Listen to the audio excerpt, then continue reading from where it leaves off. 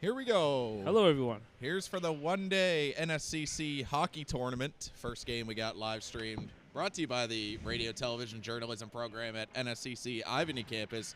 I'm Chris Tracy, and to my left is Matt Pine. Matt, are you ready to go here or what? Yes, I am. Thank you so much, Chris, for the introduction. Gonna have a great game of hockey today. So, starting goalies on the Kings Tech side, we got Ben Campbell, and on the Truro side, we got number 1. They didn't give us any rosters, so we're going to go by numbers here, and a big save by Campbell to start off this game.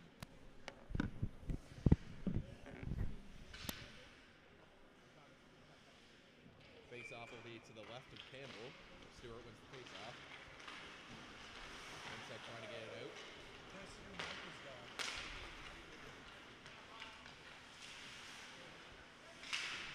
Do you copy that?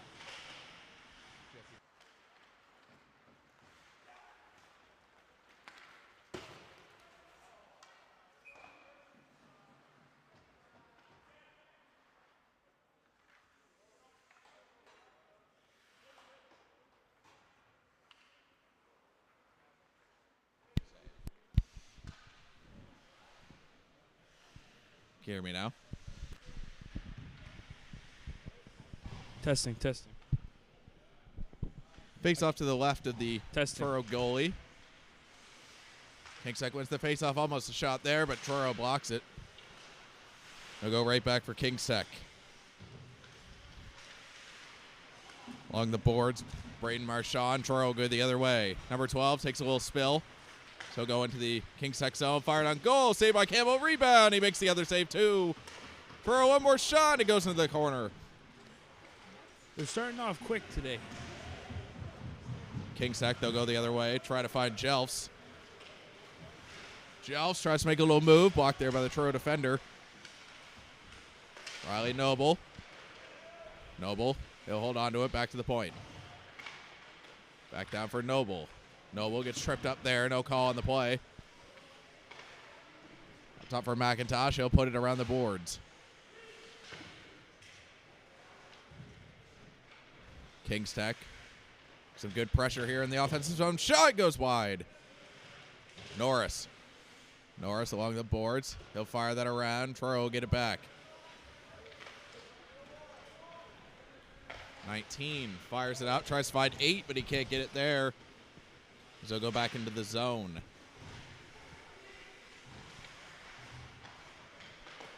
Kings Tech trying to break out. Here comes Kingsec the other way. Allen tries to go around his man. Number 4 shuts him down. 4. Waits. Fires. Goes over the net of Campbell. 11. Into the corner. Fires it around. Kingsec, they'll get it out. He'll go to Allen, but out of his reach. 21. 21 couldn't hold on to that. It'll go back for Kings Tech. Allen back to the point for more on goal. Nice save there by the goaltender. Fire back into the zone. That was Zach Noss. Truro comes the other way. 14. 14's got 11 in front. He'll wait. Poke check there by the defender of Kings Tech. Back for it is Murphy. 11. Tries to find someone out in front. Saved by Campbell. Rebound goes right back to the defender, Murphy.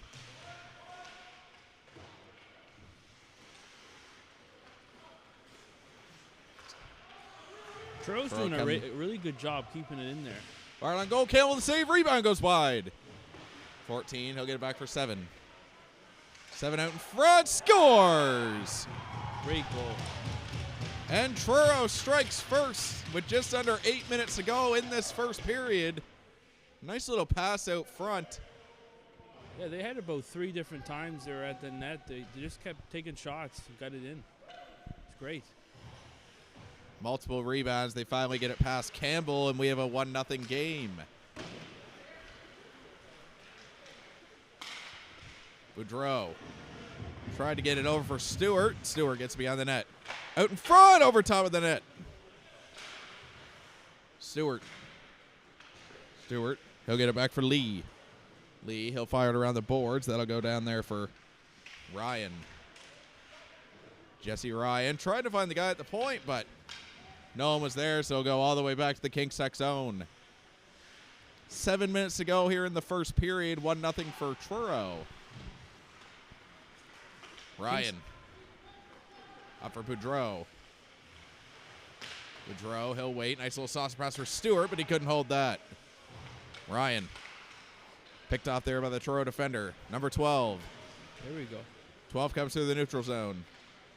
In tight. Knocked off the puck there.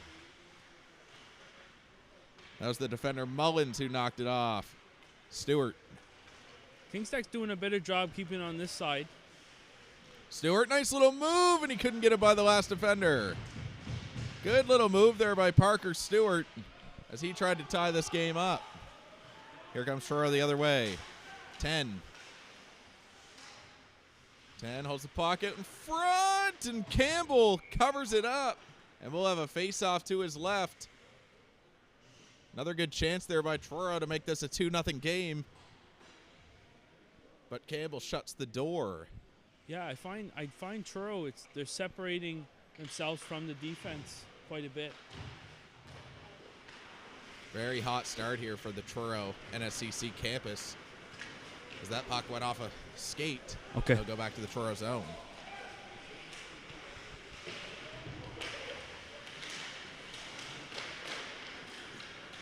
Good pressure there by Kingstech, but Truro will come back with it. Marchand.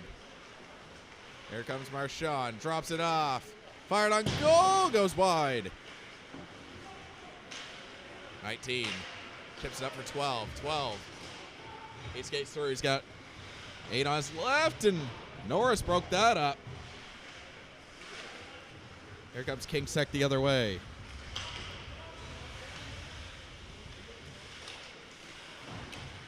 Oh. Truro had control again. Truro keeping nice pressure here. Playing great defensive play. Big reason why they haven't given up any goals yet in this first period. 20. 20 cuts in tight. Couldn't get it by Campbell, and the rebound is covered up by Ben Campbell. We'll have another face-off. 4.5 minutes to go here in the first period. Truro continues to lead by 1. 6 for Truro will take the face-off, and face-off's won by Kingstech. Moore. He'll fire it around. Kingstech will try and break out. Pass intended for Allen. Allen fires, scores! Oh! Jesse Allen picked up that puck in the neutral zone. He snaps it right by the Truro goaltender. 4 minutes to go. We have a tie game. Yeah, after that goal with Truro, I found Kingstech just bounced back. They've been a lot more offensive now. A lot of back and forth action here at Rink D at the HRM 4-pad in Bedford. Allen already has a goal in this game. That looks like it hit the netting, but the referee didn't blow it down. Allen looking for a second of the game. Sampson couldn't hold on to that. Truro will go the other way. Boudreau coming off the bench, takes the puck there, and Allen will get it back. Jesse Allen, nice little toe drag, and he's hauled down. No call there. As here comes Truro. Number 7 on the going around the net. 7 across, and that's broken up by Boudreau. Shot over the net. 7. Back for 3. 3 fires it back into the zone. 7. 7, that's broken up there by Mullins. Darren Mullins. He gets it up there for Ryan. Ryan, nice little move. Scores! Oh, wow. Jesse Ryan all alone. And he just squeaks it by the Truro goaltender. And 2.5 minutes to go. 2-1 game now for Kingstech. Not a lot of defense on the Truro side for that play. Of a couple quick goals from Allen and Jesse Ryan. We had some high-paced action here in the first period. Mullins, he tried to go in. Stewart was offside as he took a spill. Face-off be just outside the Truro zone.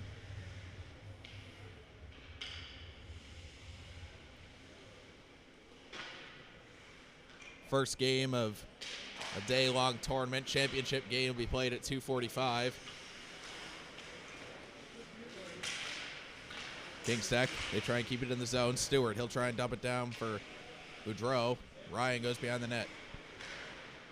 21, he'll chip that up for Truro. 17 on the left side. 17, nice save by Campbell as he drives that rebound right to the corner. Stewart out there for Boudreau. Boudreau over across, back for Boudreau, scores! And just like that, 3 goals in 2.5 minutes for Kings Tech. Has them up 3-1. Kings Tech has been bouncing back. Had that first goal for Truro. Just need some time to get their legs going. Yes, I agree. Hard on goal, driven to the side by number 1 of Truro. Noble, he takes a fall, and Truro will get it back. Up the point for Norris. Norris on goal, blocked there by 12. That was broken up there by Kings Tech as they'll try to go onside. Marchand, that hits a stick, goes over the net.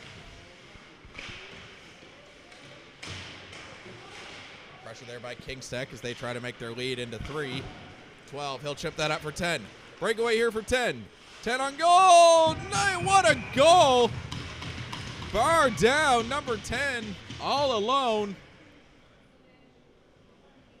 And he gets the team, the Truro campus, back within 42 seconds to go in this first period.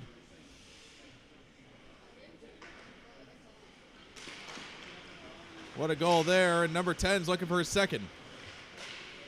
That goes wide, and he'll go back for Kings Tech, just out of the zone. 3.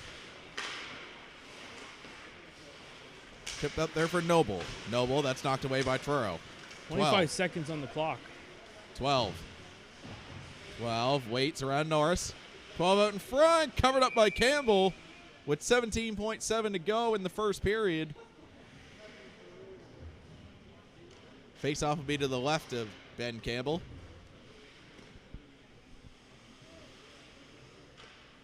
Once again, this live stream brought to you by the radio television journalism students of NSCC Ivany campus. Ivany currently leading Akerley 5-0 over in Rink C. As there was a little infraction on the face-off, so they'll try it again. Right off the draw, that goes wide of Campbell. So that'll be chipped out by Kings Tech. Here comes Kings Tech. Rector couldn't quite hold on to that. It's broken up by 3. And that is the end of your first period. Kings Tech leading Truro 3-2. I'm Chris Tracy with Matt Pine. We'll take a quick little break while the teams go for their intermission timeout.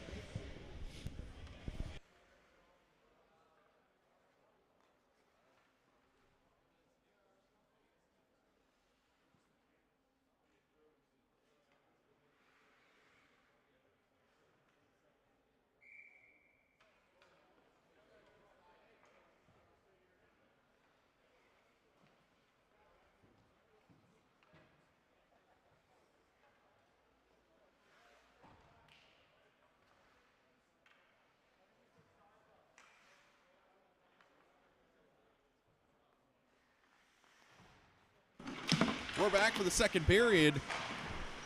Kings Tech continuing to lead Truro 3-2.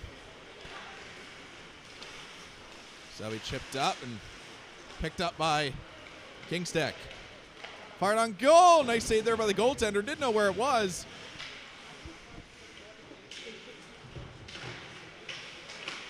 Here comes Kings Tech. They try to put some pressure on. Truro get it back out. 6.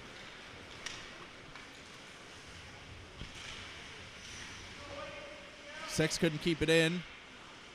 We'll go back for 16. 16 fires it around the boards.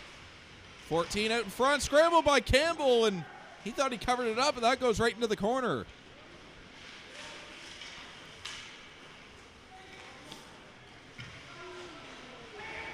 Furrow.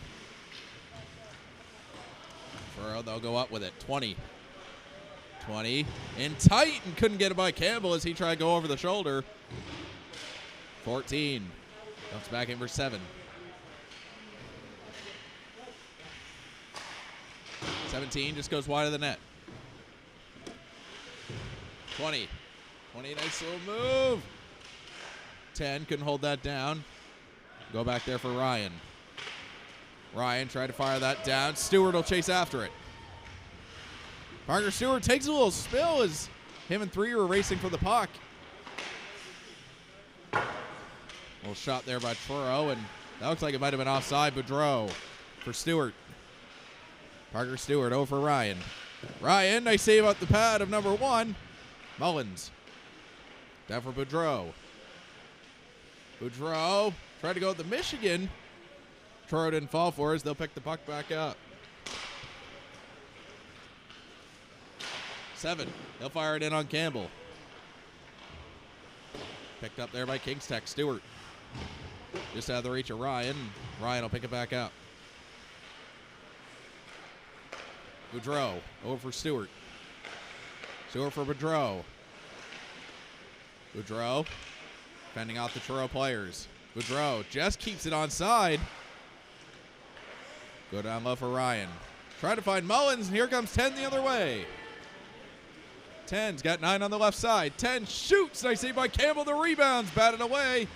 Another chance, and Campbell couldn't hold that. And 10 has his second of the game. Ties it up for Truro. That was 3. 3 on 1. And rebounds once again, killing this Kings Tech team. As Truro had 3 chances at it, and they get it done on the 3rd. In this second period, I'm finding Truro is a lot more aggressive. They're trying to get it. High game. Definitely a lot more passes. Yeah. A lot more physical play. Yes. The 12 Here right comes now. 12. 12, that hits a stick. They'll try to find his teammate, but he'll go right back to the Truro end. 12 again. 12. Here comes 12. Shot, and Campbell gloves that down. Wow. There'll be another face-off to his left. He's finding a spot right there. He's intercepting that puck a couple times now. I'm interested to see if he's going to get another one.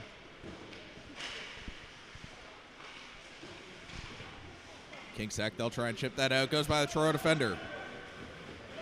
Jesse Jelfs, he'll have to race if he wants to get it. Jelfs, he picks it back up. Jelfs tried to find someone out front, and there was no one there. Jelfs, out in front, fires, goes over the net. 19. 19, little saucer pass. That was blocked there by Kings Tech. Nick McIntosh around the boards for Norris. Norris, that was gloved down by 12. 12. And on goal, trying to go over the shoulder of Campbell. Out in front, 6 missed that one, and Jelfs, he'll just fire that down the length of the ice for icing with 7.5 to go in the second period. A lot of passing going on with Truro. They're doing some great passes. They're getting really close to the goaltender. People that don't know, all games will be 3 12-minute periods, run time. Last 2 minutes of each period will be stop time. So they're looking for quick hour games here. 6. Try to go there, Sampson. Sampson in the corner, try to break that up out in front. Campbell makes another good save. Sampson tried to get that in his skates, but it goes right back for Truro. Kings Tech, they'll dump it in as teams were offside.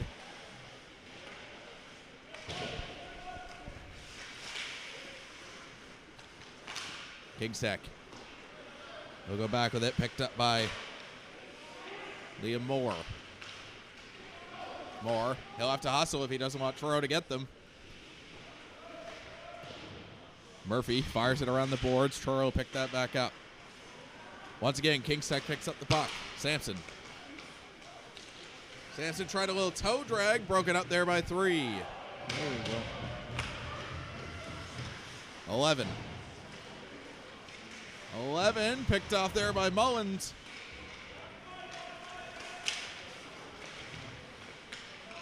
Coming the other way was Allen. He goes offside. We'll have another face-off. 6 minutes to go in the second period. I mean, Chris, it's a tie game right now. I'm just curious what you're thinking about both sides' efforts. Well, like I said, I think the difference in this game, Matt, is the rebounds for Truro. They're getting multiple whacks at it. The defenders of King's Tech aren't helping their goalie much when it comes to the defense, so they're going to have to step it up if they want to win this game. 17. 17 fires on goal. Nice save by Campbell. Rebound! Wow, goes through goes the around. crease. How did that stay out? 3 at the point. Dumps it in. Mullins will get it back for King's Tech. 17. 17 goes around the boards. Up for 10. 10 fired. Blocked there by Stewart. Here comes the power line of Ryan, Stewart, and Boudreau. That goes the length of the ice, and Stewart thought he beat it out. But where it's no-touch icing, icing is called with 5:50 to go, 4:50 to go in the second period. Just want to thank all the viewers that are watching online, live streaming. Really appreciate you checking out this game today. Ryan. Norris. He'll get that puck back as it goes off the skate of 17. Norris. He'll go around the boards for Stewart. Ryan. Ryan, nice little move. 17 picks that off. 21. 7. 7. He'll look for options around the boards. Backs it off the boards. And he'll go up there. Norris knocks that away. Stewart. I'll go down for 4 of Truro. Stops up to get away from Ryan. Stewart almost picked that one off. He was frustrated with that one as he thought he should have had it. 17. 17 fires. Nice save by Campbell. 4. He keeps that in for Truro. 19. 19 on goal. Blocked there by Norris. Boudreau pick it up. Boudreau tried a little toe drag, broken up by 8. 12. 12 down the left side. Toe drag, shoots. Saved by Campbell. It's stuck under his pad. And there will be a face-off. It's looking like it's 6-0 still in the game next door. Ivany continuing to lead Akerley by a score of 6-0. 2 minutes to go in that game. We got a face-off now. Face-off won by King's Tech. Truro, they keep it in. 12. 12, lift on the shot, and Campbell will cover that up. Ben Campbell keeping his team in this game. All 3 goals were off rebounds, Matt, so Campbell's doing a great job making the first couple saves. Yeah, and they've also been very close to the net all the time. Always in good positions. Picked off there by Truro. 19. Out in front for 8, and that was broken up there by King's Tech. 12. 12 out in front for 8. Oh. Scores! Number 8 for Truro. Another bar down shot right in the slot. 12 with a nice pass to get it out for him, and just a perfect shot beats Campbell. And Truro takes the lead with about 2 minutes to go in the second period. Yeah, he was in a perfect location. I'm really surprised by Truro. 12. 12, he'll stop up. He'll go around the net. 12 out in front, and no one there.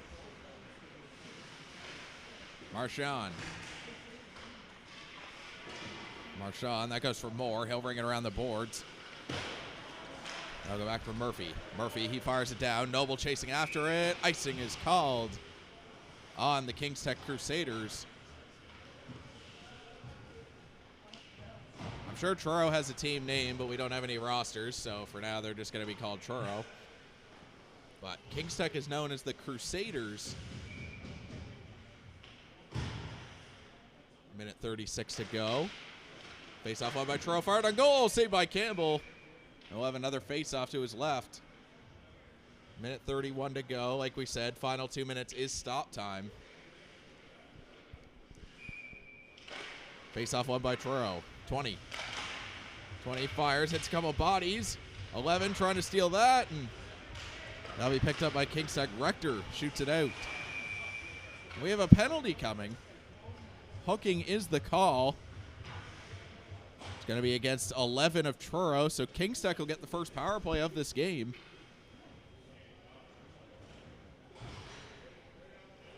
They'll have a chance to tie this game with a quick power play, and they'll bring out their power line of Caleb Boudreau, Parker Stewart, and Jesse Ryan.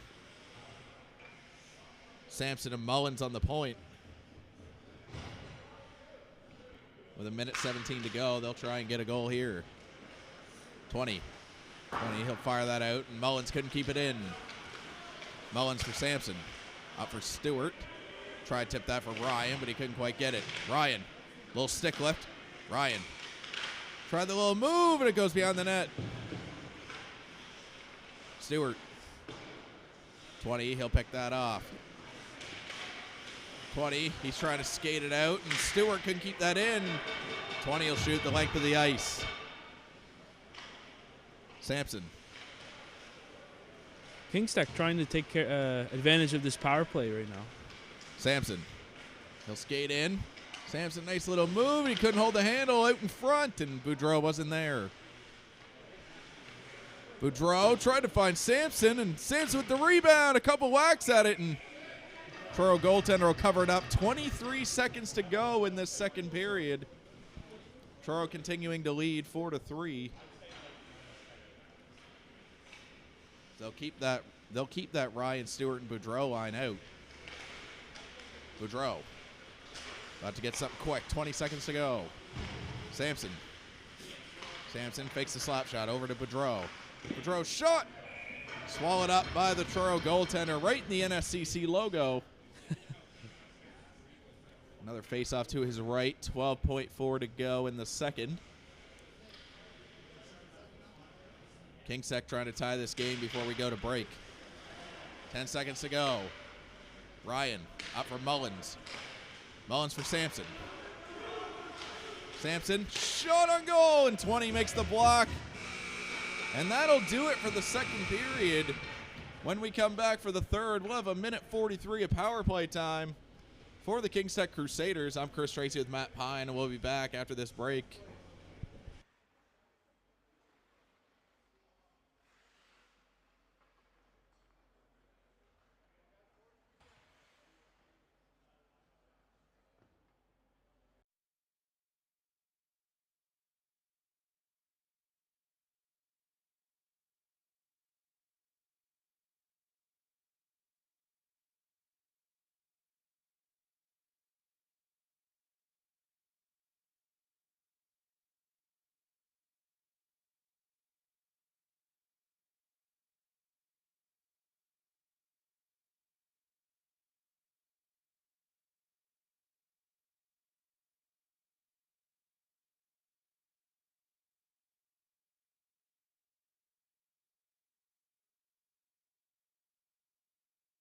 We're back for this third period as Truro dumps it into the zone. 30 seconds to go on the power play for Kings Tech. Stewart. Stewart, he gets around his man. Stewart, up for Boudreau, over to Ryan. What a save by the Truro goaltender. Second shot. Rebound goes over the net. What a chance there for Jesse Ryan to tie this game. And the Truro goaltender says no. Mullins. Sampson, sorry. Sampson on goal. Oh! Scores! What a pass by Zach Sampson. Ties it up. Parker Stewart finds the twine. And we have a tie game at 4 with 11:15 to go in the third period. What a feed from Zach Sampson. Everyone thought he was going to shoot, including myself. And he makes the pass to Stewart, and Stewart makes no mistake on the one-timer. Noble Oh, look at it. Noble on goal, saved by the Truro goaltender. Rebound goes wide. Noble, he's hit into the net. Norris, he keeps that in, and Truro pick it back up. 16, whiffs on the shot. Poked up there for Kingstack. Crusaders, that shot goes wide. That was Teagues. Or Telfs, sorry. Noble. In front for Telfs. Blocked there by 19. Telfs. Telfs finds Noble. Noble across for Norris, and that just misses his stick. 12. Here comes 12. 12 whiffs on the shot, and that'll be taken back by Kingstack. Marchand. Braden Marchand. Marchand, nice little move between the legs. That'll go back to the point. Right down there, Noble. And Noble's going to go off here. And Truro in a second will get their first power play of this game. 10. 10 takes a little spill, and Kingstack will touch up. We'll get a power play for Truro as Riley Noble will go off. Hooking is the call. Think that was the right call, Matt? I think so. I think everyone in that rink knew that it was going to be a hooking call. Pretty blatant. Face-off will be to the left of Campbell. Sampson's going to take this face-off against 14. 6 out there as well. Fired down and just out. 4 couldn't hold it in. 20.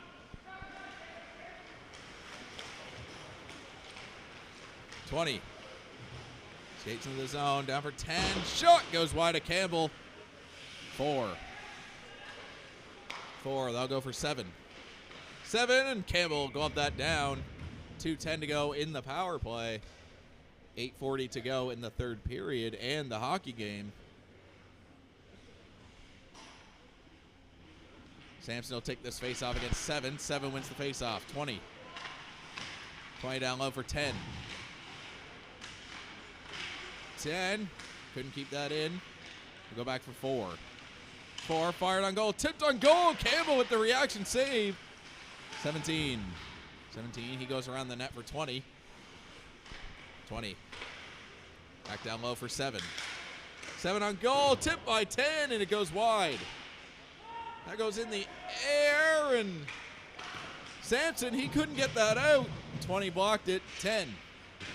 10. Oh, he's wow. hit there by 3. So it's going to be Liam Moore going off for body contact. That's right. There's no hitting in this tournament. Clearly, Moore didn't get the memo. And we'll have about a minute of 5-on-3 hockey. Great chance for Truro to take the lead. 7:30 to go in the third period.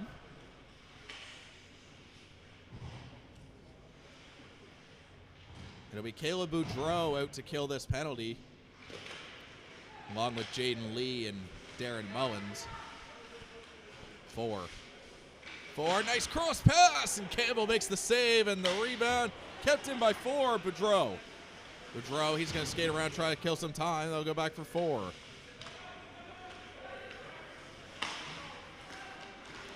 12. Couldn't keep that. Got for Boudreau. Caleb Boudreau fires on goal. Goes up over the net of 1. 20 will pick it up. 20. 20. Goes around Boudreau. There's going to be another penalty coming. It's going to be against Boudreau.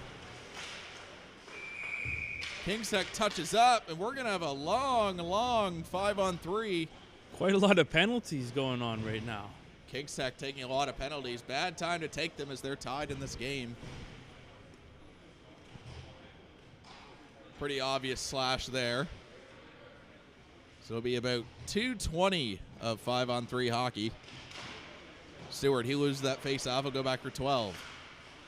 12. Now low for 10. Stewart blocked that pass. 10 for 12. 10, fires, blocked, rebound, and Campbell swallows that one up. Lots of shots for this Truro team in the third period, Matt. What do you think?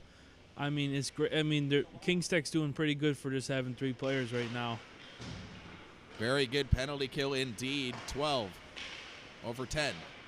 10, try to find 7 in front, and Mullins. 10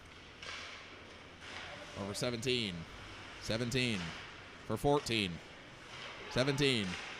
Across the ice, nice block there, rebound, and Campbell stopped that one as well. That was 7. Now go the length of the ice all the way to the Truro goaltender. Minute 20 to go in the first penalty to Noble. 12. That goes down low. 10. 10 fires, hits a stick of Norris and goes out of play. 5 minutes to go in the third period. I'm finding that Truro, they're rebounding a lot more like they were doing earlier right now. So might look like another goal for them soon. It's easy for the goaltender to make the first save, but once you get 2 to 3 in there, it's a little difficult to save all those. Norris, he'll fire it all the way down. Another great penalty kill effort here by the Kings Tech Crusaders. 10. That's picked out there by Kings Tech. That was Jesse Allen. Jesse Allen. Another call. We got a penalty coming up. Now the question is it one or both of them? It's going to be 10 going off. Didn't quite see what the call was. I'm going to guess roughing. But 10's one of the better players in this Truro team, Matt, and they're really going to miss him for this next 3 minutes, I guess. Yeah, 3 on 4 right now. Lots of room to skate. Allen, he gets knocked down there by 17. 17. Tries to go up, Allen. And here comes Jesse Ryan. Jesse Ryan shot and swallowed up by the Truro goaltender. That was probably Kings Tech's best chance of this period so far, Matt. Yeah, and both goaltenders are doing a great job on these saves. In a tie game, you really need your goalie to steal some shots, and Campbell and the Truro goalie are both doing a good job of that. Allen, he'll get it back to the point. Truro lost their stick, fired on goal, and that's blocked there by 3. That misses 12, but they're on the penalty kill. Kings Tech back to the power play. 12. Here comes Jesse Ryan again. Truro goalie will play it out. And wow, the goalies. that almost went out of play. Jelfs. Jelfs, nice little move. Jelfs, that hit the side of the net. Jelfs goes around. Up for Kings Tech, that's fired in by Murphy. Tried to go low for Jelfs, but 3 will pick that up for Truro. Morse, sorry. Okay. And a hit there by Truro. 14. Knocks down Jesse Allen. And both teams slowly falling apart with penalties here. It's hard to go from hitting hockey to non-contact, I'd imagine. A lot of these guys, that's a clean hit in regular hockey. Not in this league. That goes into the bench. Now that I think about it, Matt, this is the exact rink where I broke my nose. Oh. Couple little memories How's there. it feeling now? Feels good. Great. Feels good. Yeah, it was a few weeks ago. Tipped on goal by Stewart, and that rebound goes up in the air. Boudreau. Boudreau up for Sampson.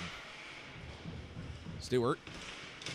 He'll get that back for Boudreau. Minute 35 to go. Tie game still, 4-4. Sampson, 0 for Boudreau. Boudreau across, and Mullins couldn't hold on to that. Boudreau for Stewart. Stewart up for Sampson. Sampson blocked there by Truro. Number 17's really going for the puck on Truro's side. Boudreau. Boudreau fires over top. Ryan fired on, tipped, and that hit Stewart in the head. 20 will dump it out. Just want to say a huge thank you for everybody that's tuning in to the live stream. Really appreciate it. Got a lot of hockey games coming up. This is game 1. We'll be here all day, and here comes Mullins. Boudreau, he'll pick that up. He's got Ryan on the right side. Boudreau for Ryan. Ryan up there for Marchand. 30 seconds to go. Marchand. And that gets away. Wow. Here comes 10. 25 seconds to go. Bring away 10. He goes over the net. The exact shot that he scored on that last goal, and he fires it over top of Campbell. Boudreau, he almost lost that in front of the net. Boudreau up for Mullins. Tries to tip that there for Marchand. 6 seconds to go. Stewart, chance to win the game. Stewart goes wide as time expires. And that'll do it for regulation. I'm just trying to see here if we have I believe it ends overtime. with a tie, Chris. So 1 point for a tie. by the looks of it, it's going to be a 4-4 tie. That should give both teams 1 point in the standings. And it's better than no points, Matt. Yeah, and I mean, listen, it was a very close game going into it. A lot of rebounds early on for the Truro team. Kingstech was able to get their defense up after that first goal. Everybody's shaking hands right now. We're back at 9:30 with Marconi and Cog. Everybody that's listening to watching the live stream. For me, Matt, it was really that big three of Kingstech, Boudreau, Ryan. And you also got Parker Stewart, who had that nice pass from Zach Sampson. And I think that was the difference for Kingstech. That big three, I think they're really going to lead them in this tournament. Yeah. I'm excited to see what the standings are going to be like in a few more games going on. And, of course, we had the game next door with Ivany. Well, at the radio television journalism program, bringing you this live stream from Rink D at the HRM 4-pad in Bedford, I'm Chris Tracy with Matt Pine, and we'll see you next game. See you next game, guys. Thank you.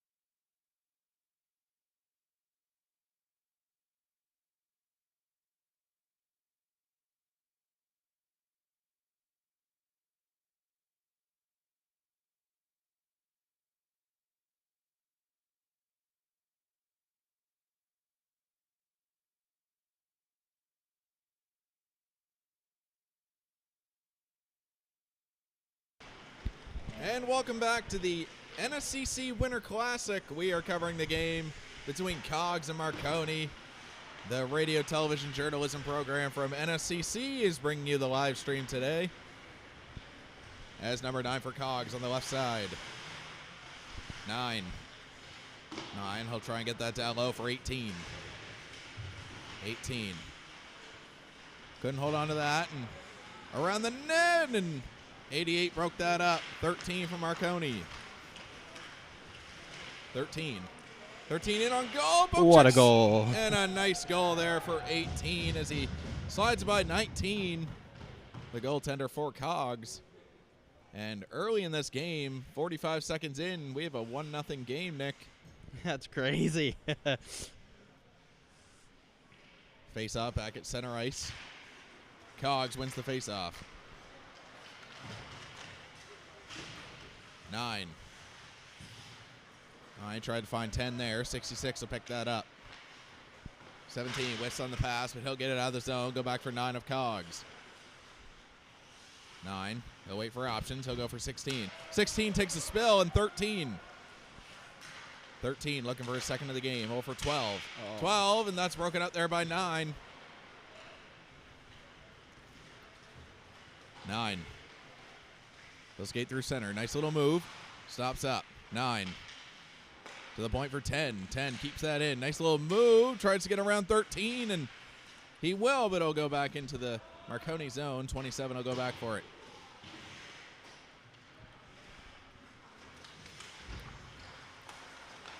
Cogs, they'll pick that back up. 21. 21, try to go through the legs. The Marconi defender, and that's broken up there by 9. We'll scrum in the corner. 15. 15, he'll bring that around for his D partner. Top, broken up by 20. 20, he'll fire that back in. And Chapman, the only guy with a name bar on his jersey, he'll tip that in. 27. Get that across for 3. 3, that's broken up there by 21. Here comes 21 for Cogs. Tries to go between the legs. That's poke checked by the goaltender for Marconi. 9. 15. 16, sorry. He'll go to the side. 20 broke that up. Knocked down there by the Cogs defender, and 21 will go the other way. 21. Got around his man. He just slipped up. He went around 3. That'll be covered up by number 30, but the referee said to play it, so they won't cover it up. 77. 77 for Marconi. Nice little move. He poke check there. Go out to center for 3. 9. Broken up by 55. 55 for Cogs. He'll fire, and blocker save there by 30. 10. He'll try and keep that one in. 12. He whacks away at it. 3. 3 will go around the boards for 19 of Marconi. Up for 16. 16 up there for 77. 77 along the boards. Pressure by 20.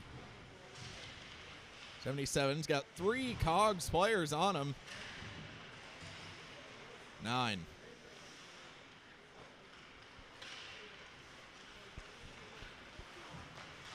9. Couple of nice stick handles through the neutral zone. 9 stops up. He's got 14 at the point. He'll pass back to him. 14 on goal. Tipped by the defender, Marconi. Almost past the goaltender. 8. 20. He'll chip that up. He'll go back for Cogs. Cogs. 14. Stops up.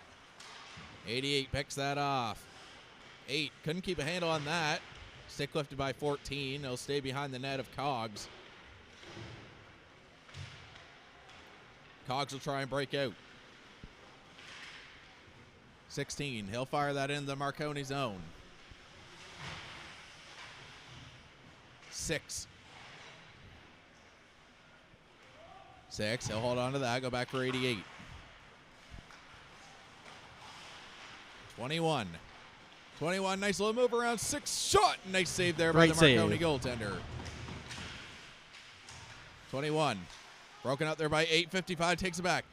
55, backhand, forehand. Stopped there again by the Marconi goaltender. 6. 6, rubbed out against the boards. Back for 17. 88. Couldn't hold on to that. Broken up by 14. They'll go out for 21. 21. There's a net guard on the ice. That got in the way of a shot. Chapman. Picked up again by Cogs. 55. He'll just shoot that into the zone. Looks at his stick blade. Thinks it's his fault. Marconi.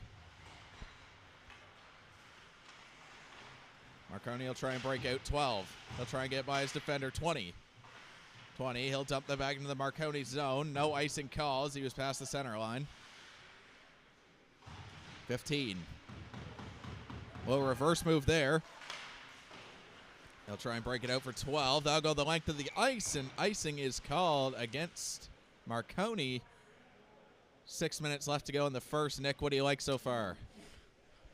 Well, it's a good game, so what can I say? It's into the first period with 5 minutes, so. Game here between Marconi and Cogs. Look at the replay there of icing for Marconi. Marconi will try to pick it up again. Kept in by Cogs. 18. 18 fires. Nice save by the Marconi goaltender. Right on the chest. Right into the Marconi Moose crest. With 5:20 to go in the first period. 9. He'll take this face-off for Cogs. Almost tried to go through him off the face-off. 18. 18 up to the point. 10 gets it back. 10, he's rubbed out there by 27 of Marconi. 66. He picks that puck up, and he'll try and break out. 13. Here comes 13, looking for a second of the game. 13, across, shot, scores! Oh, great goal. Nice feed there from 13 over to 12. And we have a 2-0 hockey game just like that. What do you see on that goal, Nick? I thought 12 was going to get it, but then he's passed it at 13. A nice little pass there by 13 over to 12. And quickly, 2-0 for the Marconi Moose. 14, he tried to chip that up. 21. 21, 55 on goal. Nice save by the Marconi goaltender. 13. 13, tried the stretch pass for 66. I thought that tipped his stick, but the referee will call it icing. And he'll go back to the Marconi end. Once again, the radio, television, journalism students of NSCC Ivany campus bringing you this live stream from Rink D at the HRM floor pad in Bedford. We're live streaming all day from Rink D, so feel free to check us out. WTV Media, you can find that on Facebook. As here comes Marconi. 12. 12 on goal. Scores! Another one. Just from the top of the circles, 12 fires one right by the goaltender of Cogs. And it's 3-0 with 3 minutes to go. What a shot there, using the Cogs defender as a screen. Cogs goaltender didn't see a thing. He did not.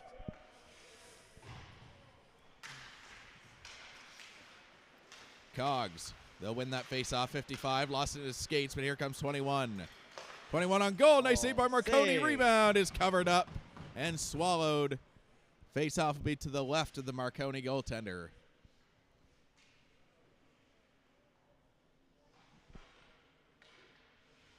Very solid start for the Marconi Moose goaltender. Once again, we don't have rosters here, so we're going by numbers and team names.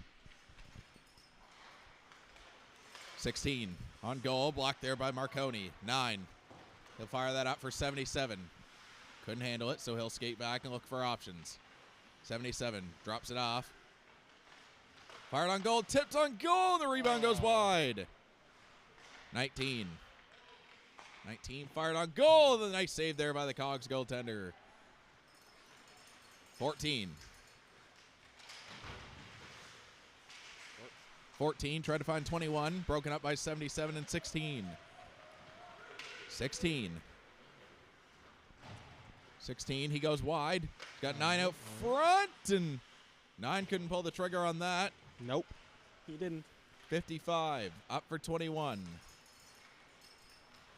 21, he'll skate down the right side. 21 off the stick of 19 and out of play into the netting. So we'll have a face-off in the Marconi end once again.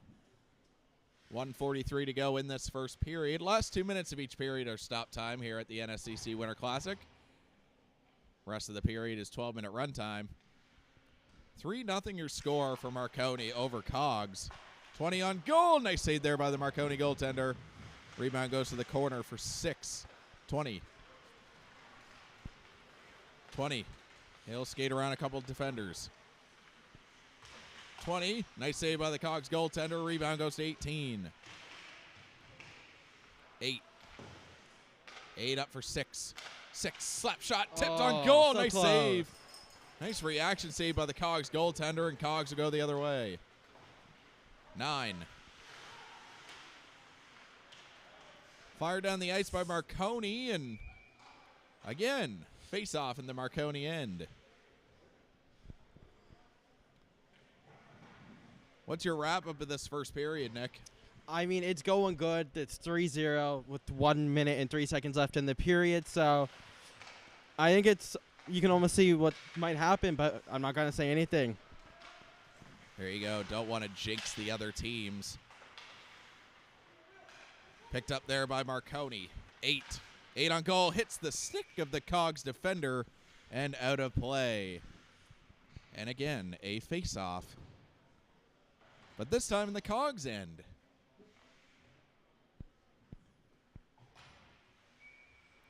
Cogs currently down 3-0 to the Marconi Moose. 20. 20. He'll try and break out. Try and get one last chance here for Cogs. 9. 35 seconds to go. 9. Nice little move and on goal. Save again. Goal. Rebound. Scores. 9. What a sneaky goal that was. 9 took it coast to coast. First save was made by Marconi, and number 10 picks up the garbage and puts it right by the Marconi goaltender. And 31 seconds to go. Lead is cut to 2. But here comes Marconi again. 12. He tried that little toe drag release move again, but he whiffed on it. 9. 18 seconds to go. 9 on goal. Hits the stick of 17. And goes out of the rink it out of goes. play.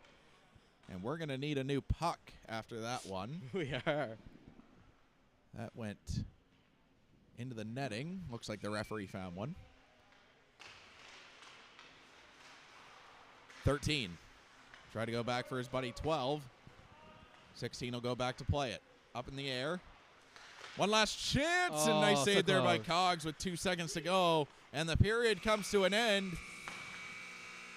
Marconi currently leading 3-1 against Cogs. What'd you like, Nick? I mean, that goal by the opposing team, really, I didn't see that coming. So it was a sneaky little goal, too. The goalie didn't even see it. I'm Chris Tracy with Nick Bask from the HRM 4-pad in Bedford. We'll be right back after this break.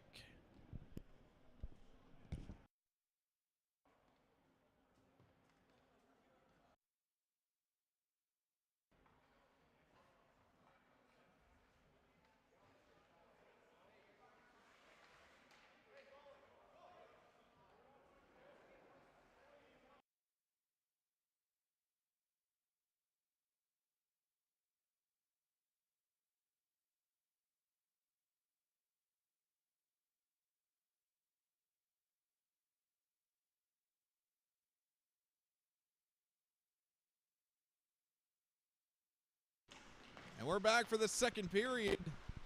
Marconi currently leading Cogs 3-1. Next game we'll be covering will be Akerley and Kings Tech right here at Rink D. Kings Tech tied their game with Truro 4-4. Akerley losing their first game against Ivany 7-0. 13. 13. Comes around the boards. Already has a goal in this game. Couldn't be kept in. Here comes Cogs. Oh. 21 on a break. 21 off the post. Oh. And 21 was inches away from cutting this lead in half. He beat the goaltender but couldn't beat the iron. 13 on goal. Nice save by the Cogs goaltender, and Chapman will pick it up. Chapman. That'll be 66. Hard pressure there by 55. Marconi, they'll pick it back up. Over 13. 13. In through the neutral zone. Goes around 9. 13. Shot. And where's the puck? It's in the net. 13 with his second of the game. I don't think 19 even knew where that puck was. I don't think he did. So just like that, a 4-1 game, 10.5 to go, with the clock still running. 4-1 game. Couple goals from number 13. As we look at the rules of the NSCC Winter Classic Hockey Tournament, if the lead is 5 goals or greater, the clock will change to run time, even when there's 2 minutes left. So we're 2 away from that. We sure are.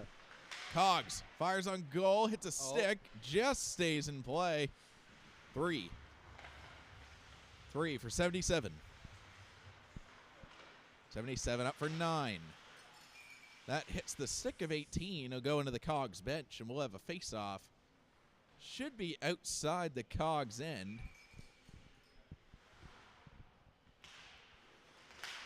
9. 9. And on goal, and just goes through the crease. We have a penalty coming.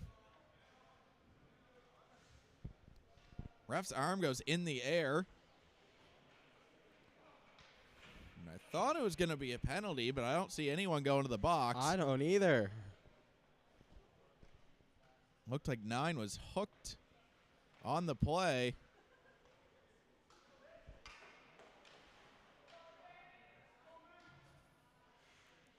Look to see what the referee's going to do here. And they called it a penalty shot as 9. Oh. 9. And on goal, toe drag scores! What a goal! What a move by number 9 as he absolutely deked out the Marconi goaltender. That was crazy. Jockstrap is in the roof. What a move there by 9. We have a 4-2 game. In all alone, and what a great goal by 9. 12 tried to go around 3, and 3 broke it up. 77 up for 9 of Marconi. 9 out in front, goes over the net. 3 back out in front. 27 at the point. 27, that goes wide too. 20 picks up the rebound. 27. He'll get it across for 3. 3 for 9. 9, he'll break out with 77. 77 for 16. Fires. Nice glove save. Glove. By the Cogs goaltender, number 19. Very fast-paced action here, Nick, in the second period. Yeah, I'm having a hard time to keep my eyes on the players.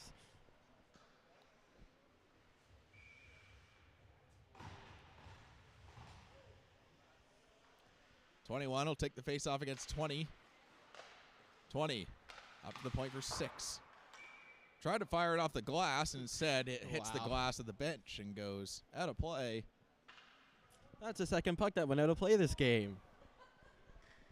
Yep, not very high glass here at the BMO Center, or sorry, the HRM 4-pad in Bedford. It used to be called the BMO Center.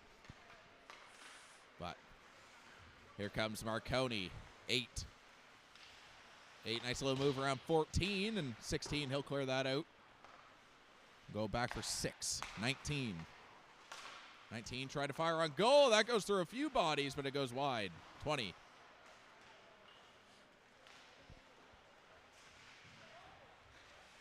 20. 20, nice little move there. That'll go up top for 6. 6 on goal. Glove save. No, it's in the net. That was a goal. Just missing the glove of 19. And 6 from the point. Restores the 3-goal lead for the Marconi Moose. It just seemed that the goaltender of Cogs couldn't squeeze that puck. He couldn't. The net was knocked off, but it was after the puck goes in the net. 14, 20. 20 picks it up, fires, hits a stick, and it goes wide.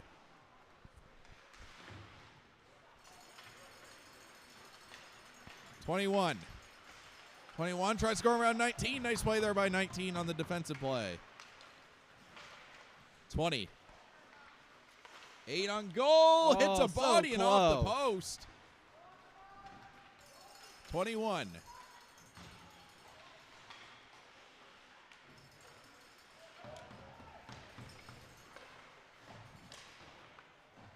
That's fired the length of the ice. And icing once again charged to Marconi.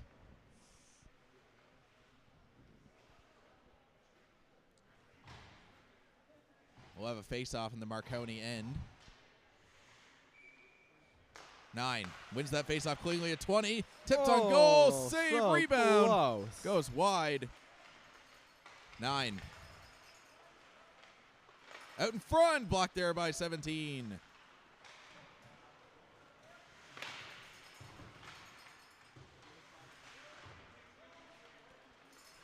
Picked up there by Cogs. 13. He'll go the other way for 12. 12. Try a little toe drag, but it's picked off there by 12 of Cogs. 12. 12 for 10. 10. Fire, save, rebound. Where's the puck? It's nice. behind the net. 66.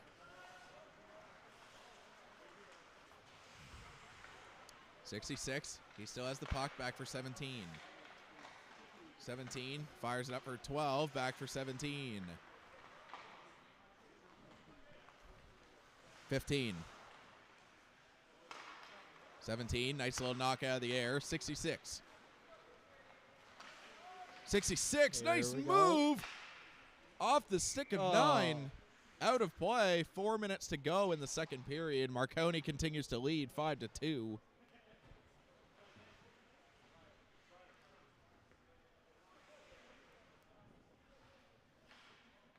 Nice little shot there by 66. Nice little move to get around the first defender, but 9 blocked that one pretty well. Out in front of the net, and 9 couldn't hold on to that. 27. Tipped on goal, and that goes wide. 3. 3 couldn't keep that in. Back for 9. 9 had the penalty shot goal earlier in this game. 9, drop pass there for 14. 14, that hits a stick, so icing is waved off. 3. Picked up there by 9. 9. Hooked there by 21. No call on the play. 9.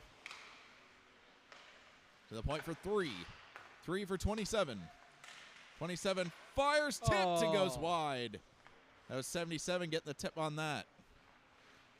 9. Holds the puck, gives it to 27. 27 fires, blocker save by Cogs. 77. 27 up for 27. Just keeps that in. Weak little pass there, and that'll be dumped out by Cogs. 3 will go back for it.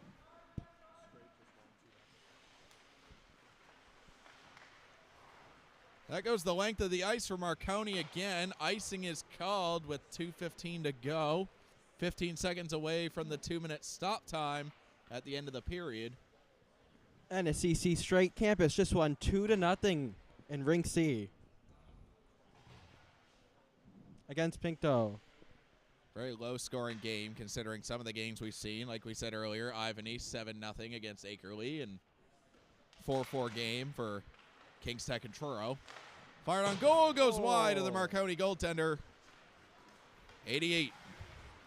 88 up there for 8. 8 across, scores! Nice goal. Number 20, after that nice passing play, finishes the job, and it's now 6-2 for Marconi. Just missing it was the Cogs goaltender as he slid across. What did you think of that goal, Nick? It was like magic on the ice. It was insane. Very nice passing play. 8 and 88 get the assists. 20. 6-2 now for the Marconi Moose. We have a penalty coming. It's going to be against Marconi.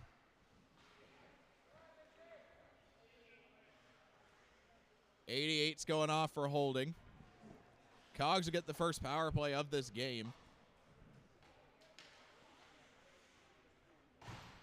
Cogs trying to cut the lead to 3. 21. Face-off is won there by Cogs. 18. 18. Down low there, 55 on nice goal. save. Rebound goes wide of the Marconi goaltender. Chapman over for 21 out in front, 55. That's broken up there by 6. Rebound Nice scores. goal. 21 finishes the rebound. And it's now 6-3 for Marconi as 21 got the third whack at it. 6-3 game now for the Marconi Moose. 1:11 to go in the second period. We look at that replay there. 21 finishes the chance there. 9. 1 minute to go in the second period. 9. Skates into the zone. Already has a goal in this game. Broken up by 6. Oh. Number 10 just got tripped up there by 13. No call on the play. 10. Tried to tip that down. 19. Picked up again by Marconi. 66. 66 over 13. Rebound, and Cogs goaltender makes the save. 66.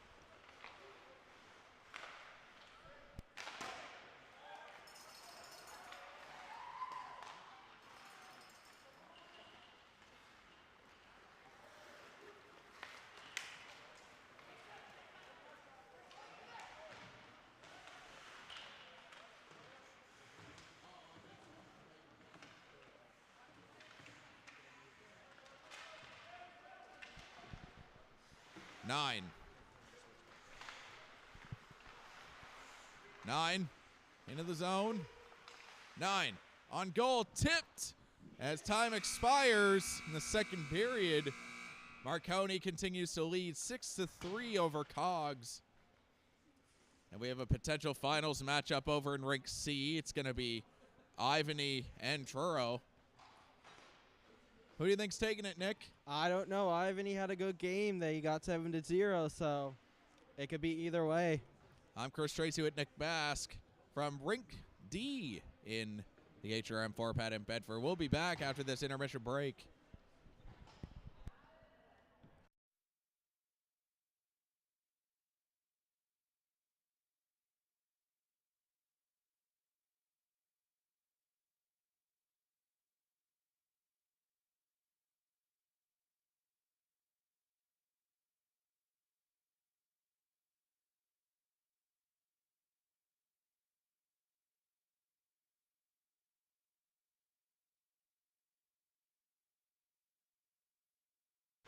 And we're back for the third period. Marconi currently leading Cogs 6-3 here in Rink D at the HRM 4-pad in Bedford. Chris Tracy and Nick Bask here on the call with you.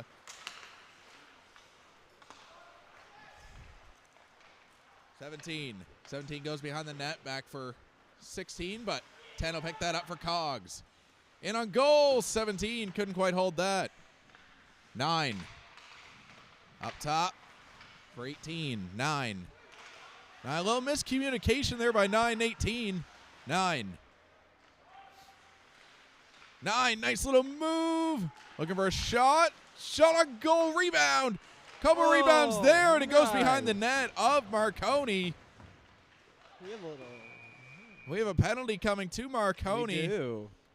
Actually, it looks like they're going to take both of them after a battle in front of the net. So it'll be 17 for Marconi going off, and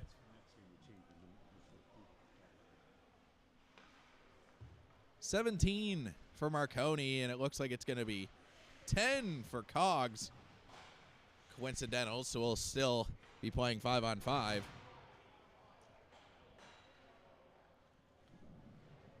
Next game here in Rink D is going to be the Kings Tech Crusaders and the Akerley Blues. Like I said, 5-on-5 as both players went off. 21, he'll win that faceoff. He has a goal in this game, just scored the most recent one. 12, up for 13. 13 fires! Oh, nice save by the Cogs close. goaltender, just goes over the net. Chapman across! Right off the bucket. Right off the helmet of the Marconi goaltender. Nice save by that had goalie. to hurt. That would have rattled the mask. Nick, I was a former goalie, and anytime it hits you in the mask, it's not fun. No, it's. I don't play hockey, but it looks like it's not fun. Rings your bell, as one might say. 21, he'll take this face off. 13. 13 looking for the hat trick. 13 fires, scores. That was a nice one. 7-3 for the Marconi Moose after 13 to score his third of the game. 9:23 to go in the third period. Still be 5-on-5 as the penalties haven't expired yet to 17 and 10.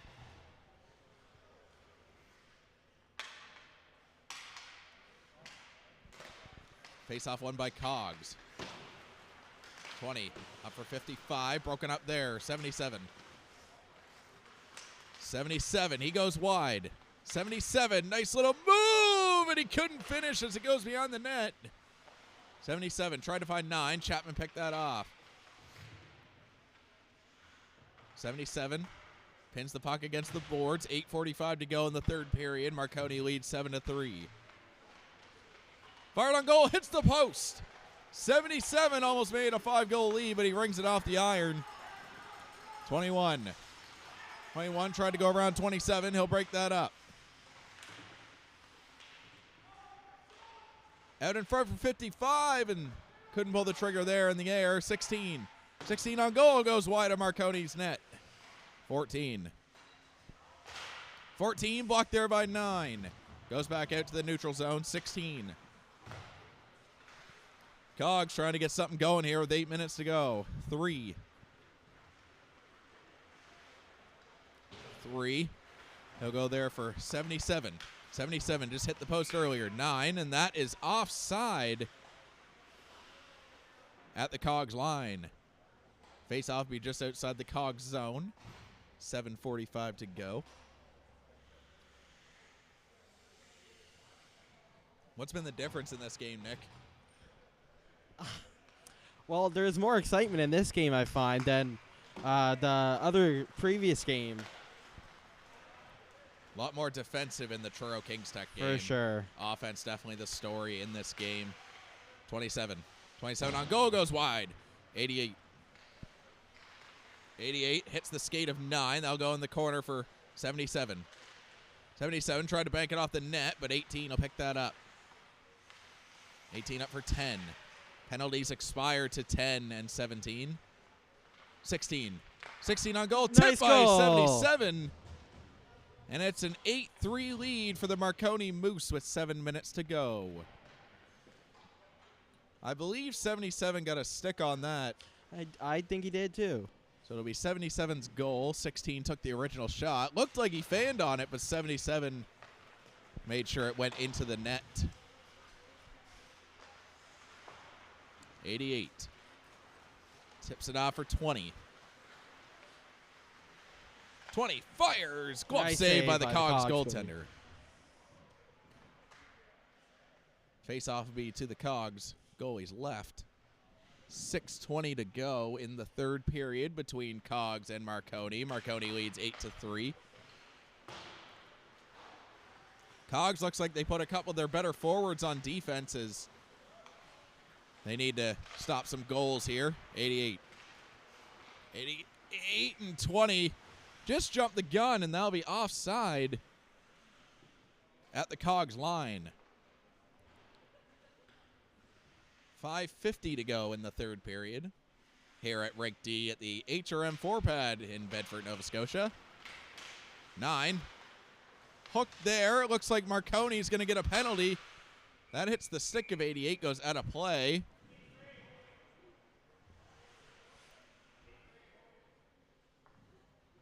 Eight's going to go off as he hooked number 9 for Cogs. Holding is the call. 5:20 to go in the third period. 9, he'll take this face off against 20. 9.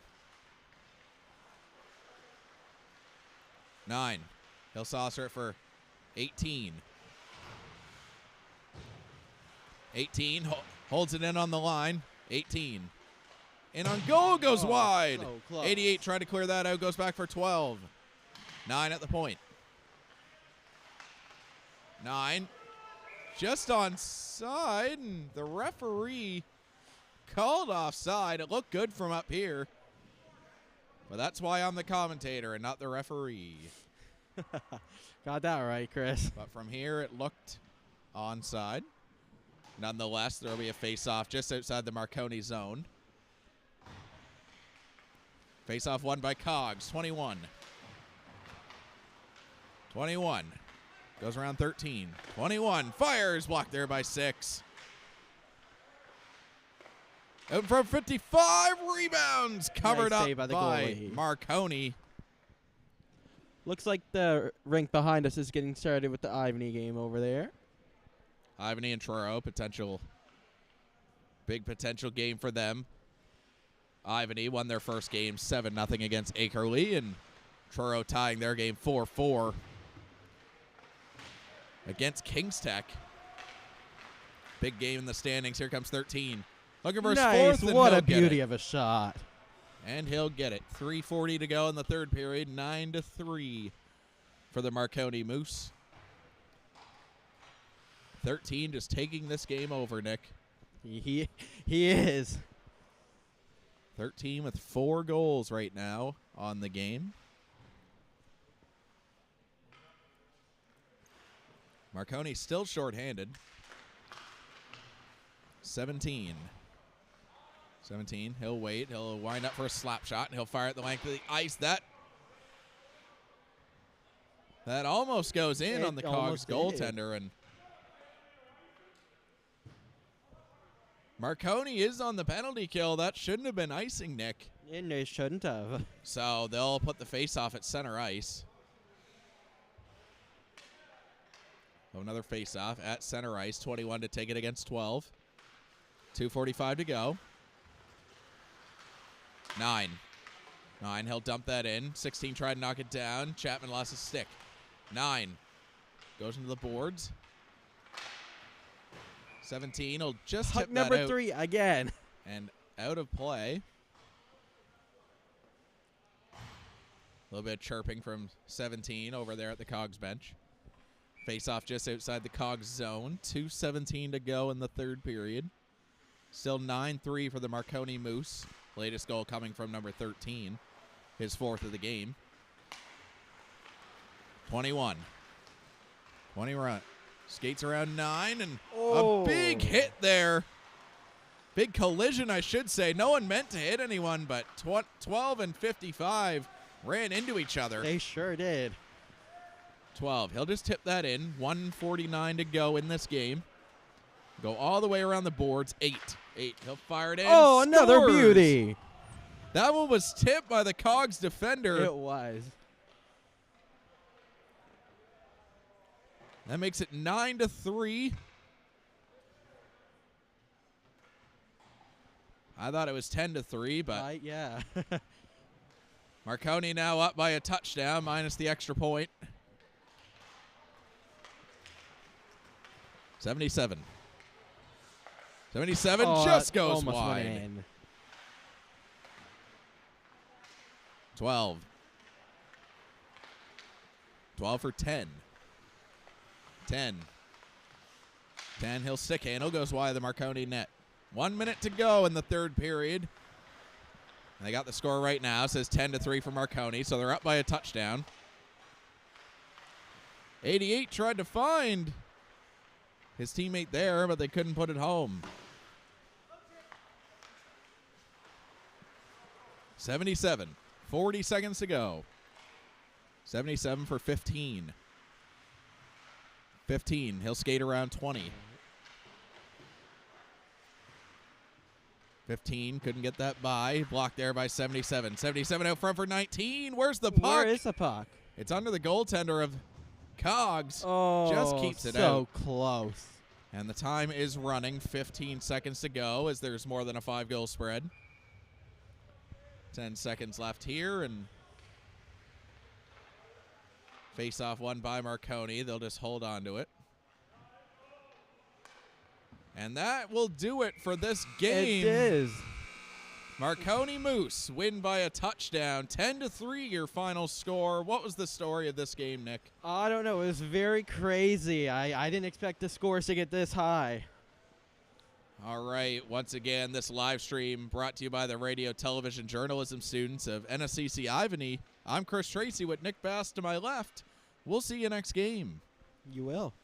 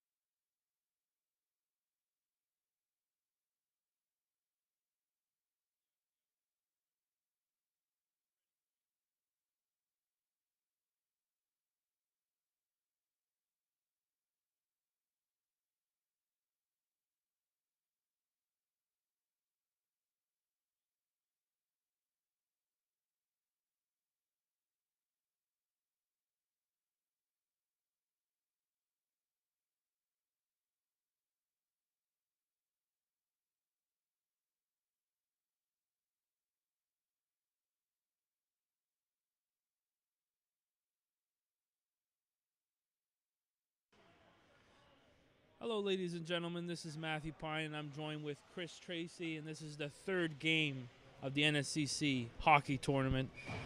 Thank you guys for joining. Yeah, we're here. We got Kingstack taking on Akerley. Akerley based in Dartmouth and Kingstack based in the Annapolis Valley in Nova Scotia. And we're underway as Kingstack gets the puck first. And we commentated with Kingstack in the first game, so we are a little bit familiar with them. Kingstack tying with Truro 4-4 as Ryan fired on goal. Saved there by the Akerley goaltender.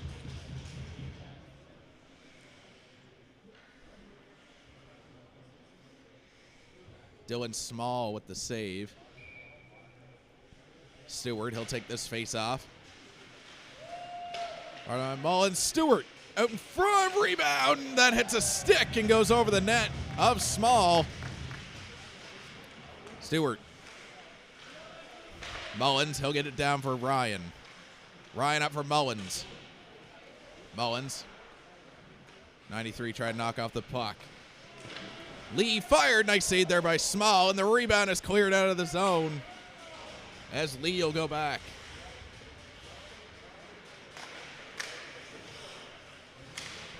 Ryan. Ryan over Stewart. Stewart broken up there by 93. We don't have the roster for the Akerley Blues, so we'll be referring to them as numbers. But for Kingstack, we do have the names in front of us. Although, Matt, I personally know a few players on the Akerley team, so I'll call them by their name. Awesome. How do you tell? From the socks? Shot on goal, saved by Small, and the rebound is covered up. And the faceoff will be to his right. Dylan Small, the goaltender. Oh, we know him because my brother's a good buddy of his. And my brother Colin is also playing. Colin Tracy. He is, can't find where he is, but I'm sure he'll be on soon. Face-off won there by Kingstack. Shot on goal, rebounds in the air, and no goal. No goal. Knocked in the air by a high stick as it goes behind Small. Face-off will be outside of the Akerley zone. Akerley wearing different jerseys than they had in the last game. Some of them are Labatt Blue, famous beer company. Puck's going to go back. It'll be picked up by Murphy. Murphy. I'll go there for Jesse Chels. Picked up there by Kingstack. Sampson. Out in front. Small with another save. This time on Noble. Kingstack is picking up the pace at the start. I mean, we saw in the first game, they kind of had a rally at the end. So, it's great that they're starting off good. Kingstack all over this Akerley team right now. Face off to be taken. 16. Colin Tracy behind the net. Fires it down the length of the ice for the stretch pass, and that goes for 7. 7 out in front, nobody there. 7 keeps the puck. 7 on goal, nice save, rebound. That's covered up by Ben Campbell. So are you saying your brother is behind the net? Yes, my brother Colin Tracy, number 16 for Akerley, trying to cause some havoc in front of the net. Yeah. Gets that from his brother. Yes.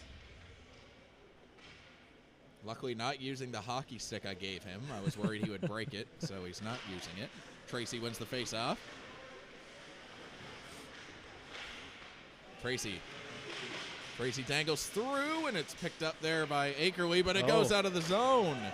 Defender couldn't hold on to it. That was 15, and 9 will go back. Tracy fires, goes over the net of Campbell. Rebound, scores! Wow. Tracy's shot went in the air, and the rebound was picked up by 88 of Akerley. Nice curve on that. And after all that pressure from Kingstack, we see Akerley get the first goal. What did you see on that play, Matt? I mean, they're in really great positions. They're picking up, they're rebounding. We saw that a lot in the first game with Kings Tech. Looks like Akerley's doing that. Tracy gets the assist. Very proud brother here. But it goes back for Stewart. Stewart out in front. Boudreau scores! Wow. And just like that, Kings Tech the game. ties this game. It's Caleb Boudreau. And we talked about in the first game, Matt, that power line of Jesse Ryan, Caleb Boudreau, and Parker Stewart. The three-headed monster here for the Kings Tech Crusaders. Beware.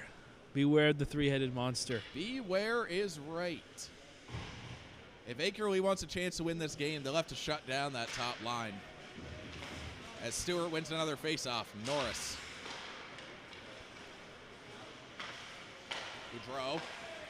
They'll go back for Ryan. Ryan for Boudreau. Boudreau shot, saved by Small. Rebound covered up as Ryan was on the doorstep. They're keeping that momentum, Kings Tech is. Just when they thought the momentum was gone, they come right back with it. Face off right there. Face off won by Stewart. And a hand pass is called by the referee. Once again, we play 12-minute periods here at the NSCC Winter Classic. Run time until the final 2 minutes. And it'll be stop time unless there's a 5-goal spread like we saw in the last game as Marconi beat Cogs by a touchdown, 10-3. Boudreau, he'll get it back for Norris. Boudreau, he'll pick it back up again. Over for Norris. Norris just tips that out. Ryan. Jesse Ryan on the right side. Ryan, nice little move, and just goes behind the net of Small. Ryan. Up top, that was fired back in by Mullins. Stewart. Kings Tech keeping the pressure. McIntosh, nice little saucer pass for Stewart. This first line of Kings Tech is still on. They got to be tired by now. Kept in there by Ryan. Ryan, nice little move, another one, and too many stick handles as 22 broke up that pass. Boudreau. Boudreau for a second, that hits a stick of 66 and goes out of play into the netting. 4:43 to go in the first period. I mean, Kings Tech's getting there. They're not getting through, but lots of offensive chances in this first period for both sides. Okay. Lost the position there. Mullins. Mullins. He'll get that up there for Jelfs. Jesse Jelfs. Jelfs, he'll go behind the net. Up there for Lee. Lee blocked there by the Akerley defender. Jelfs knocks it out the air and poked by Noble. Rebound, and how did that stay out? It looks like Small got a piece of it as it goes beyond the net. What a save by Dylan Small. If he did get a piece of that. That looked like it was going to go in for a moment. Take a look at the replay. Noble fired it out front, and I think Small did get a piece of that. Noble tried to bank it off of Small, and they'll stay out 13. Jelfs. Jelfs on goal, saved by Small. Rebound. Sprawls out. Dylan Small keeping his team in this game. Definitely the busier of the two goaltenders between him and Ben Campbell. 3 minutes to go, Matt, in the first period. What do you like? I'm really liking the offense of the Kings Tech team. It's looking like they're able to keep the puck there, doing quite a few shots. Goaltender's doing a great job for Akerley. Knocked down by Mullins. Mullins. Mullins still has the puck. He'll get it there for Allen. Allen on goal, goes wide. So it's blocked by an Akerley defender. Mullins. Fight around by Akerley. Allen couldn't keep that in. Here comes Akerley the other way. 20. 20 fires, whiffs on the shot. Fired on goal, and that hit Lee. Mullins will get that back. That looks like it hurt, Matt. That did look like it hurt. Lee holding his chest, it looks like, as he goes off. Allen couldn't knock it down. Akerley picks it back up. 9. Allen, he blocks that, but it's just out of his reach, and the Akerley defender will get it out. Akerley, number 9. Oh, he down. takes a spill, tripped over the red line. Allen, nice little move, knocked down. Wow, Small the makes the clean. save. And there's no rebound. Great effort put there. I like what he did between the skates there. I thought there was going to be a penalty on the play, but Seems no not to be. dice.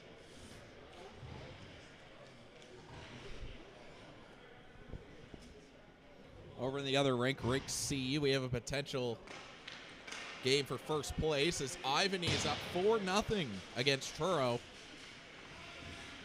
If Ivany wins this game, they pretty well are in the finals. Small covers that one up. Another faceoff will come to his right. I want to say a huge thank you for everybody that's watching the live stream right now. Again, it's me, Matthew Pine, and Chris Tracy, commentary. A big thanks to our camera crew as well. Other radio, television, journalism students doing a great job providing you the coverage that we have today. Ryan, stick handles, nice little move, scores! Oh, wow. The three-headed monster connects once again as it was Ryan going to Boudreau.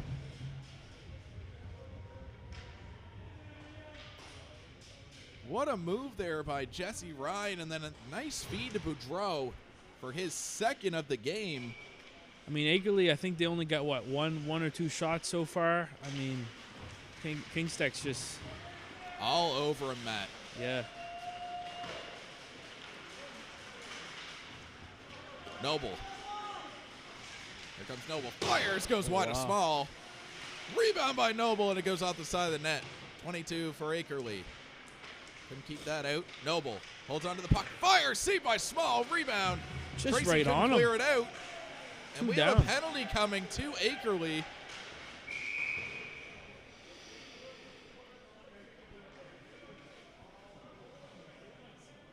And look who it is. It's going to be Colin Tracy going to the box.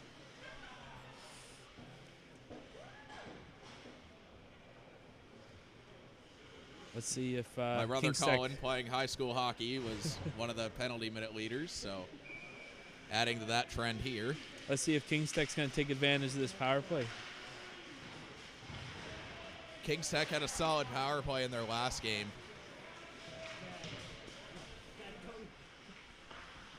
Ryan. Up top, that was Sampson. Ryan, nice little stick handle. That'll go for Norris. Stewart. Out front, Small, and makes the save. Rebound by Norris.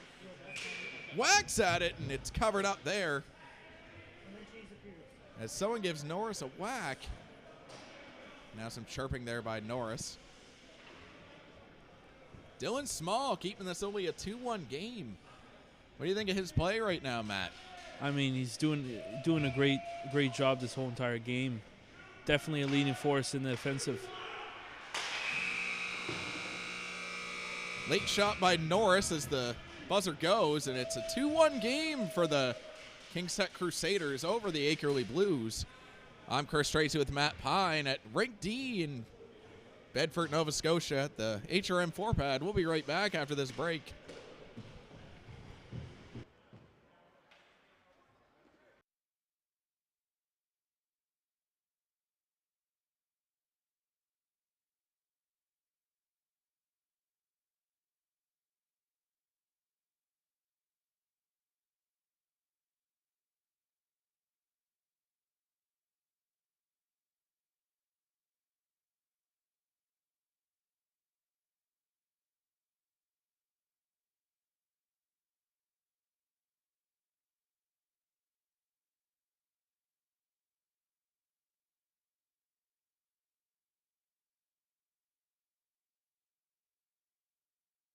We're back. We're back for the second period between Kingstech and Akerley as that goes wide. That was Zach Sampson who tried to go through. Up for Ryan, saved by Small, and there will be no rebound. Face-off be to the right of Dylan Small. That break has not been able to shake their offensive. They've been still going at it, Kingstech. Three-headed monster is still around. That three-headed monster of Stewart, Ryan, and Boudreau. Norris over for Sampson.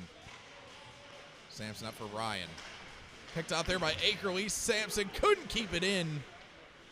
30 seconds to go in the penalty to Tracy. Ryan hooked there by an Akerley player. No call on the play. Okay, fight for the... Sampson. Sampson goes around the net. Up for Norris.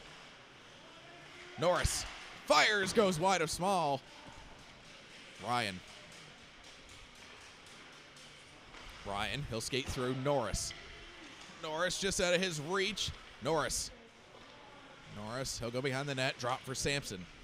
5 seconds to go in the penalty. Being very patient with their... Oh, with a stick. Tracy's out of the box. Ryan, he'll pick it back up. Ryan, he'll look out front, tried to find Stewart, but that was blocked there by number 9 on Akerley. Tracy.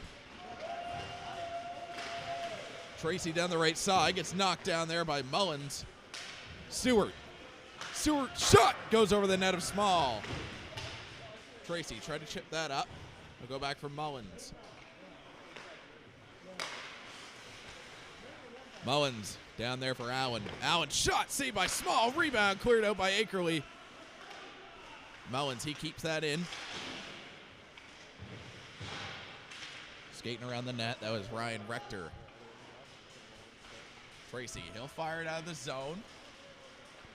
That'll be picked up by Lee. Lee for Mullins. Toe drag there by Allen. Allen goes around the net, stops up, waits out in front, and that was blocked by the Akerley defender. Lee, he couldn't keep that one in. Lee. Cross ice. Allen was offside, but they didn't call it there. Lee. Back from Mullins. They'll try to set up. Oh, missed. Icing is waved off as that was tipped into the zone. Small. He'll play it up for 89. Noble. Ooh. Noble couldn't get by the defenders. 21.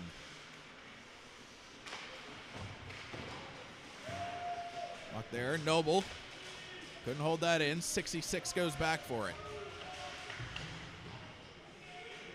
Okay. 66. Small. He'll put that back into the corner. 66 will fire it up for 7. That'll miss his stick. Referee waves off the icing. Go back for Norris.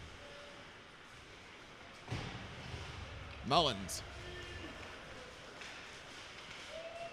Mullins, he'll try and get that in for Jelfs. Jesse Jelfs. Jelfs out in front. At the point, shot saved by Small, and the rebound's covered up with Noble on the doorstep. Do you think this is more of a blowout, Matt, if Dylan Smalls wasn't playing? I think it would be a lot more competitive right now. I'm liking, though, what I'm seeing with Kingstech. They're being really patient with their control. If Small's not playing like he is, then I could see this being close to a 5-goal lead for Kingstech. Yes. They've been all over them. 7 tried to stop out. That was broken up by Sampson. Bart on goal, and that was saved there by the goaltender Campbell. I almost forgot his name. He hasn't had a shot in 10 minutes. 66. 66 slashed on the play. No referee arm in the air. Here comes Sampson. Sampson held up there. 22 goes behind the net. Thrown the length of the ice. No icing called once again.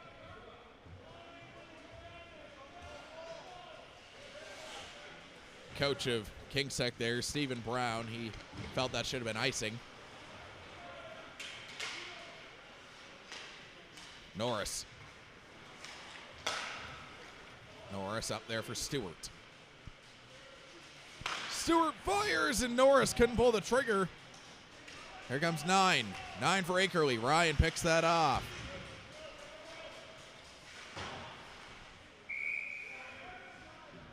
Offside is called. That face-off will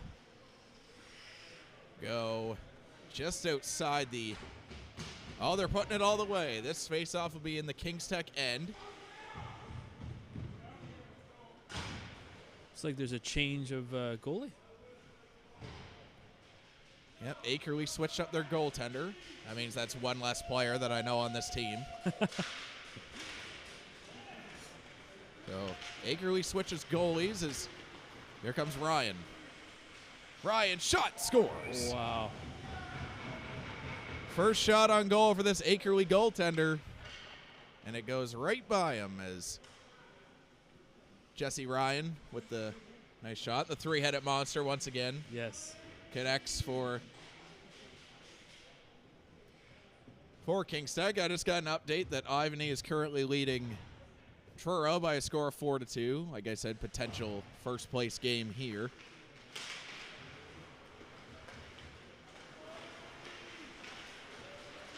Here comes Kings Tech the other way.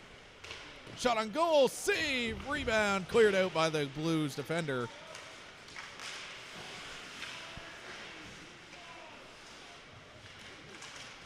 That was Bailey Anderson. He wasn't playing in the last game. Akerley, nice little toe drag, and Lee will pick that up. Lee up for Allen. Allen, nice little move. He'll fire that on goal. Save, rebound, goes into the corner, back for Allen. Allen trying to find guy out in front, and Anderson couldn't make that play. Akerley, they'll fire it around the boards. 4:30 to go in the second period. Kings Tech continues to lead by 2. Lee on goal and scores. I don't think that hit anybody. That just went right through. Allen with the screen, and it's going to be Jaden Lee getting the goal. Yeah, I mean, they just had a change of goalie, and now it's 2 goals on that goalie. And that just eluded the goaltender, Matt. I don't know what happened there. No.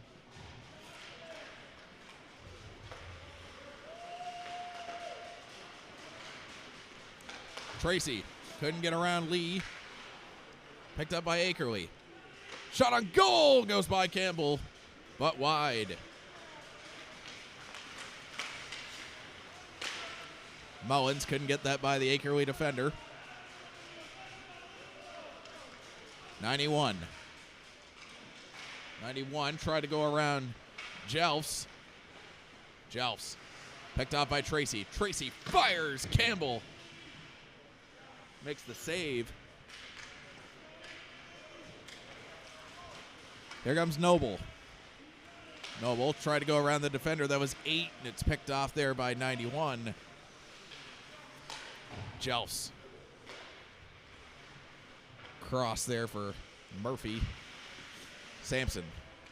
Just onside is Noble as Sampson keeps the puck. Murphy. Tracy couldn't hold that one. Poke checked out by 8. 91. 91 up for Tracy.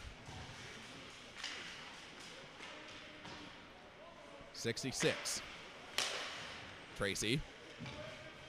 Tracy off the boards, try and find 29. That'll be picked off again by Kings Tech. Sampson. Stewart. He'll play it back for Murphy, who will play it for Boudreau. Kings Tech has possession. Moore. Tracy intercepts.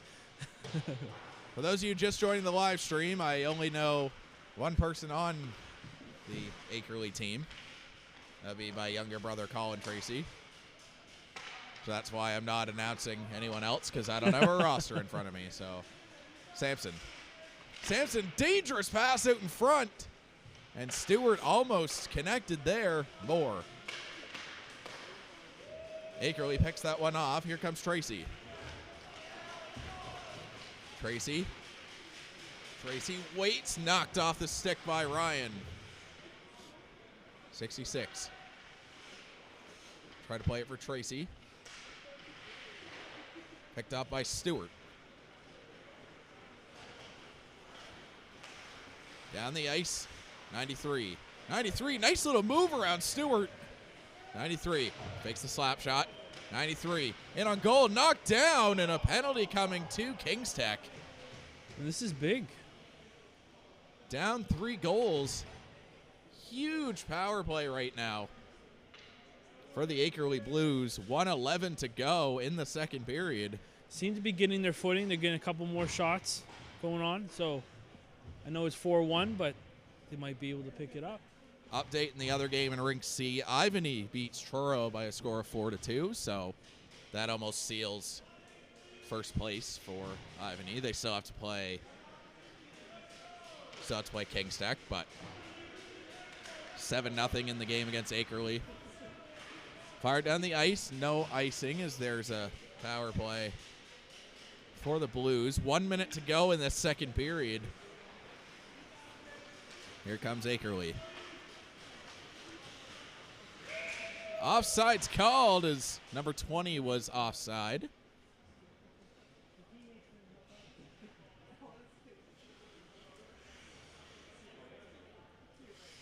Face-off will be just outside the Kings Tech zone. If this game happens to get to 6-1, Matt, we will be going run time for the whole game. Okay. 47 seconds to go. Allen shorthanded. He'll just skate it out and kill some time. Allen up for Mullins. Mullins goes around the boards for Lee.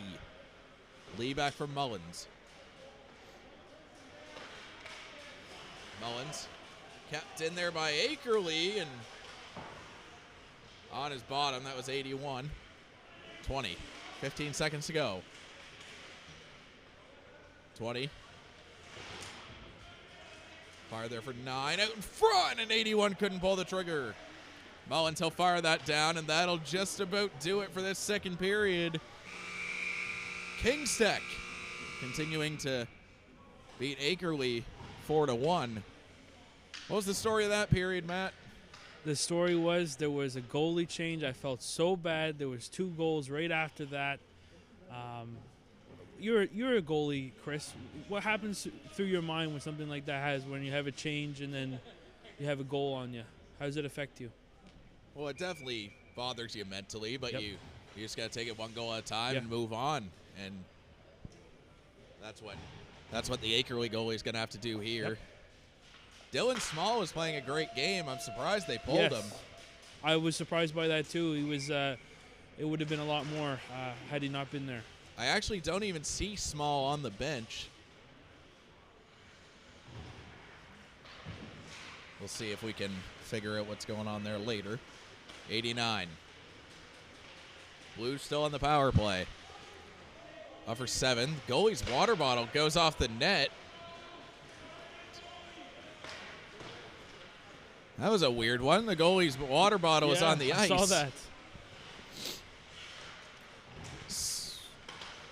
All right, there's a fight.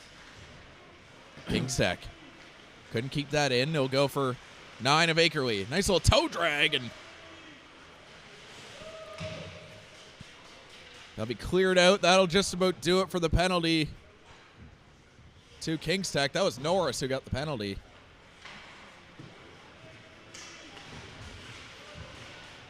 Couple down.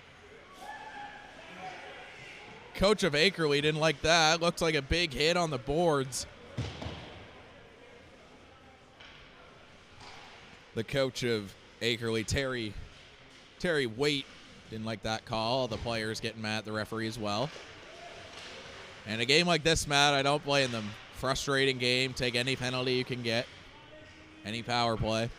Especially 4-1. I mean,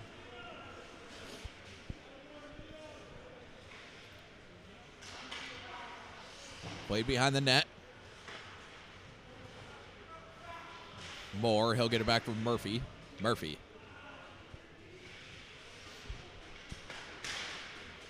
Murphy up for Anderson. Anderson played for Noble. Noble fires off the stick of 91 and out of play into the netting. 10 minutes to go exactly in the third period. Still a 4-1 game for the Kings Tech Crusaders. And here comes the three-headed monster, Matt. Get ready. Caleb Boudreau, Parker Stewart, and Jesse Ryan. Norris and McIntosh at the point. Norris couldn't keep that in. Norris. He'll find Ryan. Ryan. Nice little move, and no one there as 13 will pick it up for Akerley. Ryan. Fire, scores. Ryan sneaks it by the Blues goaltender, and it's a 5-1 game. 5-1 game, yeah. It's looking more and more like it's going to be a Kings Tech win. It's a hard to come back from this. Try to play it out in front. It was 13 for the Blues. Broken up there. Ryan. Ryan, he'll get that back. Broken up by 21. Stewart, he'll keep it in.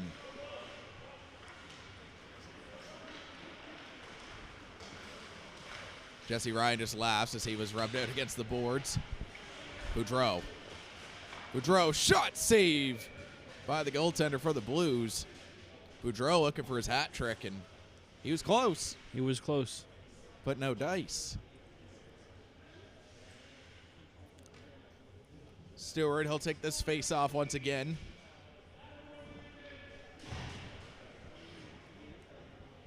Blues players on the wrong side of the ice. Still on the wrong side of the ice. And there we go. He picked the right side. Stewart. Norris. Norris on goal. Boudreau tipped that, but it went wide. Stewart. Played down for Ryan. Ryan tried a little toe drag, and he couldn't get that one.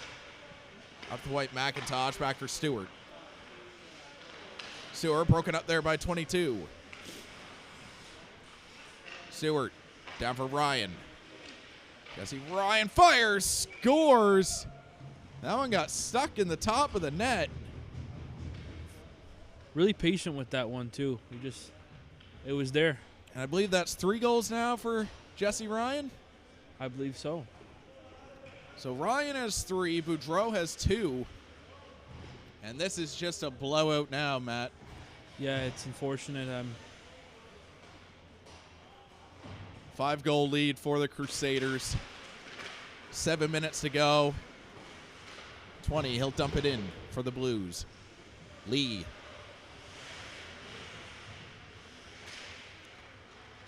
Tracy. Couldn't make that pass, and it'll go up for Allen. Allen. Shot. Nice save there by the Blues goaltender. Rebounds picked up by Tracy. Tracy up for 20. 20, nice little move. In tight. Too many stick handles, and he couldn't get it by the goaltender, Campbell. 7. Glove down by Campbell. Tracy on the doorstep. And Tracy, being from the Annapolis Valley, knowing the goaltender Ben Campbell, gives him a little tug in the glove. Face off won by the Blues. 7 out in front. Tracy couldn't pull the trigger. Allen. Whacked there by Tracy. Allen keeps the puck. Allen couldn't get around the last defender. It'll be broken out by the Blues. 7 couldn't pick it up. Here comes 7 on a break. 7 tried some stick handles, and little miscommunication between Tracy and 7 as one of them tried to go for the puck and the other one wanted it. 9. Couldn't knock that down. Go behind the net. Knocked down there by Allen. Allen gets the puck back. 7 trying to cover him. Out in front. Shot there and a save there. That was Tyler McCackeren. Stewart.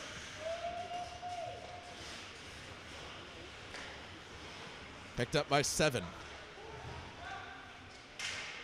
7 out in front. Blocked there by. Almost off the skate there. Blocked there by Moore, and Campbell had to watch that one closely.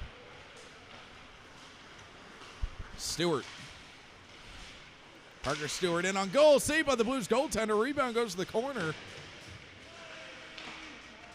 Out in front. Oh. That just goes through the crease. That was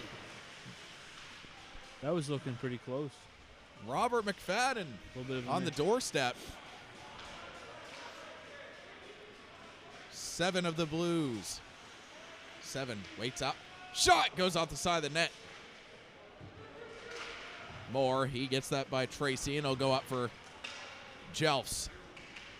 Jelfs, nice little move, and he lost it, and the Blues goaltender will cover up. 4:06 to go in the third period. In a very cold rink D at the HRM 4-pad in Bedford.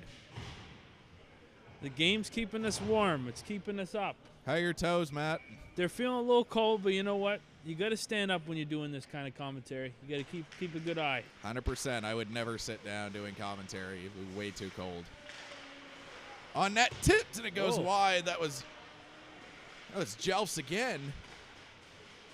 Up to the point, and shot goes wide. That was Noble behind the net. Noble he'll skate out in front. Rebound. Sampson couldn't pull the trigger. Akerley, they'll throw it back to the point. Here comes Noble. Poked away, and Jelfs couldn't hold that one. Norris on goal, saved by the Blues goaltender. Norris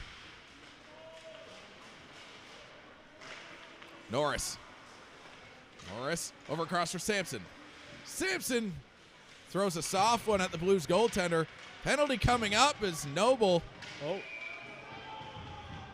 As Noble knocked the Blues stick in the air. It's going to be Jesse Noble going to the box. Riley Noble, excuse me. Riley Noble's going to go off. I would think it's slashing.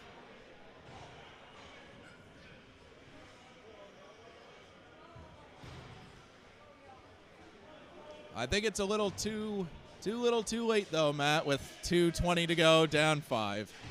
I mean, I will say Akerley was looking like they were gonna at least get one goal, and off the draw, and Tracy almost scored Tracy. Right off the face-off. Campbell shakes his head. I don't think he was ready for that. Shot on goal off the mask of Campbell, and this Akerley power play coming to life. 89 on goal, goes wide of Campbell. Goes beyond the net, Mullins.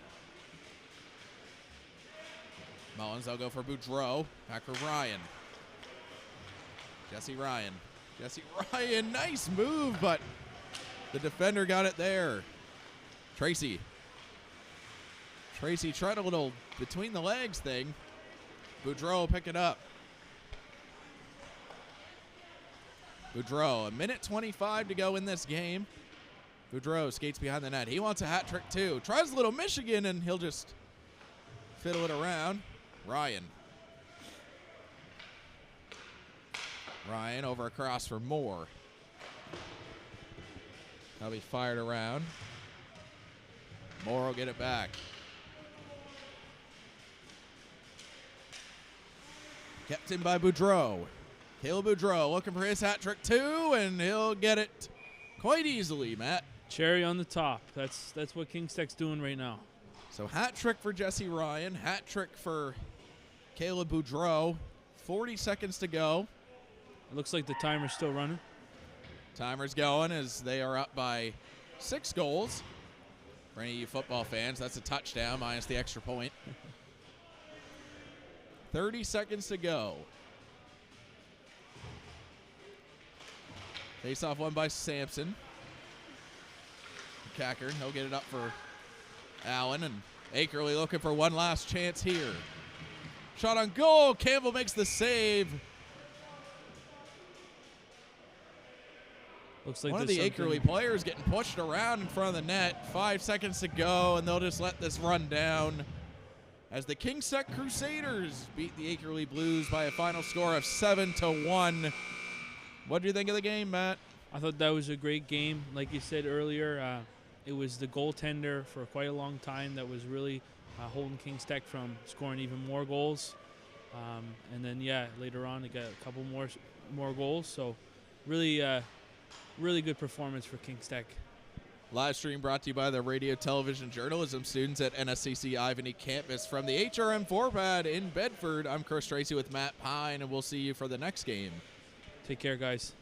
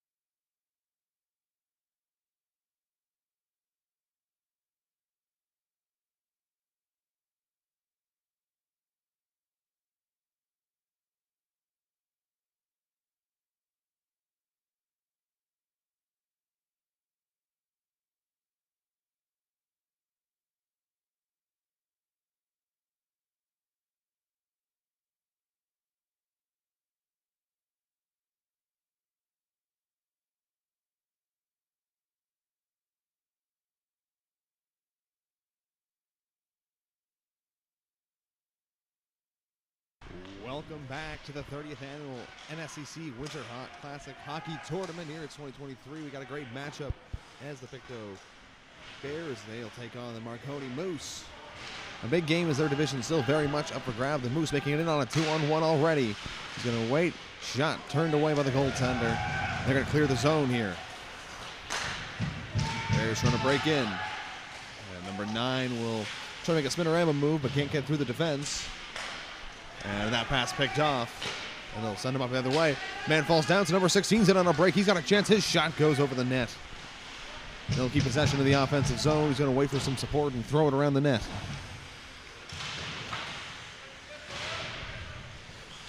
A battle along the boards here, looking for possession.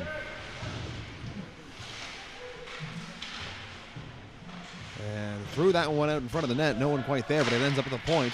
And number 19 slap shot knocked away with the pad, but it'll bounce out of play, and we'll get the first stop of the game.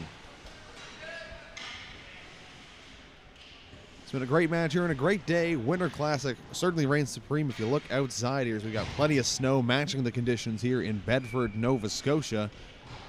The only thing cooler than that is the games we've got going on the slate today. And the Bears able to get out of the zone. And they'll just send it in and dump and chase. Up the boards, it goes all the way back to the point, but the shot block doesn't make it on. And the Moose starting up with it now with number 66. His pass over to 12, just a little bit too hard. He couldn't come up with it.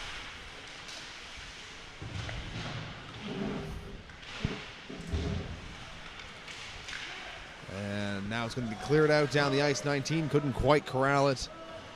And no icing as a result. Starting back in his own end. And his pass gets through number 6. And they've got an opportunity here on a 2-on-1 throw in front. And number 66 with a great move, but he loses control of the puck. Couldn't make too much of it. And then that pass fails to connect, so the Moose going to start back with it in their own end.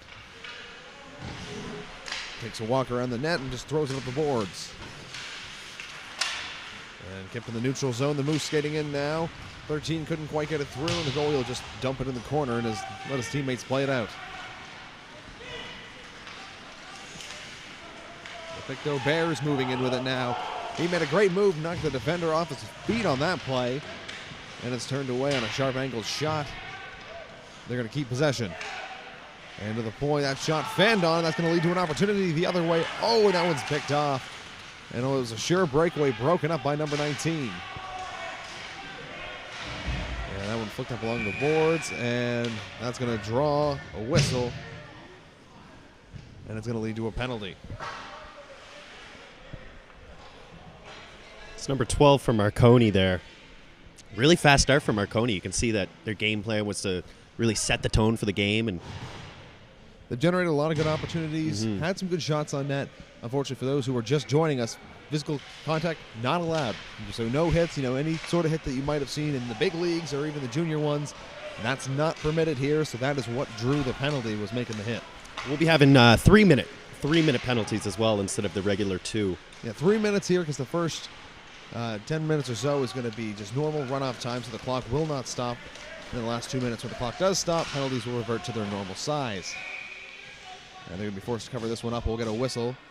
You see with no hitting, it kind of opens the door more for little dangles and the little dekes and people trying to sidestep each other, and it's fun to watch. It gives more of an offensive opportunity. You're not so afraid to take some of these risks. It makes me hope that we might see a Michigan attempt here, but I think I might be asking for a little too much. That on would that be one. nice, but yeah. And clear down the zone by the Moose, so the Bears retreating to start in their own end here. 2 minutes left to go on the penalty. He's going to wait and start up. Number 7 with a good pass, and they're making their way. Number 33 takes into the offensive zone. And he's going to wait, turn around, and drop it off to the point. Little give and go. And arm goes up. Looks like we're getting another penalty.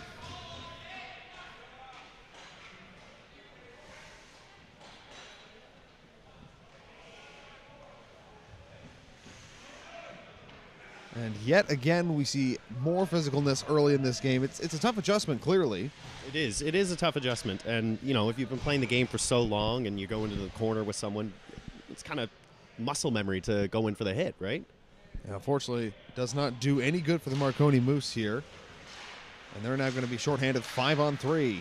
Bears going to see what they can do. Fan on the shot was number 5, but he'll trap it back to 14. And he'll clear it in. Pass in front of the net. No one there. And power play trying to take shape. And 14 unable to chop that one down, so it goes in the corner. It'll be flicked around the boards. 45 seconds to go on the first penalty. Then will still be a 5-on-4. And a little bit of passing going on here, trying to get an opportunity. Shot fanned on, and it's going to clear out the zone. A huge clear here for the Moose. They'll get a change in. And that pass is going to be picked off. Number 16 moving in shorthanded. He's going to take it for a skate around the net. Doesn't have much in the way of reinforcements.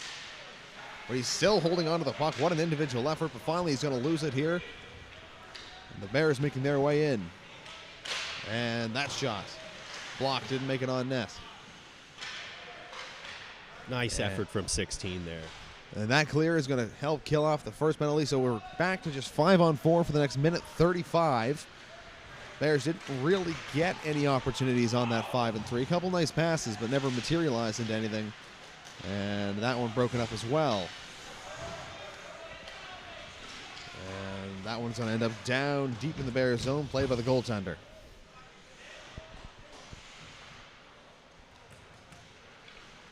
And they're going to try to start their way back up, but the pass immediately misses, and the Moose take over in neutral ice.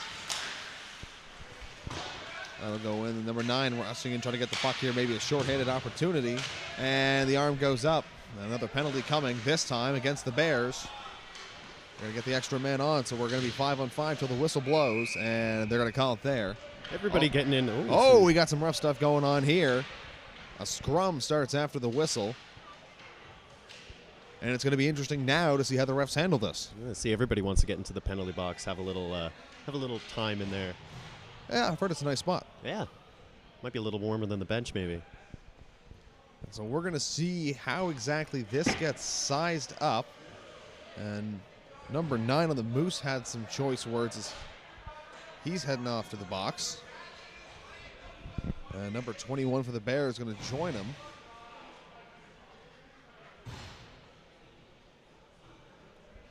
And it looks like that might just be it. The last seconds of the original second penalty that we saw are taken away here.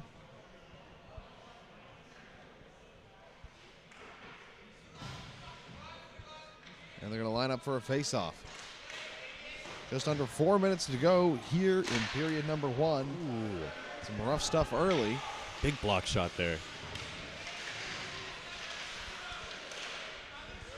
And trying to come up with it, and that pass is going to go nowhere, picked off, and the Moose will back off into their own end, reset. That one's going to be picked off by the captain, number 16, making his way into the zone, and his shot fans, goes quietly around the net, and the Moose are going to try to break out now. And that one whistled down, it's offside. Not often you get a 5-on-3 for as long as they did. They didn't really have an opportunity to make too much of it, though. No, exactly. It was a lot of back and 16 on Marconi there was, like you were saying, an amazing individual effort to get the puck into the zone and then clear it out on the second go-around. He was a huge penalty killer for them, and really in a key spot early in this game, he was a huge help in keeping this a scoreless affair. And that backhand shot by number 7 is going to be kicked away by the pad of the goaltender. And number 66 making his way out now for the Moose. He makes one move, and he got hit. And no arm went up on that one. He was knocked down, and more physical stuff, and that one is going to draw a penalty. Number 66 upset at the hit that wasn't called, and now he's given some shots back.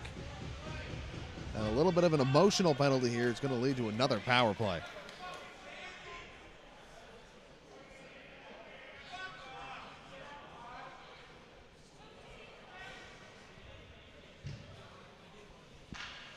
So we are approaching the 2-minute mark here, which means we are going to enter stop-and-go clock. That means this will be just a 2-minute power play. But it will be the full 2 minutes that they'll have to work with here as they sort of get things sorted. The refs having some discussions about how they want to handle this.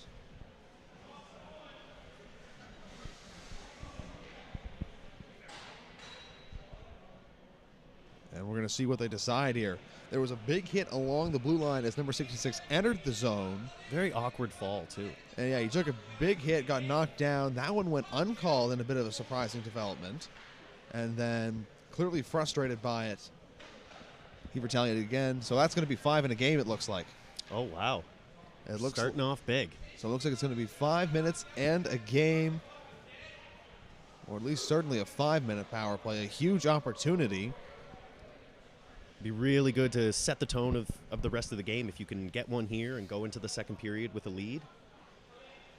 And it'll be interesting, too, to see how that tone sort of changes in a physical sense because we have not really seen much of an adjustment made in terms of laying off the hits, not making those, second nature plays. Yeah, exactly. The little retaliations and, we only got so many players on the bench. Yeah, hopefully they don't all have to be on the ice at the same time by the end of this game. A little bit of Montreal-Boston memories there. And defensive zone faceoff win on the penalty kill. He's going to hold off behind his own net and try to get it out, which he will. Number 13 was waiting for it. He's going to try to get a shorthanded opportunity. Turns, waits for some reinforcements. Happy to kill time. He'll take it out of his own end. With 13 skating all the way back, he's getting pursued by number 19, and he'll flick that one down the ice.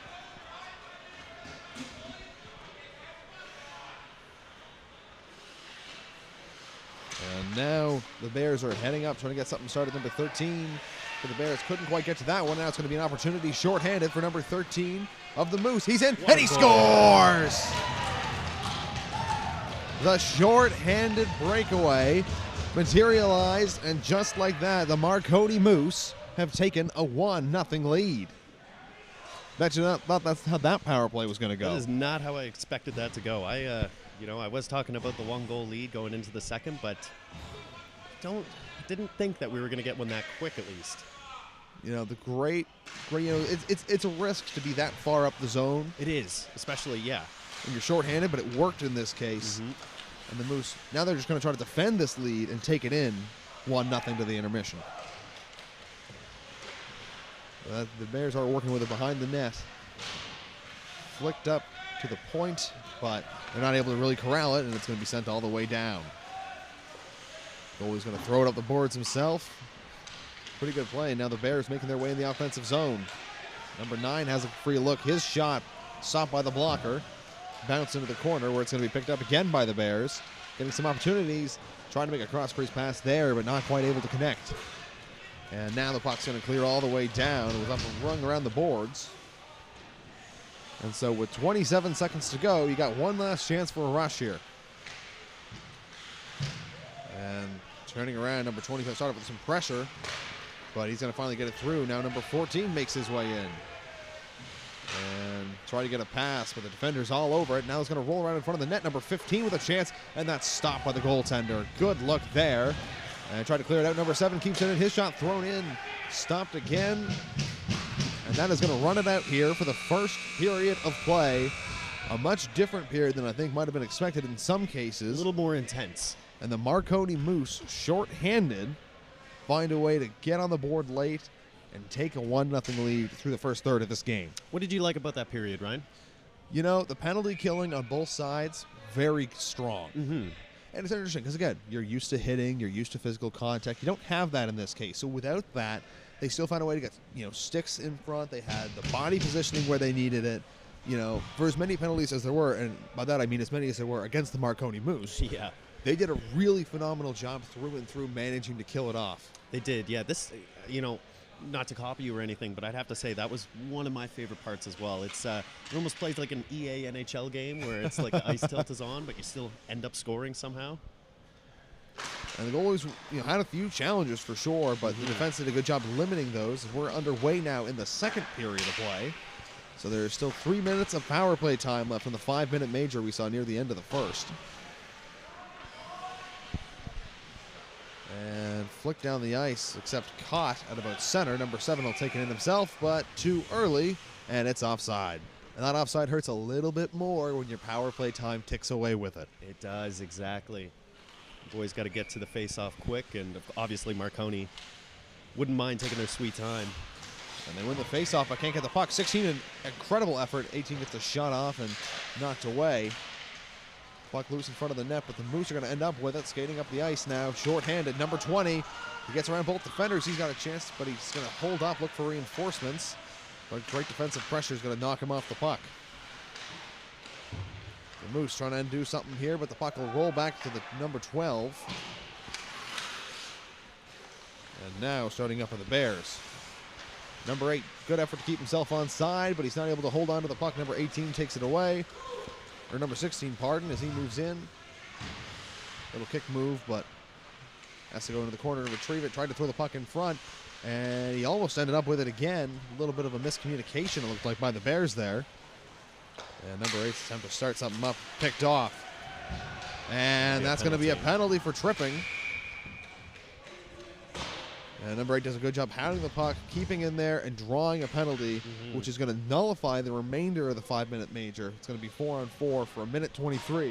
Give him a little extra time on the power play there as well. You know, with that big third minute back on the clock, of course, as we're only early here in the second period. 10 minutes on the clock now. It's a 1-0 game in favor of the Marconi Moose, who will get their first power play opportunity in the game in about a minute. And they win the faceoff in the offensive zone, just barely kept in. Good effort there.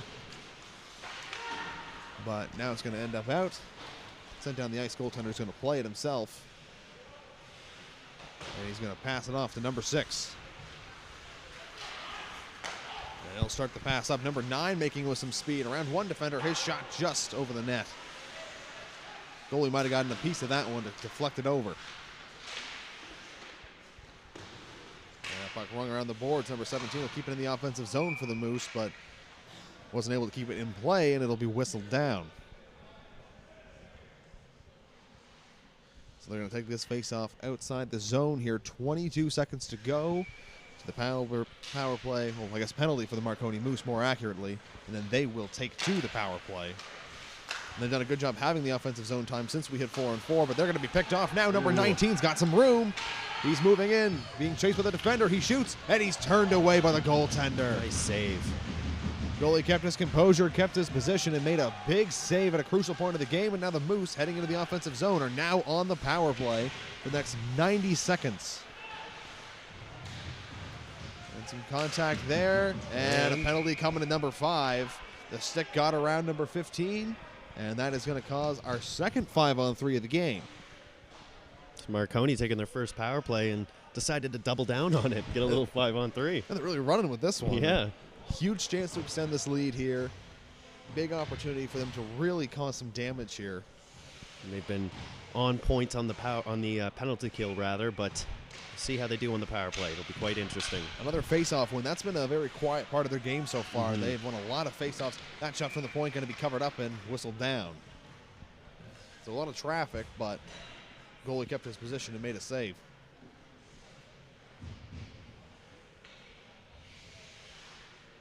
Number 15 coming on for the Moose here as they line up for the face-off.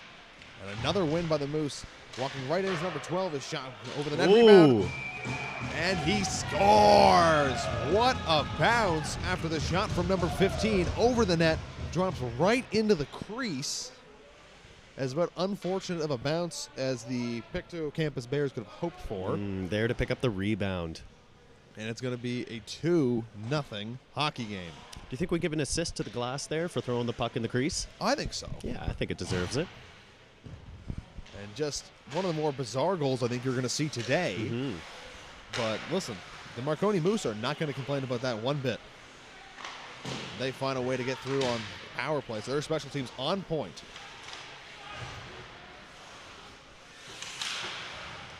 Fighting along the blue line, the Moose do come up with it. Starting on their own end, number 12 going to break up with it. Skates in, makes the move around the defender, but a good stick from number 20 is going to prevent him from getting a shot off. And now number 33 for the Bears starting up with it. And his pass broken up, but number 19 going to try to see if he can beat number 3 there. And he's not quite able. And the Moose in their own end working with it. And a nice move, and he's got some speed here. Number 13 goes into the zone himself, makes a move. Got an opportunity. That was a good shot, but it was a little high. Goes over the net. And they've had a few blazing chances like that. A couple of them have really been made to count. That one a little high. They've still got it here. They're now working around the slot, but too many bodies. It's broken up. And that one's going to be whistled down.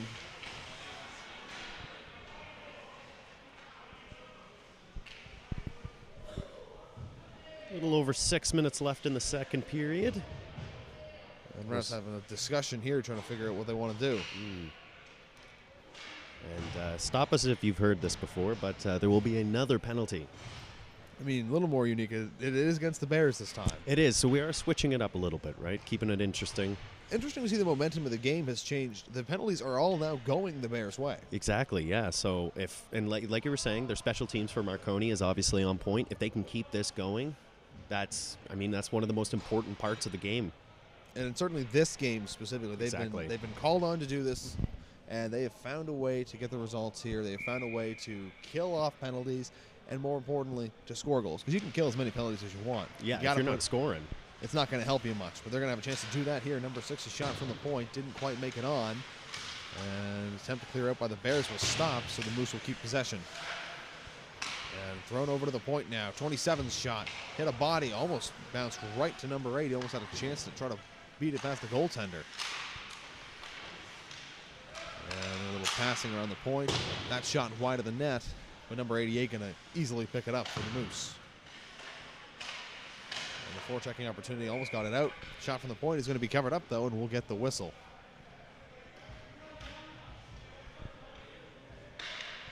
Goalies positioning. Both goalies have been really great and on point. It is 2-0, but I really don't, especially with that second goal. That was not exactly the goalie's fault. Well, the first goal is a breakaway, too, right? Exactly. He quickly covers that one up. A breakaway and a power play goal, you can't entirely hold that against a goaltender. Yeah, and you don't have eyes in the back of your head when the puck bounces off behind you. I mean, there's only so many seconds. Yeah, you have to hope for a defensive clear or to kind of walk into the right spot. Number 6 trying to walk through 3 different players, and he will. And a sharp-angled shot almost bounced the right way. Didn't quite, though. So the Moose will keep working. A good defensive stick there from number 13. And he's going to knock the puck free, try to flick it out. And it'll take a second trying to do so, and it'll only get just past the red line. Moose looking to break back in here. Number 88 walks in, shot gloved and covered up as we get 1 minute left on the penalty here. And good ability to quickly pounce on that puck. You know, sometimes when you don't catch it, you panic, you don't know where the puck goes. Not that time. He had it. He had it. Yep. Not going to let that happen again. We're getting the line change in. Face off one back again by the Moose. And the pass to the point ends up trickling out, so they'll reset. And the defensive partner is going to pass it between each other here, and now they're going to start their way in. 77 couldn't get through, but he left it for a teammate. And now thrown back to the point. That shot hits a body in front, bounces almost out of play, but it'll just stay in. But now the Bears coming up with it. Trying to get something going, and 15 will send it all the way down the ice. And now it's going to be whistled.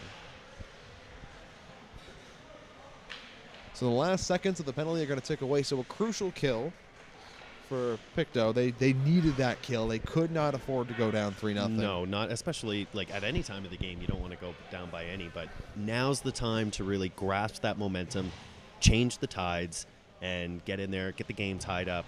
And their goal, and like we were saying, their goalie has been at the helm of that, at the front of that. Yeah, think about it this way. It's not that there's another period left. There's 14 minutes left. Exactly. That's not nothing. Is that one? Ooh, a tricky deflection, but gloved down by the goaltender for the Moose. You got 14 minutes to crack this. That time's really going to be less because of all the stoppages, like the one we're having right now. So really, they don't have a whole lot of time that they can spend. They need goals here, and this is going to be a big opportunity to kill this. Kill this opportunity, get the power play, try to capitalize. Number 5 second counts. Falling down, but.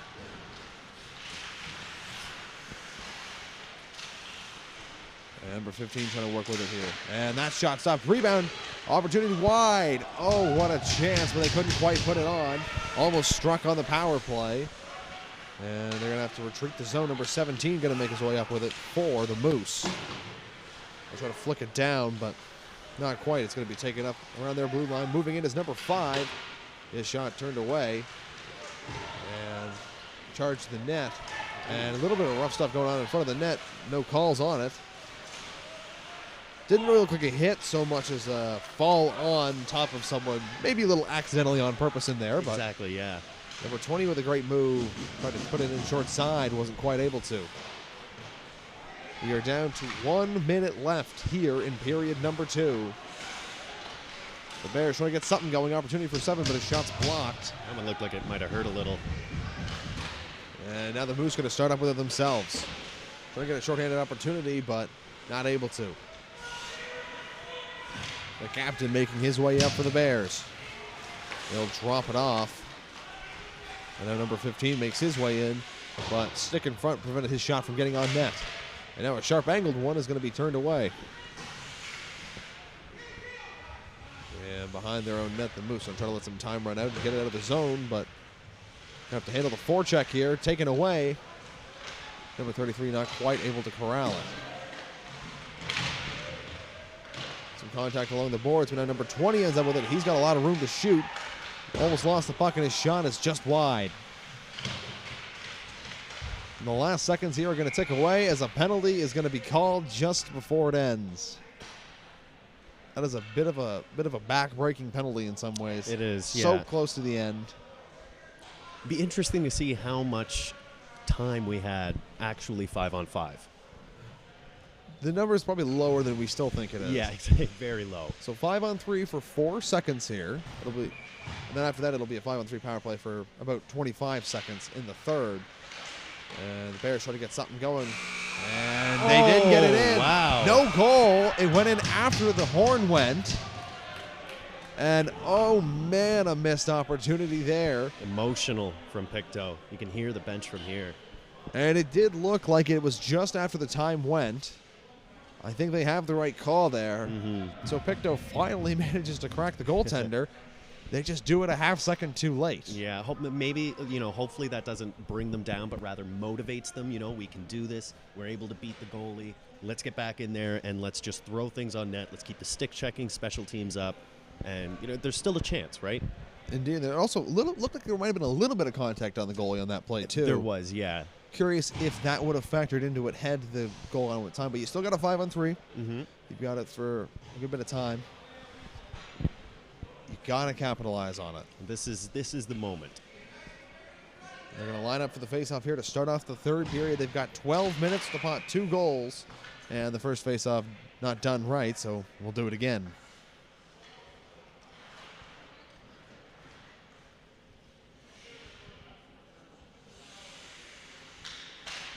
And this time the Bears managed to win it.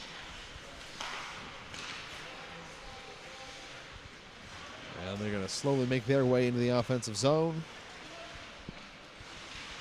Thrown back to the point. Number 7 takes it out. He's got a lot of room to shoot. Moves in for the slap shot, and it's going to be covered up. It's like a little more patience walking into the zone there. Maybe they're changing up their thought process. Well, Things haven't worked for 2 periods, They had an opportunity similar to that late in the second period on this very power play. The first one just expiring, by the way, so it's 5-on-4. And just moved a little bit too quick. Ooh. And great play, number 88 came out of nowhere and cleared the zone, but not able to make his way in. He's taken away by number 20. And he'll lose the puck again, but doesn't matter for Marconi. They'll send it down the ice. And goaltender will stop it up behind his net, leave it for his defenseman. 7-14. As they exit the defensive zone and try to make their way in. 14 drops it back. Number 9 couldn't hold on to it, but came right to 15, whose shot was gloved down. Good save to see through all the traffic and come up with that one. Nice little flash of the leather there. Marconi's goalie has been, both goalies, as I've touched on a few times already, but really at the top of their game right now. Yeah, it's been a close game. Goalies have made big saves, and that's going to have to continue this way for either team to really come out on top here. But the Bears are going to be applying all sorts of pressure. That shot, a lot of traffic, but covered up easily. Good save. Those shots are always the trickiest, too. You can't see anything. You got to make an educated guess within 0.2 seconds, 0.3 seconds, and just hope, pray to God that maybe the puck will hit you in the chest. That traffic feels new to this sort of power play here. It doesn't feel like they were doing that earlier. That shot kicked away with the pads. Rebound sent by around the faceoff dot and it flicked out. It'll kill off the last penalty, so we're back to 5-on-5. Opportunity missed for Pictou. They're going to make it in the offensive zone anyway. Number 8 drops it off, but 16 not ready for it. And the Moose skating in now. Slap shot. Just barely deflected off by the goaltender into the corner. And now stripped behind the net. Shot and rebound. Great save. A huge one to keep this game close. And look at this. Great effort by 19 to poke the puck loose, but he's not able to get to it himself for an opportunity. But now it's going to be picked off by 16. And he'll take a shot on, deflected into the corner. And the Moose clearing it out of the zone, neutral ice. 19 had to struggle to corral that puck, managed to, but lost it pretty fast.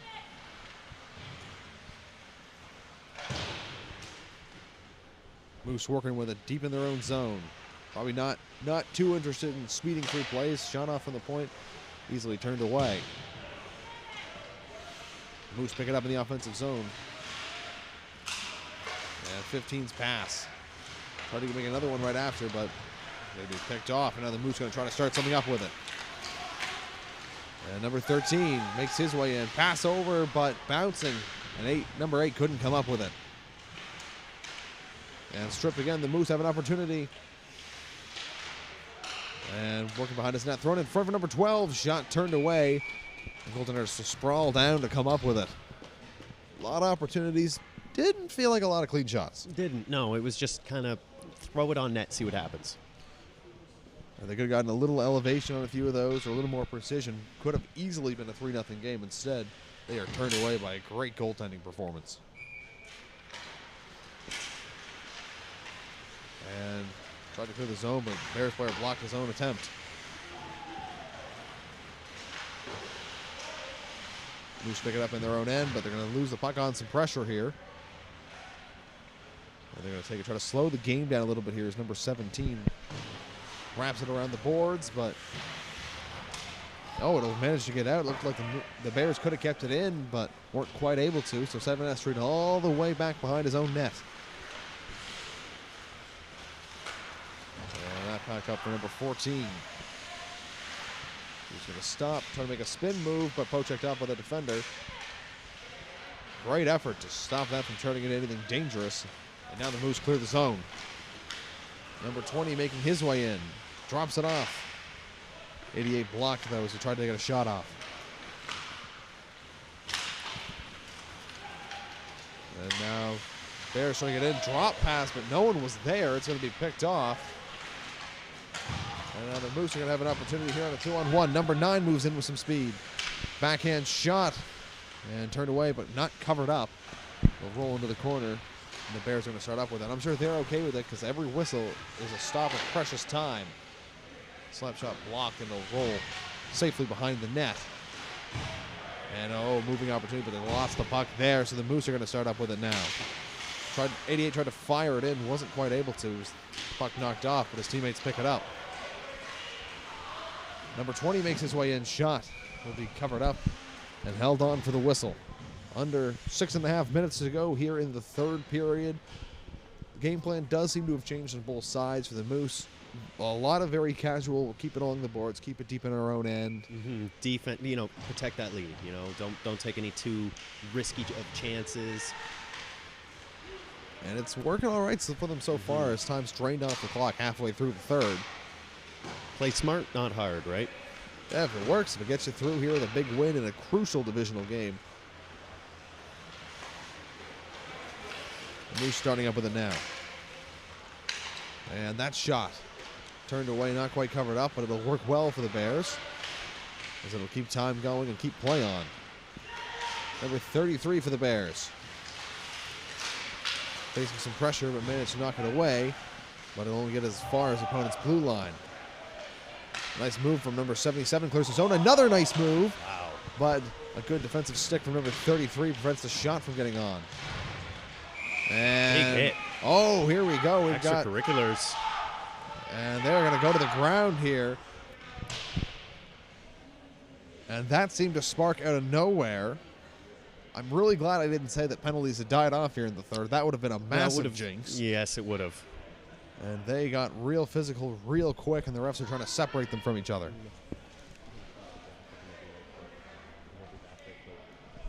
And we'll be back here quickly in a moment.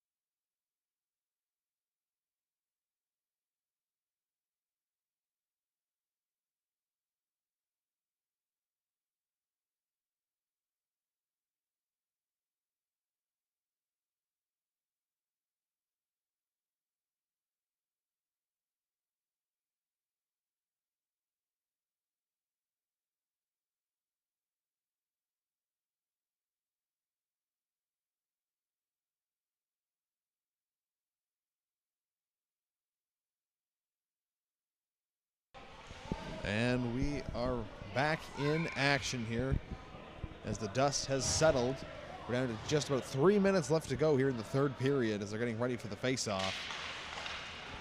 A couple minutes ticking off the clock makes this a lot harder for the Bears. And to the point for the Moose. And they're going to just circle in the offensive zone. Thrown in front of the net. Stop. A good reactionary save there. That one clears up to the point, but he's going to be stripped. Number 19 is going to have an opportunity, making his way in the zone. He's in. Shot turned away by the goaltender. Another great save as we're now within 2.5 minutes of the game. Now the Moose are going to break out the other way. Number 16 makes his way in. And goes around the net. Thrown back to the point. Number 77 picks it up, but oh, great move to get around. Took down number 5, but it's a legal play. Bears tried to get something started, but had to stumble, go back now. 15 makes his way in. And tried to toe drag, but didn't work out. Number 77 makes his way up. The ice feels like it's opened up a little bit here. Number 16 with a nice move. Circles around. We're under 2 minutes to go in the third period. Number 14 blocked it here. So stoppage time is now in effect. And it is, and this is going to be big to see here. Number 20 dropped it off for 9, and they're going to give it back to the point. And doesn't connect. Number 7 unable to keep it in, and it's going to go all the way back down. Precious time bleeding off the caulk. Number 9 fell down, but the Moose aren't going to try to get in the offensive zone. They're just going to back it up here and let time burn.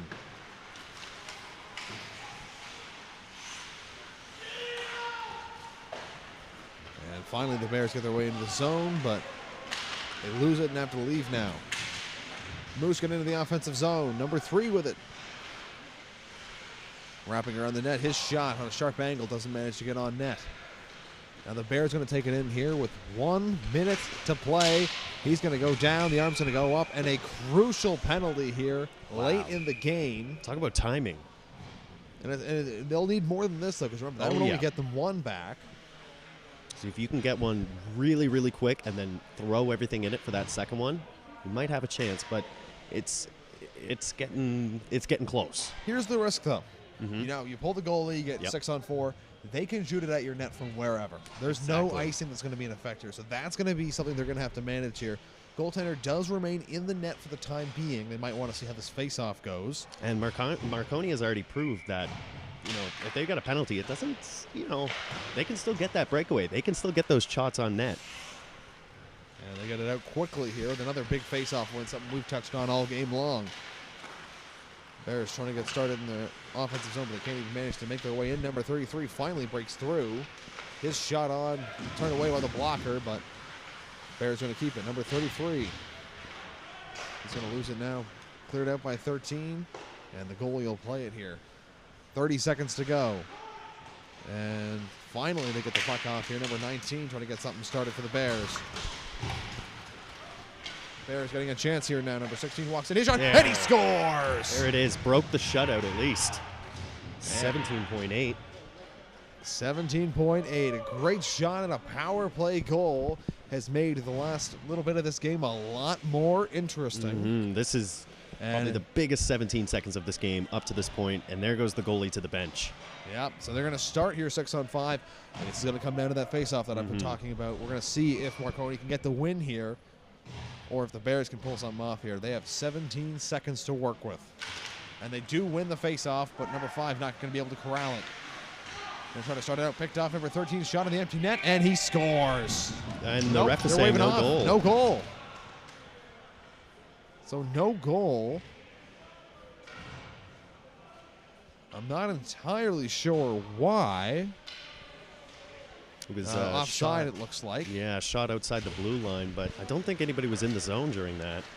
But they're going to win the faceoff anyway. Let time kill off. Banked off the boards, down the ice. No icing. And that is going to kill the last few seconds of this game. So they hold on to win it. The Marconi Moose, based on a game basically full of special teams for really the best description we can give of it. That was the name of the game, exactly. And they get to a 2-1 victory. They survive the late push from the Pictou Bears. And this is a huge game as they're trying to work their way up here in the division and the standings. And this tournament has already proved to be a big score, a high scoring, high penalties. There was a game earlier where rebound was the name of the game. Ivany defeating Akerley 7-0 earlier. A lot of offense, and Marconi's just such a skilled team. You can tell by just looking at them. So if you're wondering yourself, what's the most fierce animal, a bear or a moose? I think we've decided that it's the Marconi Moose. I think it's the goaltenders. And the goaltenders, that's true, yeah. It certainly was a lot of offense, but man, the goalie's there to answer at every single turn. What a phenomenal game. Here, a part of the 30th annual NSCC Winter Hockey Classic.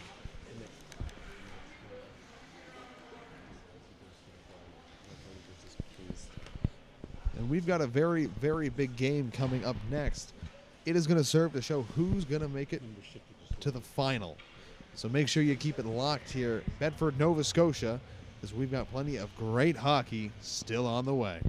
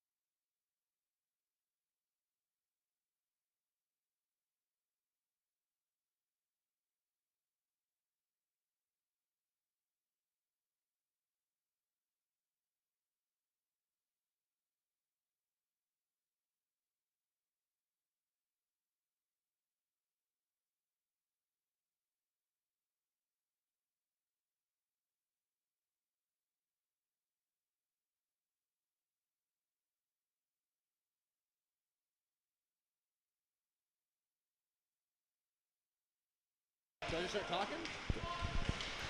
This is a huge game here in the 30th annual NSCC Winter Classic Hockey Tournament.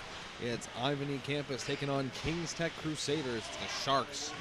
Whoever wins this game has secured their ticket to the finals.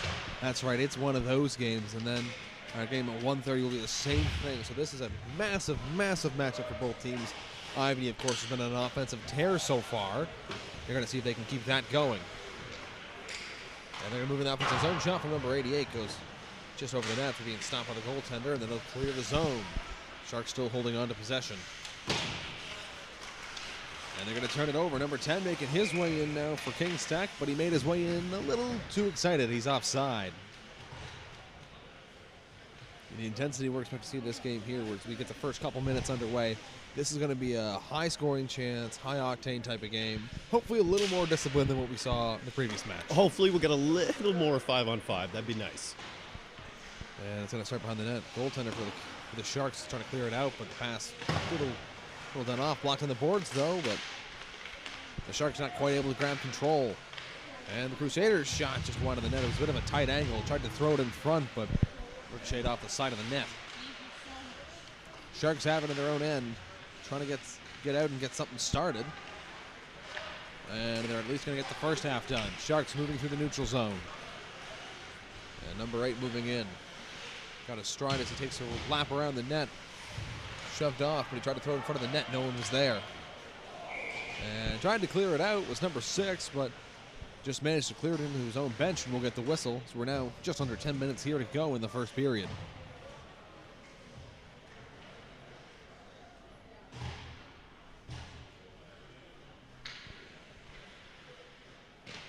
Both teams at their lines change here in the offensive face-off for the Sharks, but they're not able to win it. The Crusaders now moving up with it. It's number 4 tried to flick it in, hit off a defender, and won't get much farther. And now number 12 moves in with some speed here, and he'll do a lap around the net, waiting to see what reinforcements shape up. He'll stop, keeps the puck after the defender, trying to make a play on him, and throws it to the point. And good effort to keep it in the offensive zone. He fell down, but now all of a sudden the Crusaders are going to try to move up the other way. Number 1 moves in, just barely kept onside. It was number 4, but it didn't lead to much as they lost possession. The Sharks making their way up now. And shot blocked. Number 77 going to flick it up to the point. Defender has to pinch in to keep it, but doesn't keep it for very long. Number 4, that was an opportunity in a 1-on-3, but he's going to have the puck taken away from him. Sharks breaking their way in now.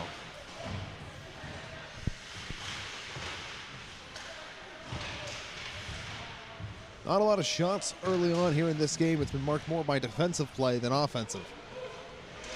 Number 97 with it, behind the net. And goaltender lost sight of it, led to an opportunity, but unable to capitalize was Ivany Campus.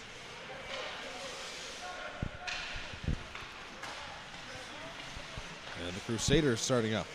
Well, didn't like what he sees, turns back around. Backhand pass has a stick interrupted, but they do manage to get it to the defender.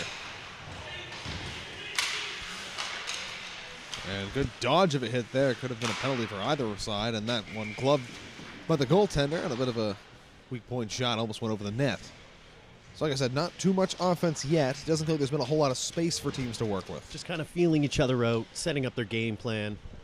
You don't want to make a mistake early on here, because again, this is the win or go home game. You're 4.5 minutes in as of right now, 7:30 left on the clock, and you don't want to put yourself in a hole because you were trying some big breakaway. The offense has come pretty naturally so far for these teams, so it's interesting to see a team match up at that level. That puck turned over now. Number 2 trying to get something going, but the Sharks swarmed him. Didn't let much happen, but they'll keep it behind the net. And pass thrown in front off the boards right to number 16. He tried to set up a deflection, but didn't work out too well. Sharks make their way up. And he tried to get through both defenders. It was too much. Sharks able to hold off the attack for a little bit. Now it's going to be an opportunity for the Crusaders. Number 3 shot. A little bit weak, but knocked into the corner. And over to the point now. Number 6's shot. And a body goes wide of the net. Great block there. And now we're going to get a whistle.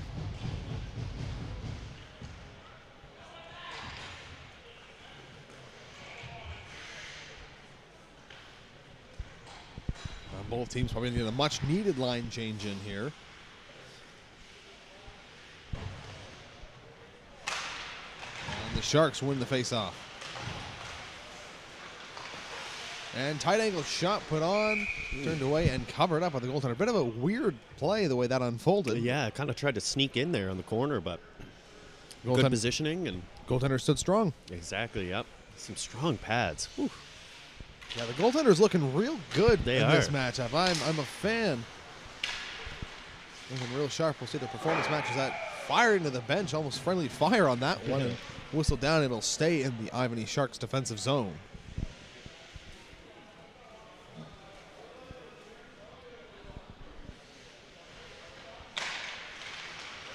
Face off with the Crusaders. That shot blocked and it'll roll harmlessly into the corner. They will pick it up though, but can't hold it very long. That pass, no real target there, and the Sharks make their way up with it now. Number 14 moves in with speed, tried to get around the defenders, but wasn't quite able. Another 1-on-2 situation. And now it'll go back into the Shark zone. Number 61 starts behind his net. He's going to hand it off, and the Sharks are going to make their way up. And now for number 8, his shot. Oh, squeaks through the goaltender, but turned away. Now the net's going to be knocked off its moorings, so we'll get a whistle. First real chance of the game goes to the Ivany Sharks, and it was a good one. It was a good. That was very close, but luckily for Kings Tech at least, that net was able to come off, and the goalie was able to stay strong and keep his eyes on the puck. Yeah, he stopped it. He let it squeak through, but he let it squeak through wide, which is the important thing. That's acceptable, especially when it ends up with the net being knocked off right afterwards. Does give the Sharks an offensive zone face-off. They win it. That shot tried to be thrown on net. Not too much there, though. It's now back to the point. And number 12 working with it in this corner. Tried to bounce it. Hits off the net.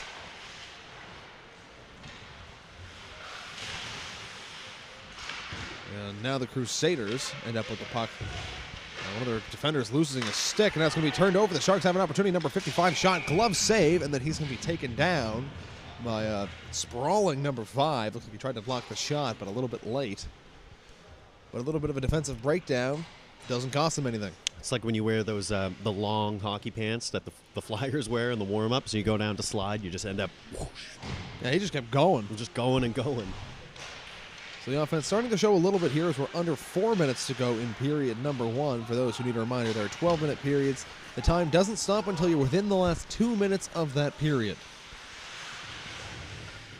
Intermissions are very short, so we'll have to wait long for more action here. And that backhand shot was blocked. It's going to be turned over now. Crusader shot turned away by the blocker. Great save by the goaltender. Kind of a bad turnover there right in front of the net.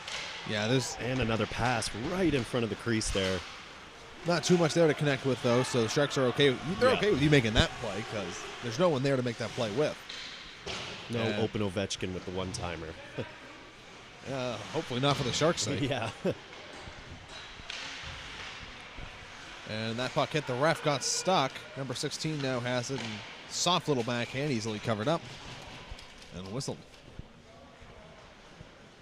Hasn't really felt like we found a good form yet with the way this period's gone. No, exactly. It seems like, back and forth, but nothing really, except those 1 or 2 chances, nothing that's really sticking out. No, passes feel like they're just not quite connecting. The escaping doesn't feel like it's quite there. It feels like a little bit of rust maybe from, the last game here. Yeah. So trying to ramp up to the intensity.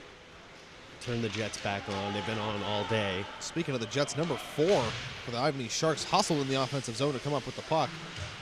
And he's going to get away with it now, trying to make a move on a tight angle. He'll wrap it around the net. He goes into the corner, but still has the puck. A great individual effort here, but he finally loses it. And Kings Tech makes their way up, but that pass not going to connect. And the no-touch icing will blow it dead. Yet again, another example of great sort of raw pieces, not really put together as we hit the 2-minute mark of this first period. Exactly. I think the second period is going to be the telling point of this game. Although maybe not, because like you said, 2 minutes left and we're still kind of in that feeling out position. It might be a situation of this first goal really opens up the ice. I'm not too sure.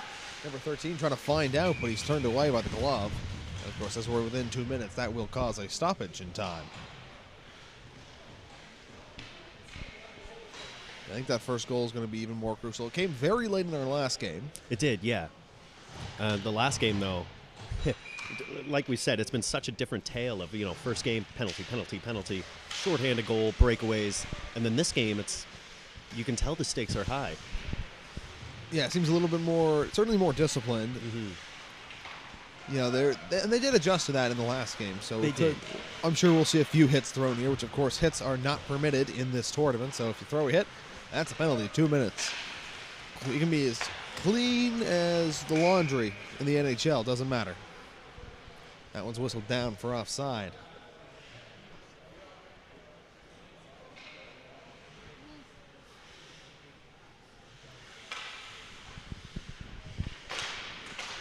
And Crusaders win the faceoff, quickly shot back into his own defender. Didn't really bode well for them. Now the goalie's going to stomp the puck in front of his own net. And the Crusaders try to start their way up. And that pass picked off. Number 55 going to make his way in now. Tried to move around 3 defenders, kept the puck. Was sort of pushed to the outside. He's got defenders all over him now, trying to do something. Tried to drop it off, but miscommunication caused that not to work, so he's going to retreat well back into his own zone. And they're going to turn it over. Number 4 for the Crusaders, trying to come up with a puck now. He can't. And a slap shot from the point, blocked by number 61. We are within 37 seconds of the first period. And they're finally, Sharks going to make their way out, but outmanned as they go for a change. Number 77 takes it in himself. He's got 3 defenders on him, gets the shot off, but a little bit wide. Covers his own rebound, but sends it over the net and a little wide. Time rolling away here in the first period. And that one in front of the net, but Sharks not really in any position to capitalize. One last rush for the Crusaders, except they're going to turn around and just let the clock run out. So first period has come and gone, and we exit the first period just as we started it, 0-0. Unknown, and it can be anyone's game.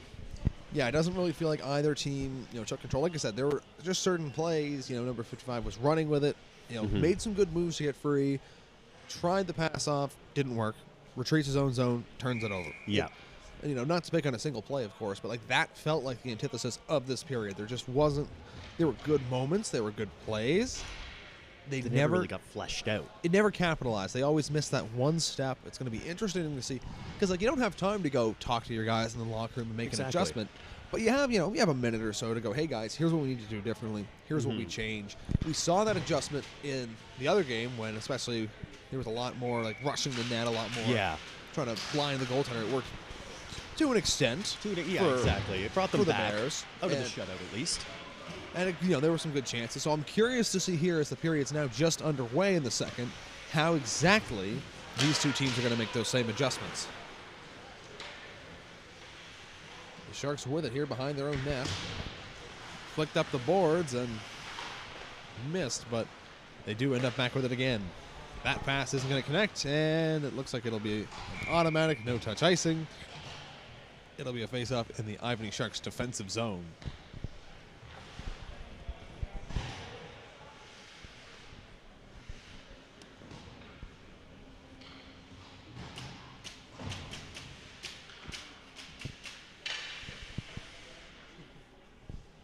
It is a perfect day here for the Winter Classic in Bedford. It is just as wintry outside as it is here in the rink. Makes it a great day for hockey, and a great day also just not to be on the roads. Ivany Sharks moving with a good shot there. Number 12 with a stop. Gives a little pat to the goaltender after the save. I don't think that was a malicious pat. I think that seemed like a friendly pat. Yeah, just look like, hey, nice little save, bro. I'm pretty sure if it wasn't a friendly pat, he probably would have gotten a stick to the shins. Yeah. So a little bit of love. These are all NSCC teams. You're all kind of going to school. You know sort of where the other team's at. So we might even know the other person. Very true too. So there's certainly a lot to like here. Good sharp angled shot by the captain, but turned away. Sharks finally getting a little bit of possession here, and they're going to keep it in here. Good effort. Number 12 ends up with the puck here for some physical. Trying to connect with the captain, but the pass just missed, but it's going to be kept in at the point. And the Crusaders clear. Number 13 is not going to get to the puck first, though. Number 55 with it now. Starting in his own end. And he's going to fall down. No call, I don't think. No arm goes up there. And that pass is going to be turned over. Now the Sharks trying to do something. There's a call. And now we're going to get a penalty.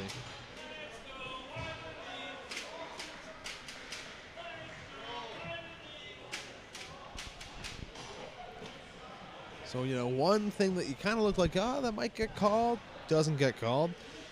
This might be a situation of the puck don't lie.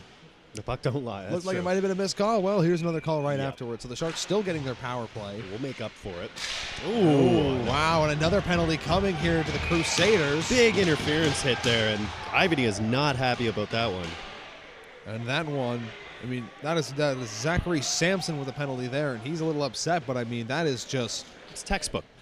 That might be an interference call in the NHL. Like, that's yeah. still a penalty. He just knocked him over right off the faceoff. He's going to try to have some words, but it's... Actions Not speak louder so than words, it seems. I mean... And you can see he's saying some things to the ref Yeah. here. I mean, like, that's just a penalty.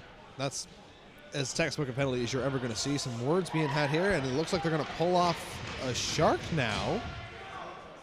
Interesting. Is that a penalty or is it just a line change? It looks like it is a Seems- penalty. That is interesting. I wonder what that is being called for. So that is Brendan Verge getting the penalty here. I'm not sure for what exactly. They're still going to have, so it's going to be 5-on-4 now, and this has killed off a minute of the Sharks' power play. A really strange turn of events here. It works out very well for the Crusaders. Could be the opening of the game right here. It is worth reminding, penalties are 3 minutes long when there is run time on the clock. So that's the first 10 minutes of the period. And then it is the normal 2 minutes long when it's stop and go. So it is a 3-minute power play, but that whistle time did count towards it. And the Sharks trying to get something started now, but they're buried deep in their own zone as we're past the halfway mark of this power play. And they're making their way up. Number 9 skates, and number 77 was in a bit of a collision here. Number 5 has seemingly blown a tire, and it's threw him all out of sorts. Could have been an opportunity the other way if he was able to get up in time, but he wasn't able to. It still works out, though, because they cleared the zone. Kings Tech with a very lively bench here, cheering on their own team, and maybe even a little bit of jeering towards Ivany. The emotion is there. I mean, it's a big game. You know, everyone knows is. what the stakes are. We talked about, you know, all NSCC campuses, but that also kind of, you know, promotes the rivalry a little bit. It does, yep. Certainly, the loudest bench I think we've seen so far today, I would argue. Yeah. And, two Sharks kind of bumped into each other and stopped that rush before it even got to start. And that one's going to be sent down, but number 17 gloves it at the zone blue line, and the Sharks start their way up. Sharks make their way in. And over to the point now, number 19 gives it back in front of the net opportunity, but short side. It's stopped. Power play will expire, so we're back to 5-on-5. Sharks still, of course, having offensive possession, but they're going to lose it now. It's a 2-on-1 for Kings Tech. Number 4 makes his way in. That shot just hit the goaltender and goes over the net. First real chance for Kings Tech. And that one shot. Now they got 2 guys in deep, and that one off the side of the net. All the defenders were seemingly AWOL on that play, and it left a good opportunity for the Crusaders. And that shot gloved down. Nice save there. Bit of flash of the leather there. And really opened up here in the last minute or so. Some good opportunities on both sides. Really Kings Tech's first opportunities. It is, yeah. They seem to be finding their skating, their foot rather than their footing, and it's gonna be very interesting from here on out. A little bit of bumping along the board. Should I come up with the puck? The Sharks going to get it. Number 4 wrapping around the net. He's going to just slide it out to the point. And that's thrown in front of the net, but no one able to really connect on it. It bounces right to a Crusader. Oh, number 61 blocks that pass, not with his stick, but with his body. Saved a big opportunity. And they're going to keep away over the puck. Number 8 passes it off. Quick play here. Now number 14 starts his way up. Surrounded by 3 defenders, but puts the shot on net. Turned away with the pad.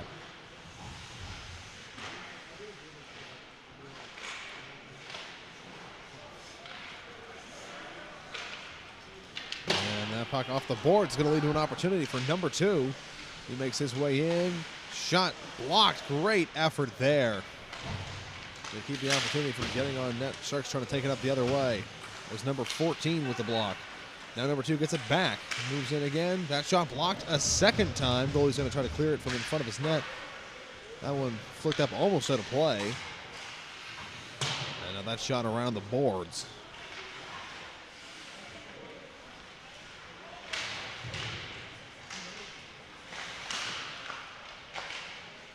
And that shot attempt was a bit of a tight angle, goes wide of the net.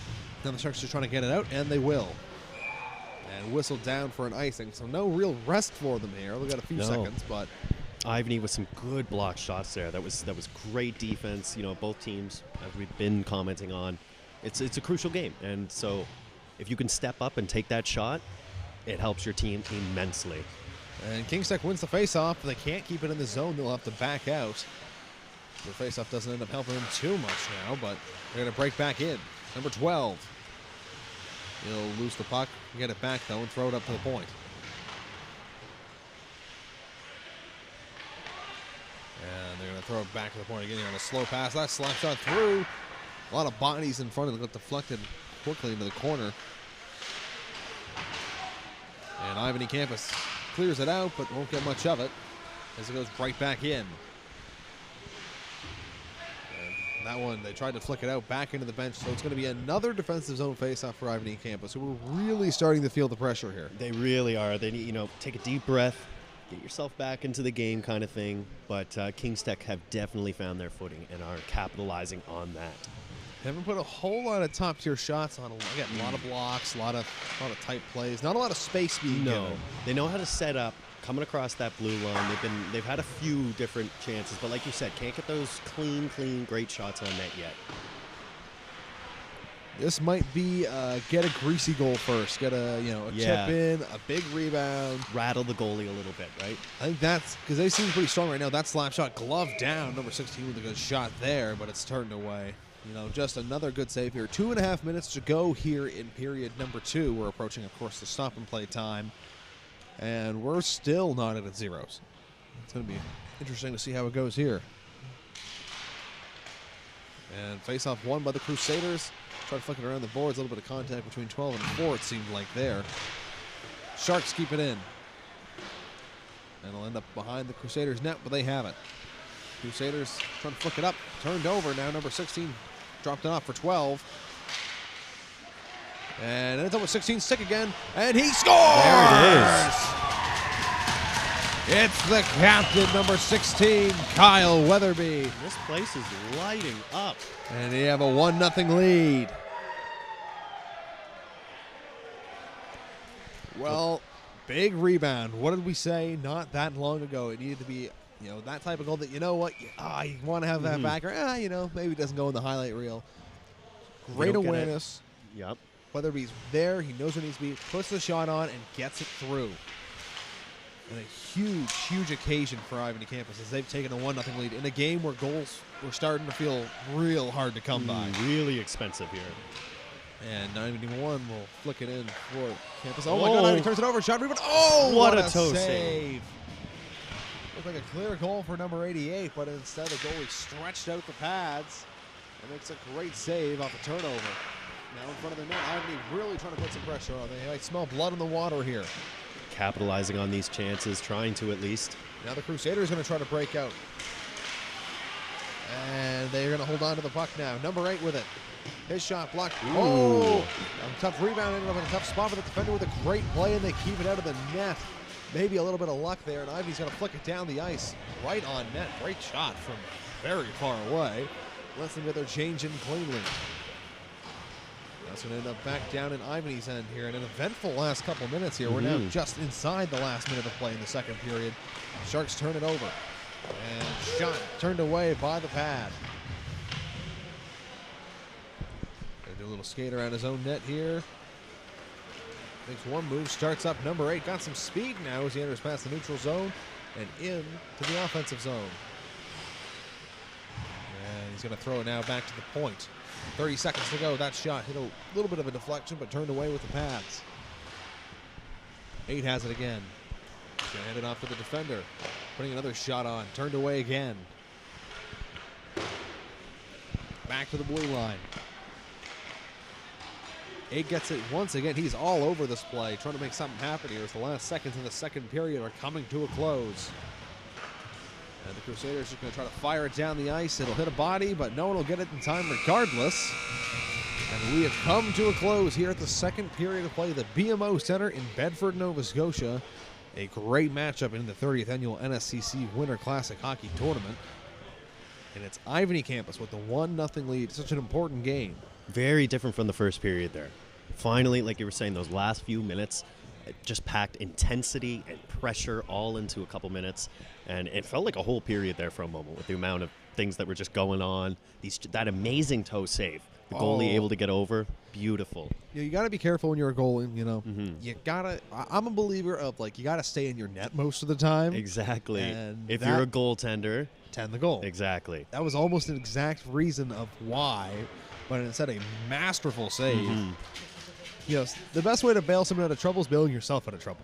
Exactly. And if you can do that and show your team that you're still there and you're still on your game, they're going to pick up on that, and they're going to go into this third period with just as much drive as the second and first. And that's going to be important because this third period still anyone's game, and that matters. The winner of this game will move to the finals.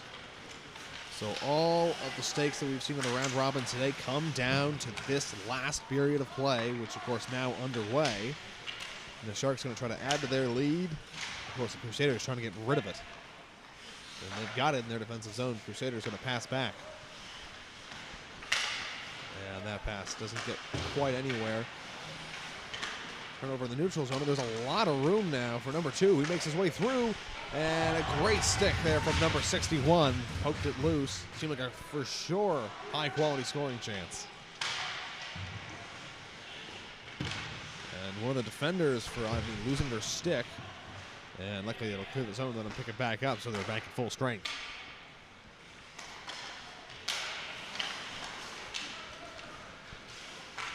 And that one will be sent in, but goes a little bit too high and out of play.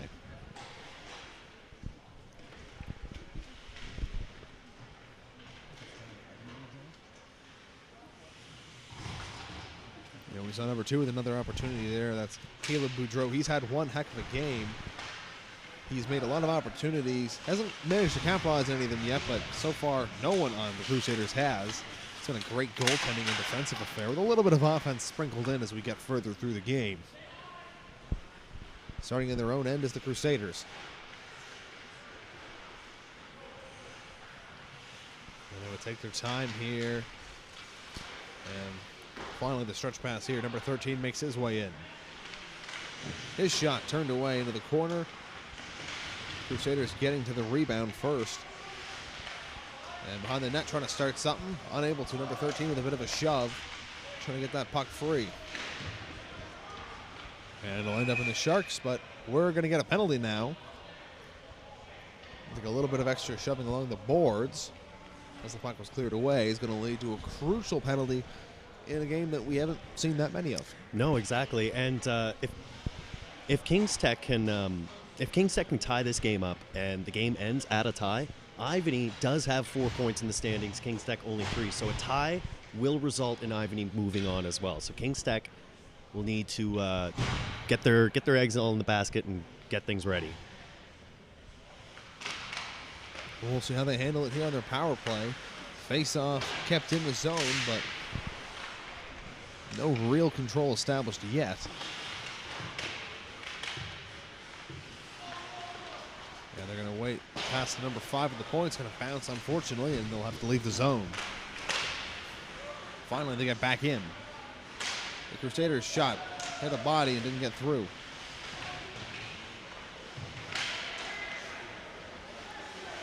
And great move, but there were too many defenders. He lost the puck, and now the Sharks have it. And number 88 tries to skate through for a short-handed opportunity. Does get through one. He's going to hold up with the boards. And a little behind the back pass, but goes through not one but 2 Sharks players. They do keep possession. Crucial time on this penalty ticking away.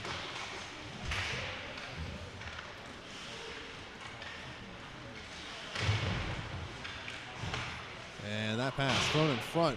Nothing there. So a good opportunity. Number 4 with a little spin move, but he won't get very far. Now he's going to pick the puck back up again. Waits for his teammates to get in, but the pass doesn't quite connect. Number 4 going to make his way up now for the Sharks. And he has to let go of the puck. Number 8 now will pick it up. Throws it back up to the point. And shot from number 61. Hard, but doesn't get through.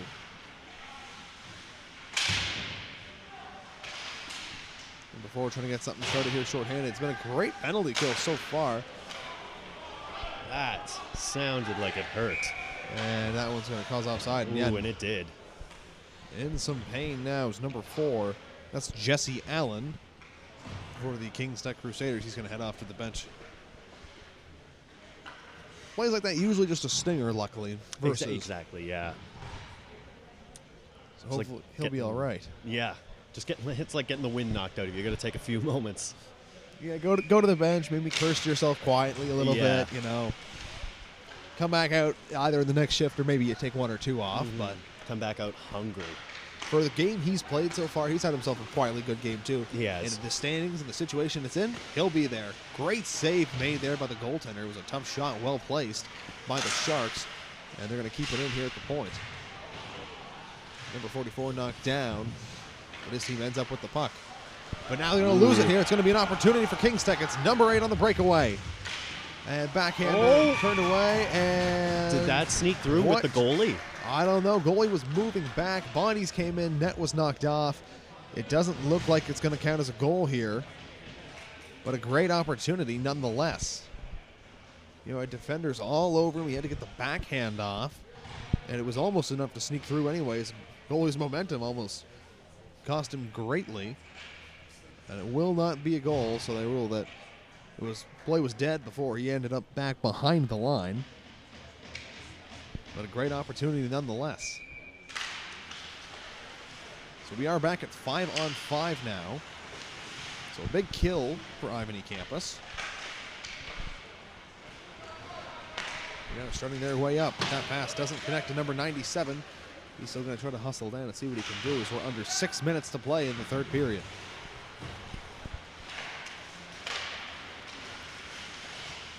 And now number 9 makes his way in. Shot wide of the net.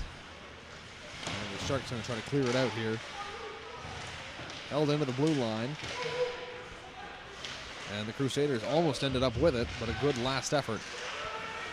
97, almost cleared out, but a good stick there on the offensive end.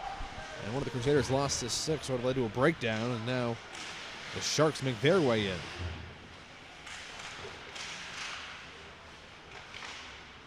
And that pass, not really to anyone. Number 19 going to pick it up now. Try to put it on, but it's blocked. That pass also going nowhere. Sharks take it up in the neutral zone. And that'll be sent in. Goalie will flick it up here, and now they're going to start up. Crusaders trying to get something going. That pass isn't going to connect. And no icing on the play. Ref waves it off. Goaltender thought there would be, and this time there's going to be. Pretty indisputable icing if I've ever seen one. Yeah. So no icing one way, leads to an icing another way. Bit of an unfortunate break for the Sharks, but so they still hold the 1-0 lead here in a crucial game. Winner of this game will be sent off to the finals here. So pressure starting to mount for both sides.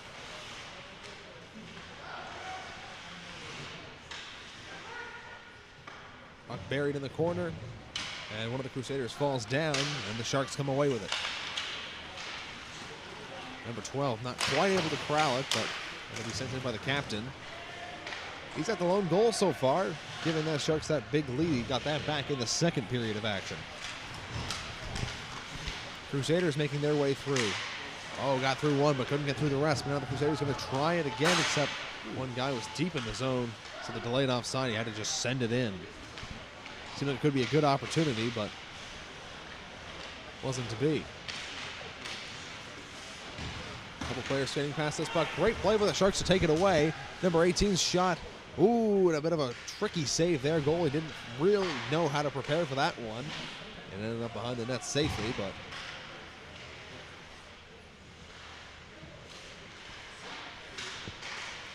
Kings Tech can't seem to get it out of their own end here. And finally they will. It'll roll out to neutral ice, but it'll remain a Sharks possession.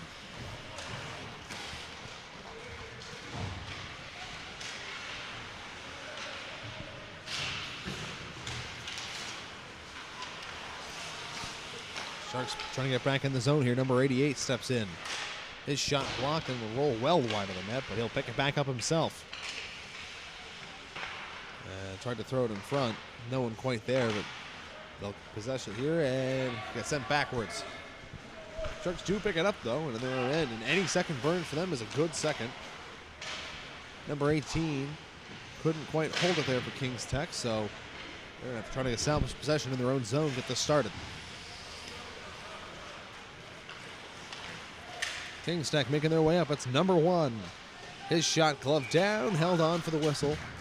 And with 2:15 to go, this will likely take us as our last time, but the time will keep running while the play isn't. And Kings Tech now, of course, they're going to need 2 goals here if they want to get into the championship.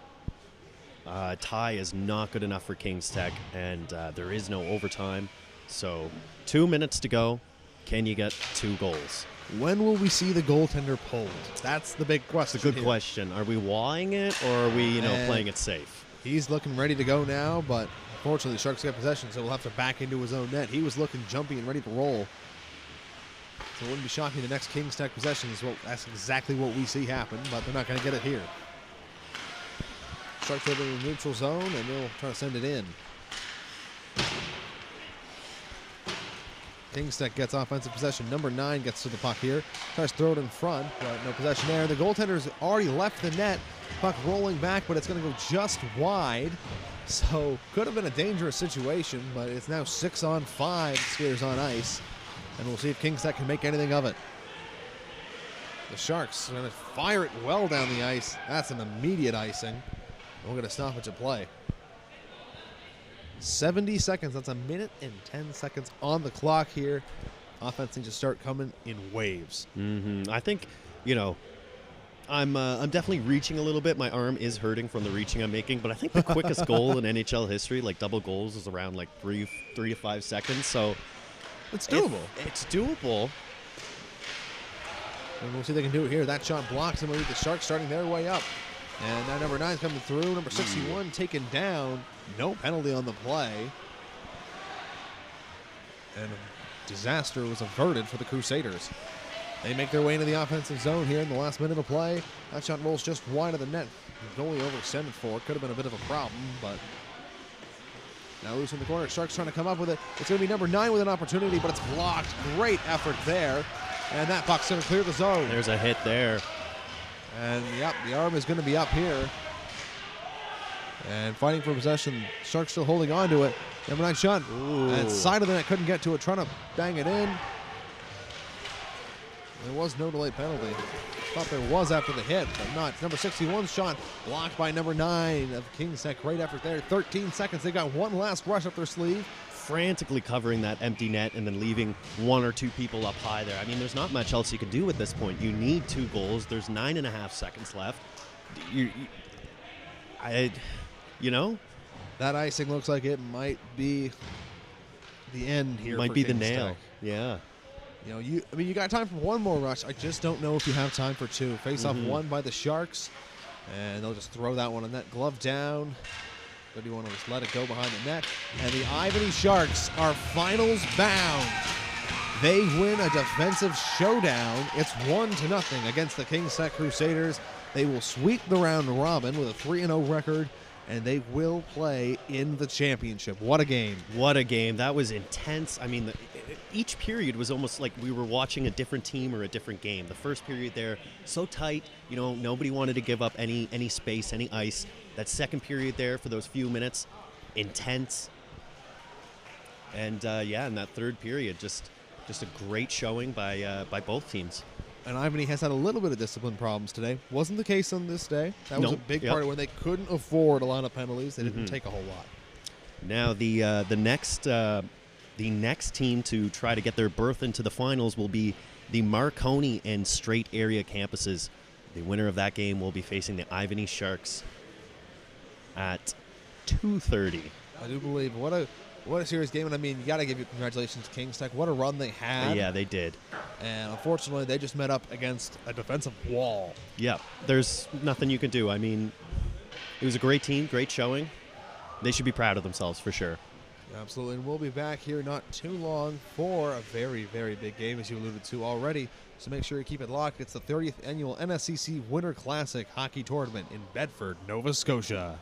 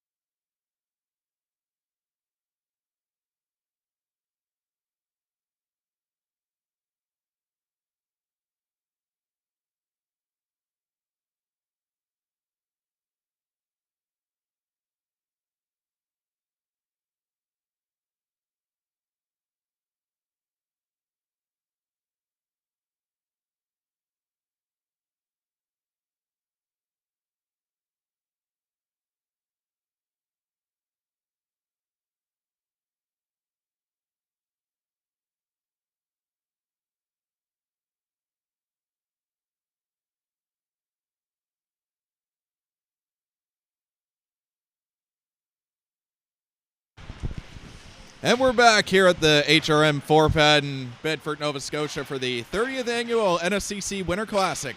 Game here between Straight and Marconi. Chris Tracy here with Ryan Pulsifer on my left. Ryan, what do we think of this game? Well, this is going to be an interesting game to watch, especially on Marconi's end. A lot of discipline problems in their last game. We're going to see if that comes back in this game, and that's going to be, I think, a key in how their special teams perform, because it was so big for them last time. Perfect. Big stakes in this game. Whoever wins this game will move on. If it results in a tie, due to goals against, it will go to Straight. It'll be interesting to see how that affects sort of play, and there's such an interest of like, all right, it's a tie game. Well, no, that doesn't really work for either team. It's going to be interesting to see how that affects. We could see like a tie game goaltender poll if things go the right way. It'll be interesting to see how they handle that. That's right. We've seen that in the World Juniors a few times when you have to win and get goals. Here comes Straight the other way. 27 shot. Fans on the shot. Goes around the net. Flips it in the air. Will go back for 12. 12 blocked there by 66. So it'll go around the corner back for 27. 27 up for 12. 24 on the right side. Fires on goal. Blocked there by Marconi, and they'll go the other way. 16. Tried to find 77. That was picked off by 12. 20. Skate through the neutral zone. Couple stick handle shot on goal. Goes wide of the Marconi goaltender. And it'll go back into the Marconi zone. 20. Pins his man up against the boards for 77. 77. Tried a little move there on 27, but no dice on the play. 16. Just lost it there. 7 will try and take it back, but it'll be flipped in by Marconi, and they'll dump and chase. 3 behind the net. Go back for 10. Up to the point. Picked off by Marconi. He'll be flipped back into the zone. 16 to chase. Little hit there, as we know. No body checks in this tournament. That was a close one, Ryan. Yeah, it's interesting. It seems like the leeway is basically don't knock someone down. A little bit of bump along the boards has, generally speaking, been left uncalled as long as it's a low level, just sort of slight displacement. But once you knock someone down, you're getting dinged no matter what. Yeah, I played rec league hockey growing up, and generally you can rub people up against the boards. You can, kind of not knock them off the puck, but you can force them away from the puck. But once you go down, it's kind of inevitable there'll be a call there. And that was something Marconi struggled with earlier. 16 shot on goal, saved by the Marconi goaltender. 27 will get it from the point, fired into the zone. 8 will chase after it.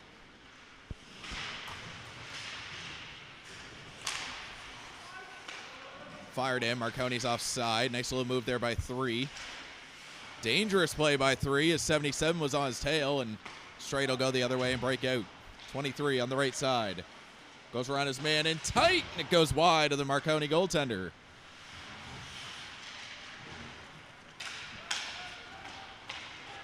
20 battling with 18. 20 gets there, waiting for someone to come. 20 protects the puck. Around the boards, in the corner with 7. His teammate 88 there to help out, and Straight will go the other way. 8. Little fall there by 2. Here comes 8. 8 on a break. Nice save there by the Marconi goaltender. Rebound goes right through the crease. What a chance there for Straight to open this scoring. 8 minutes to go in the first. We almost had our first goal of the game.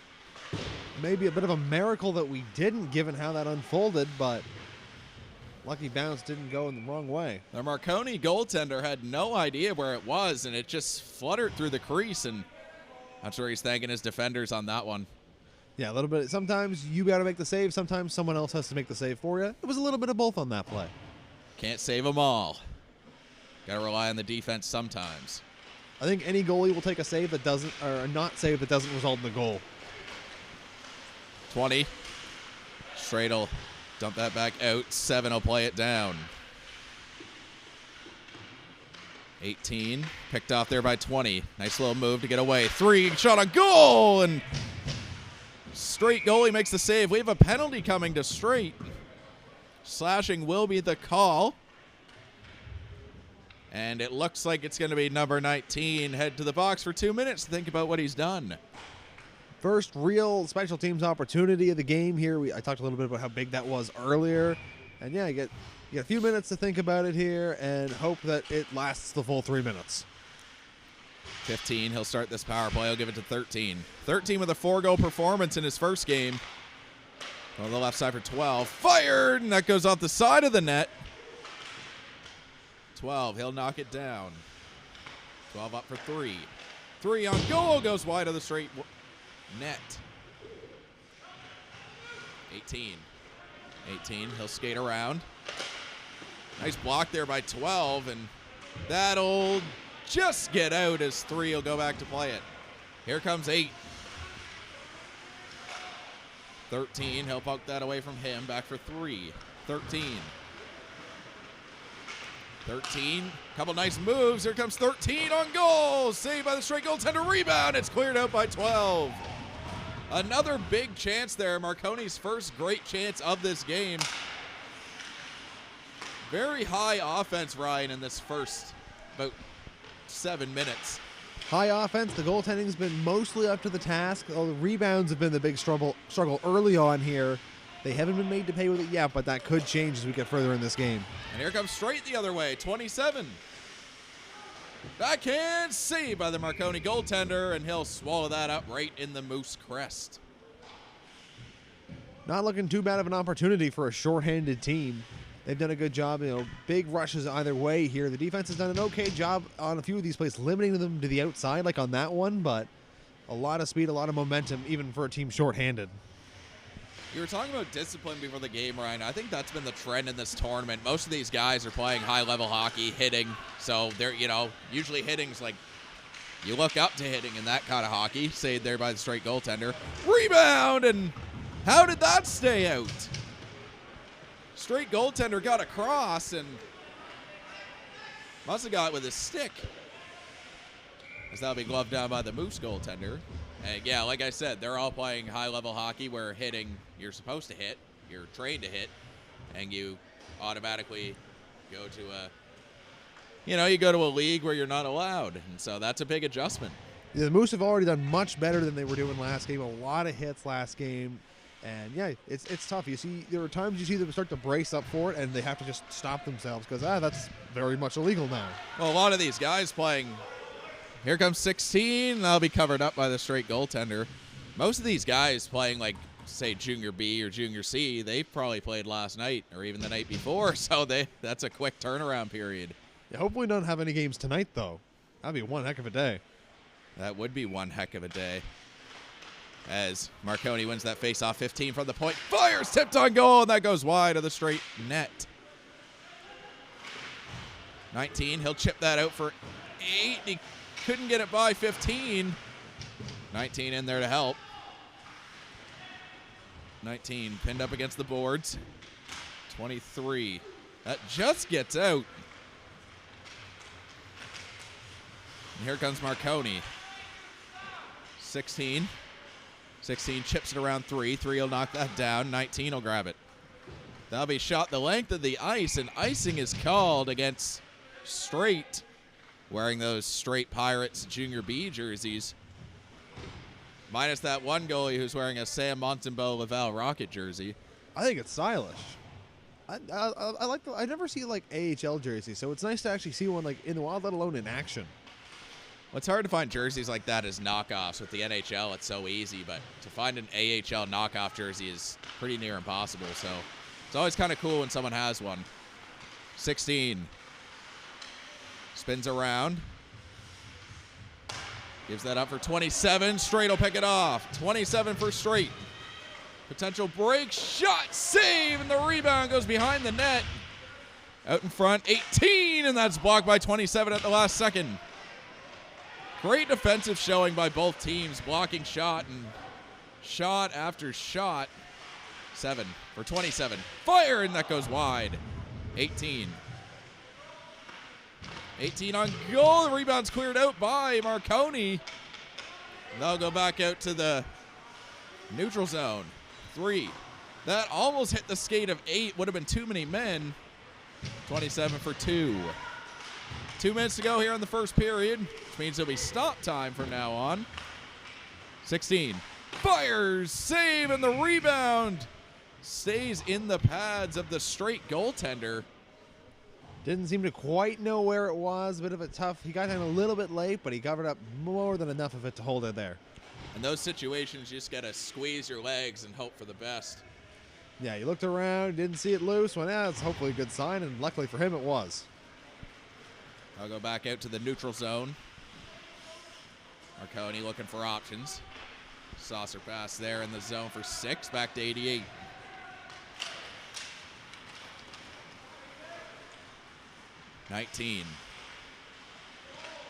Out in front, and that was intended for 20. 15 picked it off, and here comes 5. 5 rubbed out against the boards. Could have been a hit, I think. Got the stick up. 12. 12 cycles around. 6 will block that. From his knees, 15 almost made that play, and here comes 20. 20 with 88. 20 shot, scores! And the Marconi Moose strike first as 20 takes a shot on the 2-on-1. And we have our first goal of this game with 1:05 to go in the first. That's an unfortunate goal to give up. It all starts when 15 falls down. Puck happens to come out at the wrong time, and he almost gets enough to keep it in. Just not quite enough he needed. Led to the 2-on-1 the other way, and that's just a tough spot to put your goaltender. 20 rocking the Pepsi logo on their pants. So he's got to stand out, and now he has a goal to stand out with, too. Quite a bit of style in this tournament, actually. We mentioned the Laval Rocket jersey. I saw someone on, which team was that? I believe it was maybe Pictou. Maybe Pictou. They had a University of Michigan Pro Stock pants on, so that was kind of cool. Now, we were talking about the broadcast the last game. Great pads. Great pads between the goaltenders. Ivan Campus is looking real sharp. They're good-looking teams. We had a couple of fans just get booted from the boards. They got a standing ovation as they left, too. I guess the referees couldn't handle the heckling. It's been on all tournament long. We've been hearing some of it. I don't know why they would decide to boot him now then. 8. Up for 23. That was just offside as 8 got his skate back. Hey, well, I thought it was onside, but that's why I'm the play-by-play guy, Ryan. Yeah, it looked pretty good from up here, but usually an offside call comes down to a game of inches, and you have to just trust that the ref had a little bit better view than us. 8. He gets knocked down. No arm is up. 3. He'll take that back. 35 seconds to go in the first. 24. He'll dump that back in. 15. He'll chase after it. 8. 8 out in front. 23. And he couldn't hold that one. Dump back in for 8. 20 seconds to go. 8. Nice little move to get loose. 3. He'll take that back. 15 behind the net. 15 up for 88. 20 looking for a second of the game. 20 lost his footing there, pinned up against the boards by 17. 20. One last second, and 20 with 7 stick handles through the defender. Couldn't pull the trigger. They did their job. You got through them, but they clogged up too much. There really wasn't any chance for him to take. However, you can't score if you don't shoot. That's true. 100% of the shots you never take. We saw number 88 on Marconi on that first goal. He joined the 2-on-1. So speaking of 88, where's Patrick Kane going to get traded, Ryan? Ooh, good question. I don't think he is. You don't think he'll go? He still hasn't decided. New York doesn't really seem like they're looking to add guys. Toronto seems like they've had their guys. I don't know. Taves is staying too, which I think is an important part of this. I just don't think Kane gets traded. As a Leafs fan, obviously, I hope Patrick Kane goes to the Leafs. However, the 10.5 cap space, that's tough. And what are you going to pay, too? It's just, you could always ask. Well, it seems like Minnesota Wild love taking on contracts. Maybe they get them involved again. If you send Kerfoot in the deal too, might make the money make a little more sense. Here comes 13, and that's covered up by the straight goaltender. I say the Minnesota Wild because they took on most of Ryan O'Reilly's contract. And then yesterday you saw them take on Dmitry Orlov's contract in the trade to the Bruins. Yeah, a bit of a strange trade. The way it unfolded on Twitter was pretty weird. The initial break of it was totally wrong. I don't know if you saw that or not. What was the original break? They said it was Connor Clifton, Craig Smith, and another like fourth line player. They totally broke the wrong trade, and then they corrected it afterwards. Ended up just being a bunch of picks. Yeah, I was doing an interview at the time, actually. So I got to break that trade during the interview and then re-break it a few minutes later. I really like the Garnet Hathaway addition. He just seems like a perfect Bruins player. I was saying this to my buddy the other day who's a big Bruins fan. The way the Bruins play, chippy, gritty, he's all of that. Yeah, as a Penguins fan, I'm not happy to see him go. He does really fit that Bruins style. His offense is a little lower than usual than for the guys that they tend to bring in, but he's still a great fit. Here comes 12, and looked like he was hooked there by 18. No call on the play. Refs have let him play a good amount here so far. Well, Ryan, in a game like this that means, going to the finals, you don't want to be the reason that the game ends how it does. It's true, but you also don't want your missed call to be the reason why, too. It's a hard balance. It's why it's such a hard job, too. We saw that in the, I know we're here with hockey, but we saw that in the Super Bowl as well. Yes, we did. That final play. It's hard. There's a balance of like, do you call it? Do you not call it? I'm a fan of just call the game how the game is. If you take 10 penalties, then you deserve to take 10 penalties. You shouldn't change the amount of penalties that you call depending on the game. No. A penalty is a penalty no matter what game it is. 77 tried to break away. Stopped there by 24, the goaltender for straight. 19 on goal. That goes wide. 18 picks it back up. 18. He'll skate down the left side. 18. Tries to go around and still has the puck. 6 falls down. Out in front. 5. Save. Rebound. Whacks away. It stayed out, Ryan. What a save. Unbelievable. What a save as the Marconi goaltender laid down and waved his glove in hope, and it worked. Unbelievable individual effort to set that up in the first place, and then it seemed like there should have been 3 goals in that span. What a sequence. 8. He'll play that back. Marconi Moose in their own zone. 16, he'll chip that in. He'll go behind the net. 12 will go back to play it. 18 bobbles the puck, and he'll shoot it back up for 19. Here comes a chance. Fires off the crossbar. 77 with a chance to make it a 2-0 lead. He beats the goaltender, but not the iron. That might be one that haunts them later on in this game if they can't get one soon. 23. Almost knocked down by 16. Here comes 8. 8 with speed. Shot. Saved by the Marconi goaltender, and he'll cover that up with no rebound. Such a back-and-forth game. So many chances. Big turnover leads to what was so close to a huge goal for the Moose. And then they come right back down the other way, and a rush get another good chance on. This could be the biggest game of the tournament, Ryan. And they're playing like it. It was more of a defensive game that saw Ivany reach the championship, but it's the exact opposite here. This has been an offensive showdown so far, and I am here for it. 20. He tried to deke his way out of his own zone. Not something you want to see often. 88. 88. Fires. That goes wide. All the way around and out the zone. 23 the other way. 23 tried to pass it across. Didn't know there was nobody there. 88. He'll knock that down. He'll leave it there for his man. 7. Had 3 straight players on him. 24. The forward 24. There's the goalie's number 24 as well. 3. 3 gives it to the left side. 88. He'll pick that up. He'll go back for 20. 20 looking for his second of the game. 20. Hauled down. No call on that play. Wow, you talk about the no calls that can change a game. That was one right there. 15 from the point, shoots, save, rebound, and it goes wide. Someone's missing a glove. It looks like 88. Nice little flick move there to pick that up. I don't know if the camera caught that. That was kind of cool. I hope it did. That was a nice little move. That was his best move of the whole game.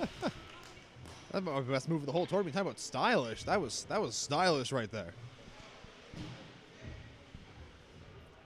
Speaking of style, I don't know what I think about the gray socks on gray jerseys. I'm not sure. I know it has to match, but I don't know if I like it. Yeah, I mean, I would like the more colorful option, you know. They're not bad. They get the job done for sure, but maybe you want a little bit more. Well, even gray with some stripes. Yeah, you got like the little white on the underarms, but the white's just too similar to the gray, I think, you know. Even like a black. Well, I see 13 has the gray socks, a little darker gray, but the black stripes. The black stripes do make a difference because, like, the white stripes, you barely tell they're here. 100%. 15. Trying to find 5. He shot a little too far. 6 will go back. 15. He'll pick up that turnover. 15 shot, and that's blocked by 19. 12. He'll fire that across for 13, and icing's called. No hybrid icing in NSCC hockey. No, unfortunately, they might have been able to beat it back if it was, but not in this case. No good for them. Like I said, 13's been dangerous this tournament. Had 4-goal game in his first game. Feels like he's a little due in this one, but it feels like that whole team's due for one. Well, you saw that crossbar hit by 77, and just a wicked shot. Easily would have beat the goaltender. Here comes 13, and that's knocked off the stick. They're offside. They'll have to tag up. 13 will get it back.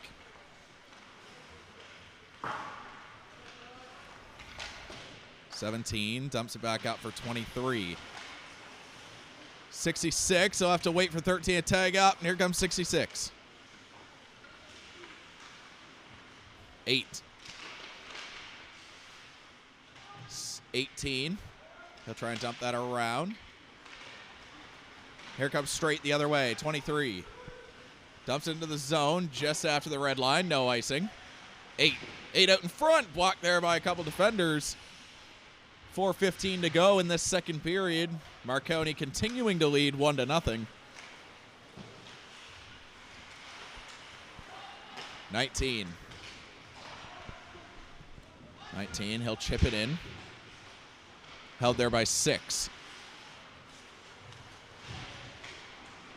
23 out in front. What a save by the Marconi goaltender on 27.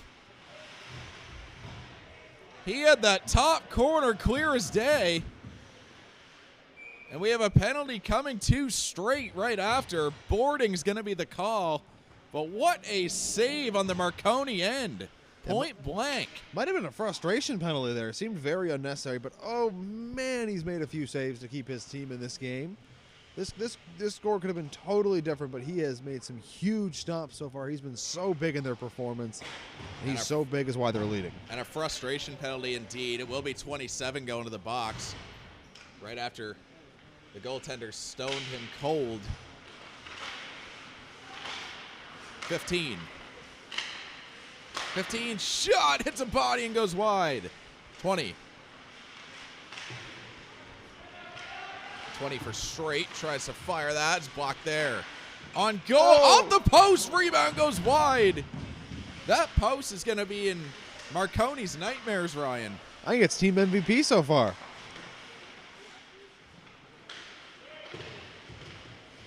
$12. He'll get that out. He'll go 3. 3 tried to get that around 20, but he won't, and they'll dump it down. 2:24 to go.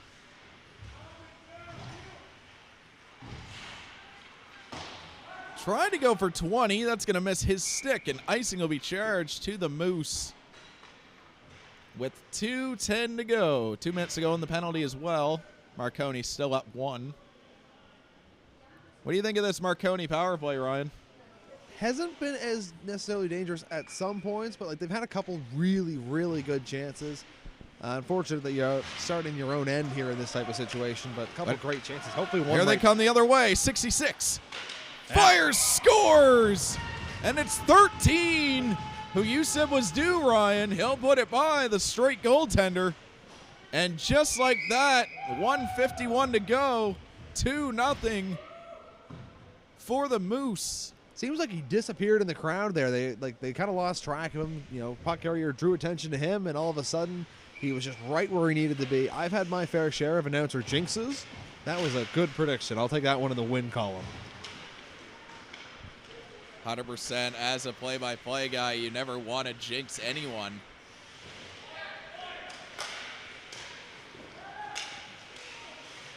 Knocked down by 10, save, rebound, that goes wide.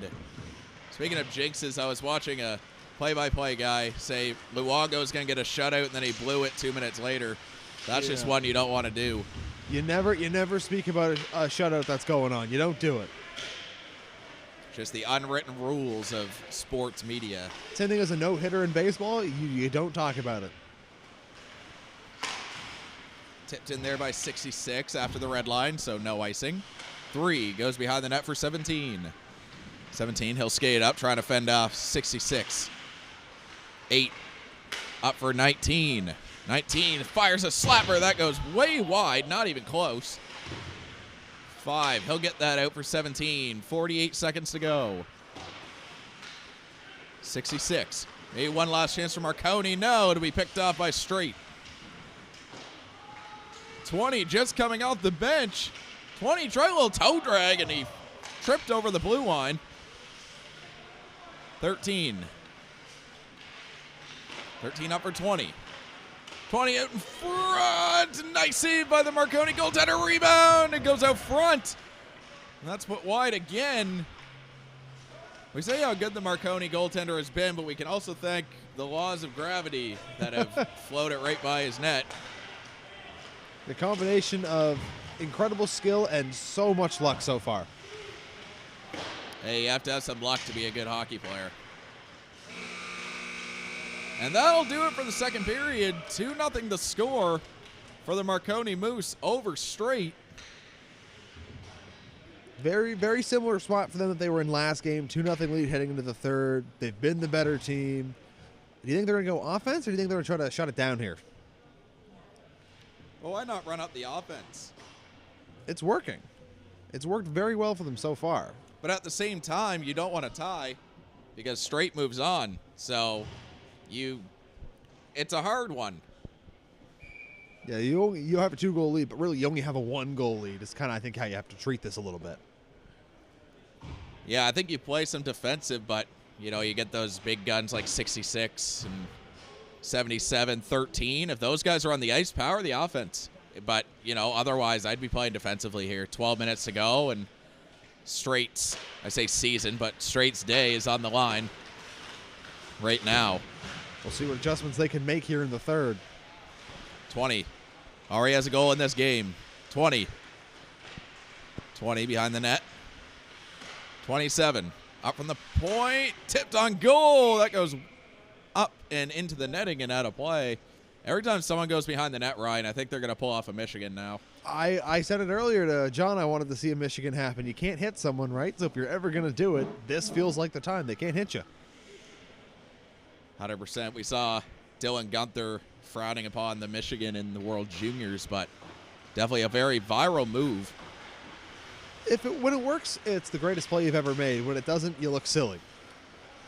Now, if I'm Marconi, I don't try a Michigan right now. If I'm up by 4 or 5 goals, that's different. But when Kings Tech was up 7-1 on Akerley, they were trying some Michigans, or at least faking it.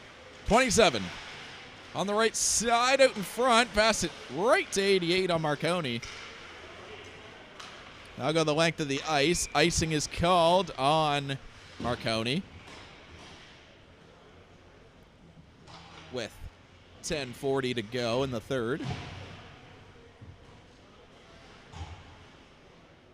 So the winner of this game will play the Ivany Sharks in the finals at 2:45. Right here at Rink D. from the HRM 4-pad. Once again, I'm Chris Tracy with Ryan Pulsifer to my left. We've been treated to one heck of a day so far. All different types of hockey, too.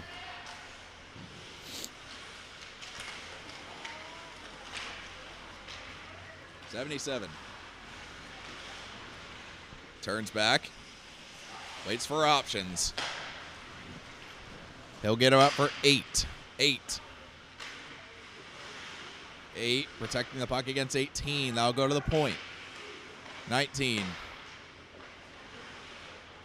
On the sidewall, 16. He'll fire down for 77. Out back to 16, out of his reach, so he'll go to 18. 16. Over 8, hops over his stick. 6. On goal, save, rebound. Not covered yet. Goes back out to the point. 6. 19. 19 behind the net for 77. Out for 8. Back for 6. 6 on goal. Pushed out in front with 16. No call on the play. And 16 giving some words to the referee there as he said, hey, I thought this was hitting hockey. Couple choice words from some of the players down on the ice. I don't think we caught that on the stream, but I hope not. I'm sure it was very polite, though. I'm sure he said, great move. Well done, and you're very handsome. 16. 16 makes some space and one too many moves. I've noticed that in this tournament too, Ryan. They like making multiple moves. Yeah, they're trying to create time and space. They seem to think they can, but Simple hockey doesn't exist in this tournament. no, that's not exciting enough. Gotta give us something to talk about. 19. 19 lost the puck. Had no idea where it was. 18. 77 for Marconi. Out in front, that goes wide of the Marconi goaltender, and Marconi will go the other way. 8 minutes to go in this third period. 2-0 for the Marconi Moose. 16. 16 behind the net. Tried to play it out front. No one was there. 18. 18. He'll hold onto that puck and wait for a pass option. He'll go right out front. Scores! A very, very, very poor pass choice. And it's 3-0 Marconi. Defensive zone breakdown at a time where you couldn't afford it. I don't know what the plan was there entirely. I don't think I saw what he was seeing, but just a breakdown and a little bit of a weaker shot in front of the net. I think goalie might have expected him to get a little more on it, but that worked to their favor and they got it through. What could be the final nail in the coffin. Never, ever, ever throw the puck in front of your goaltender. Especially there was 3 guys in the offensive zone. 3. Goes around the net. Fires it up. Up for 66. That's poked away.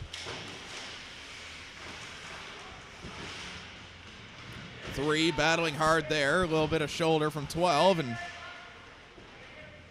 12 pushing and shoving with 3. 66 couldn't get it out. 15.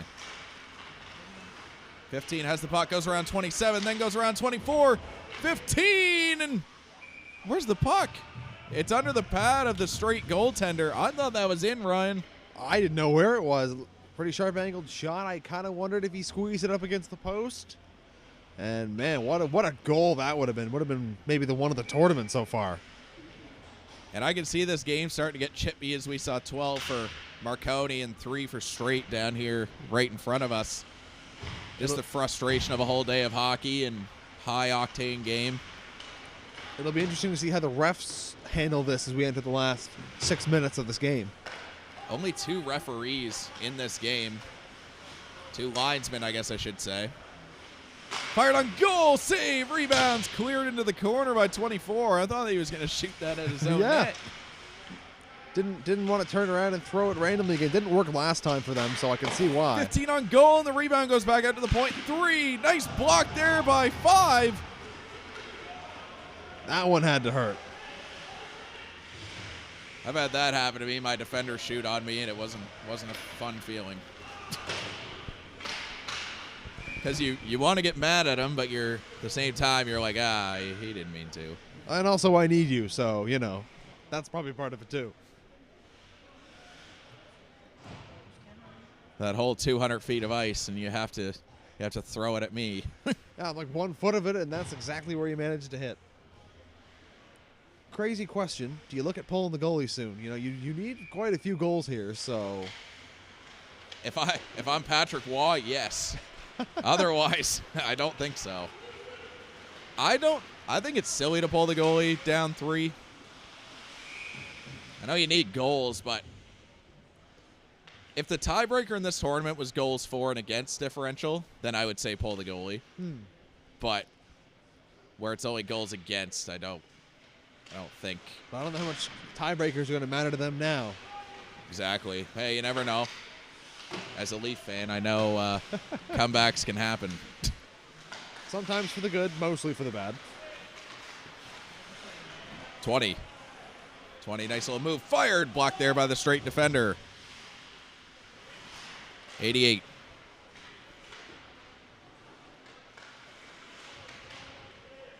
$20, nice little move. That'll be poked away. 19, he'll have to hustle if he wants to get there. 2 will get there first. He'll do a little reverse spin thing, and nice little move there by number 8. His jersey says Martin Marietta. I don't know if that's his name. 8 fires, goes wide of the goal. I didn't know my voice could get that high, Brian. You learn new things under the stress of a live game, That was a pretty little move.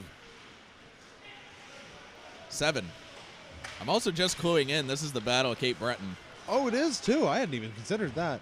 That probably explains all the extra intensity and little shots we've seen. 16. Marconi, based in the Sydney area. Here comes straight. 27. 27, fire, save, rebounds, covered up with 3:10 to go. 27 has probably 4 chances in this game. Could have easily had 1 with that miraculous save by the Marconi goaltender. Yeah, it feels like we've kind of gotten talking about the offensive production for Marconi. We cannot forget how good he's been in nets. He's probably saved 3 to 5 sure goals. This game would be so much different had he not had the game he's had. 27, he'll chip that around. 9, he'll try and fire it out. 18 will get there. 9, tips it beyond the net. 23, nice pass, and 27 couldn't finish once again.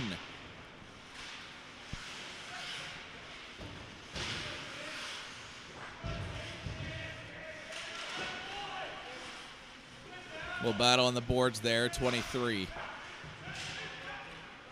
Get that out, and 16 try to pick that off, and as that goes in the air, 8 will knock that down. We have looks like a hand pass. Face-off should be inside. Nope, it's going to be outside the Marconi zone with 2 minutes to go, which means stop time for the rest of this game. 12. Little slash there from 16. You can hear that through the whole rink. Here comes 77. Over 8, and that goes through the crease. Didn't get all of that pass, Ryan. I think that might have been a goal if it got through. Yeah, just good defensive play. Limited what was there. Made him have to make a perfect pass, and he wasn't quite able to. 23. Straight will have to get something going here soon if they want a chance to win this game. 12, couldn't hold that in. Here comes 16. 12 got there first. I'll go in the air into the boards. 8, he'll dump that down for 16. 1:17 to go in the third period. Marconi up 3-0.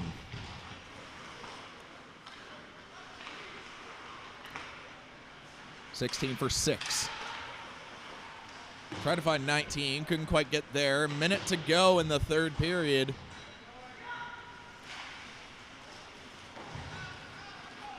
$12 drops it out in front, and he just missed that with his stick. 10 will get it back for 15. 15. Knocked out the puck there by 12, and 66. 66 potential break. Nice little toe drag shot, and the straight goaltender makes the save. 25 seconds to go.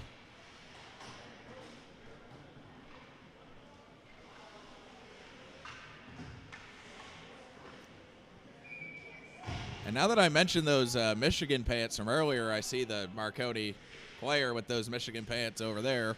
Oh. So the fashion conversation is able to continue. I guess so. Must have been out for this game, I would say. 20. This clock will wind down. 16 seconds to go. 7. 10 seconds. 7, not even caring at this point. Just kind of looked at the clock and said, I'm done with this.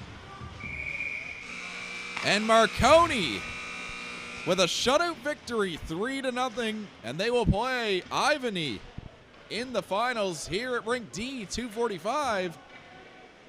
And I think you were right, Ryan. Discipline was the factor. It felt like a almost perfect game from there. The goaltending was on point.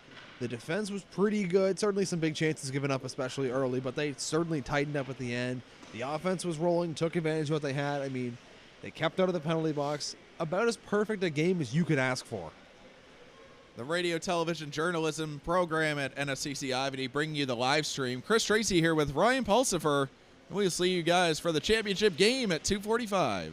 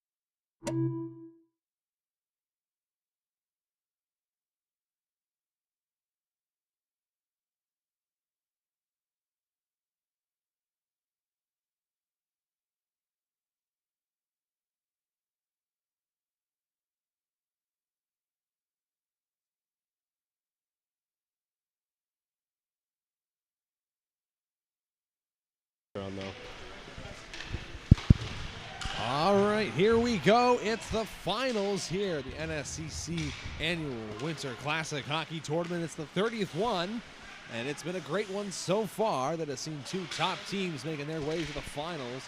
The Ivany Sharks currently have possession of the puck with a good shot there, but it's kicked away by the pad. Of course, they're facing off against the Marconi Moose.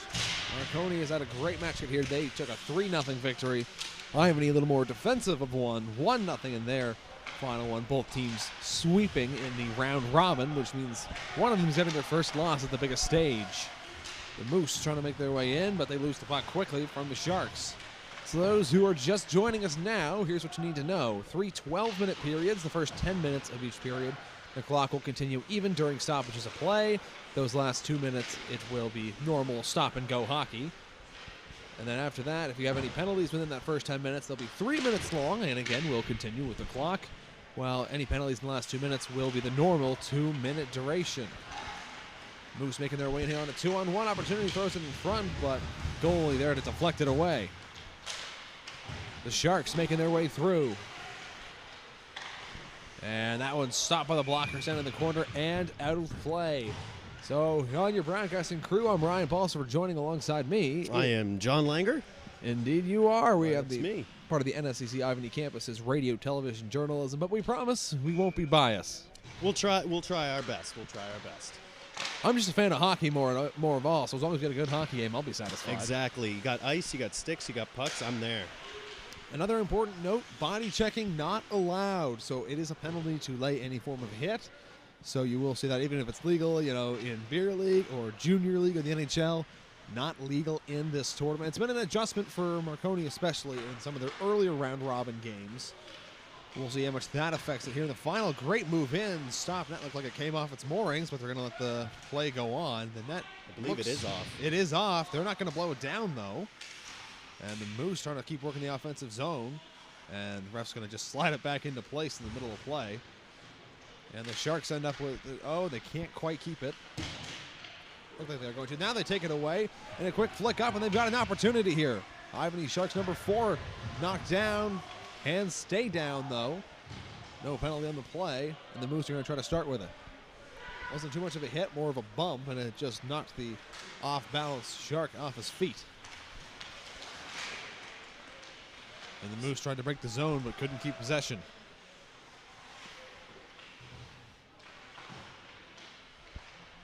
Now the Moose end up with it. Tried to make a toe drag, but couldn't quite. It was poked away. And now an opportunity for the Sharks. It's going to be a 2-on-2 as they enter the zone 14.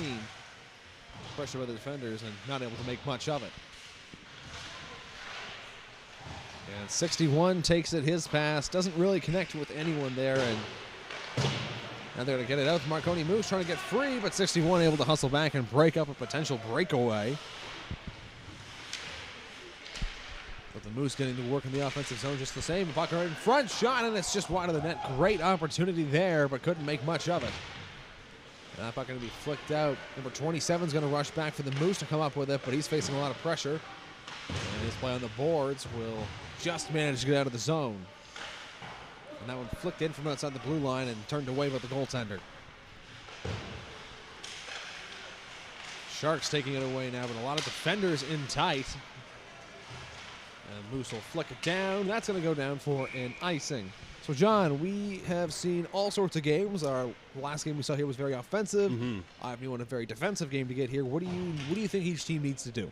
I think just keep those goaltenders what they've been doing. Like you said, we've seen offense from Ivany. First game of the tournament, 7-0 win over Akerley. Marconi and Ivany both coming in with shutouts to this game. So I think as long as those goalies stay tall and Marconi keeps those special teams going the way they were in that last game, then I think it's going to be a very, very tight game.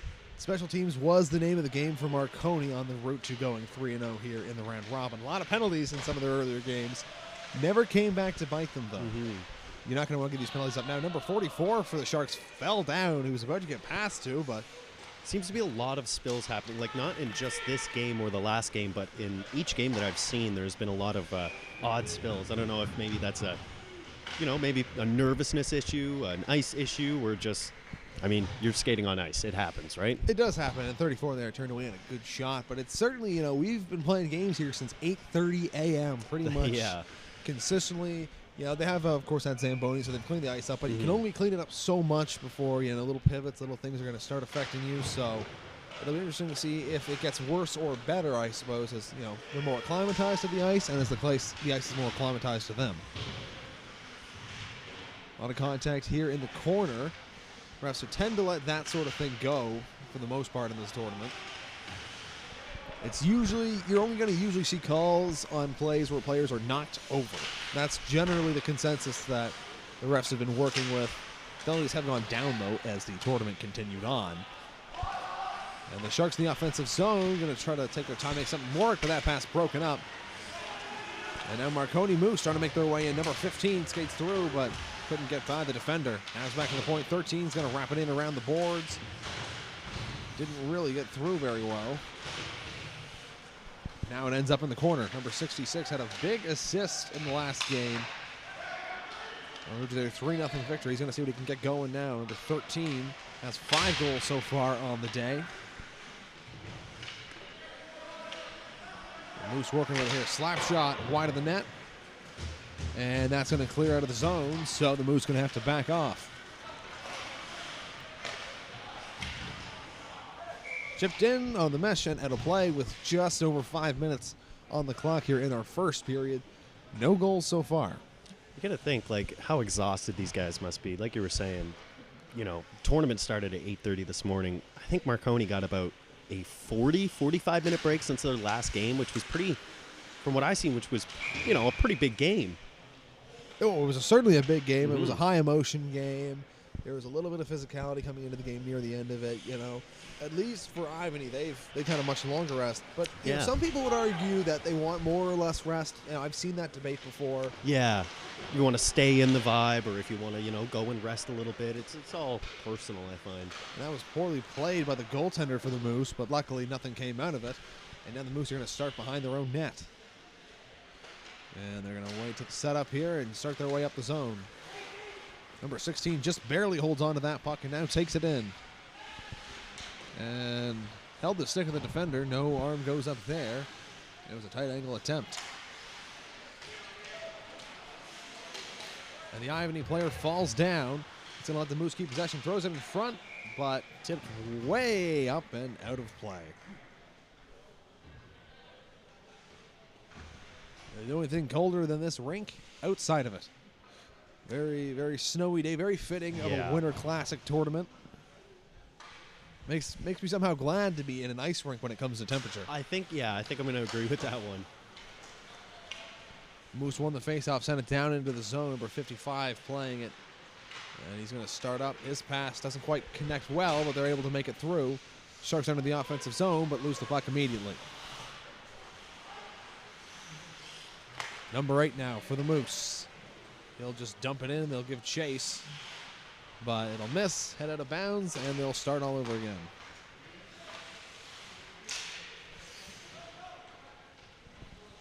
And stopped by the goaltender behind his own net, but a little bit of a dangerous spot. Forecheckers almost took the puck away, got a chance, but now the Sharks breaking out. It's 88 from the pass of 91. He stops, puts it on off the post. How did that one not go through? Wow. Marconi had a few chances saved by the post in the last game. That luck continuing in this one. There's the goalie giving the thanks and tapping his post. Thank you for bailing me out. As he should, man. That was a heck of a shot. And he did everything right except for one small little detail in that shot. Easily covered up, and we'll get the whistle here. 2.5 minutes to go here in the first period. So we are almost at stop-and-go time. Ivany seems to find their footing a little faster than the last game we were watching. It took them about halfway through the second period, I think, to kind of get everything going and find a comfortable position in the game, right? Yeah, on an offensive front. Defensively, they've kind of had some of the same tendencies that they did last time. This one now to the point, 44 fans. Keeps possession, but he's got a couple defenders draped all over him.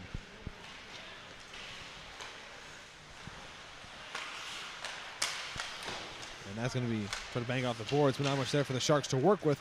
Nice move by number 15 to get in. His slap shot well wide of the net, though.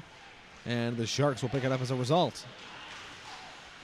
And a good attempt there to reach number 4, but it was just a little bit of an awkward play. He drops off for 97. His shot easily turned away, deflected into the corner.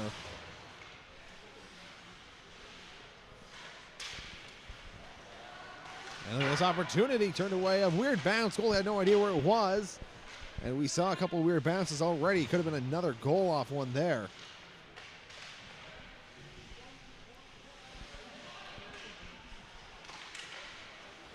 Now to the point, number 19 shot deflected in front. Rebound opportunity. Oh, wow. How did that one not go in?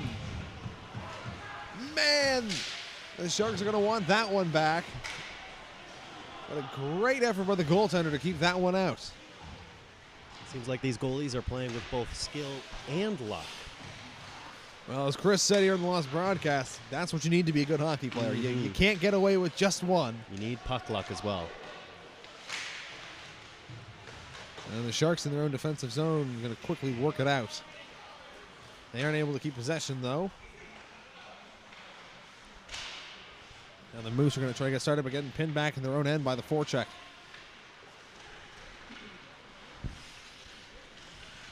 Moose have it now, and they're going to start up in the neutral zone. That pass a little off, but now 66 ends up with it. And slap shot fanned on by number 12.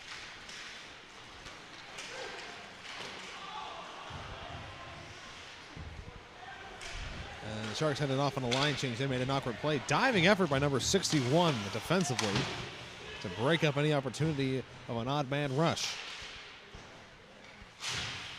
That forecheck for the Sharks has looked pretty good so far. And that'll be all she wrote for the first period of action. Yet again, for the Ivanhoe Sharks, a familiar situation, no goals. What did you like about it for both teams? I like they're getting shots in. You know, they're getting set up. They're getting in. I mean, you mentioned that the defense was a little, which we've seen. The last game we were watching with Ivanhoe, there was a couple turnovers that were a little. Marconi has been fast. They've been skillful. Their goalie has been, like we were saying, lucky and talented. And I think just overall, that is everything about it is my favorite part. I love the pressure and I love the 0-0 ties. How about you? Well, I think Marconi's a little lucky. They are. They could be down 2-0 in this game pretty easy. Some great efforts from their goaltender. I haven't really seen a chance for them that I thought was overly dangerous in that period. Not yet, no. You know, that went to Ivanhoe. I mean, there was probably 5 or 6, grade A scoring chances for the Sharks. But it comes down to you have to start finishing them. Exactly. You can't do anything half-butted. You have to do everything to a T and fully 110%, right? No, they need a little bit of that puck luck that we talked about to go their way as the second period is now underway.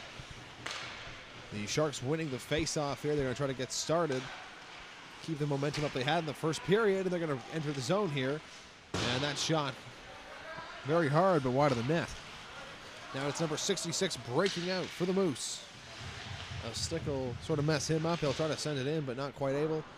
And out of play, hits the roof after bouncing off the bench. So that's certainly one way to get a stoppage. It was a rafter shot, yeah. You don't see that very often. That's more of like a baseball thing, I guess. He was hitting dingers, right? If you have a dome, but yeah, you're not usually home runs in hockey. Moose win the faceoff. That shot blocked.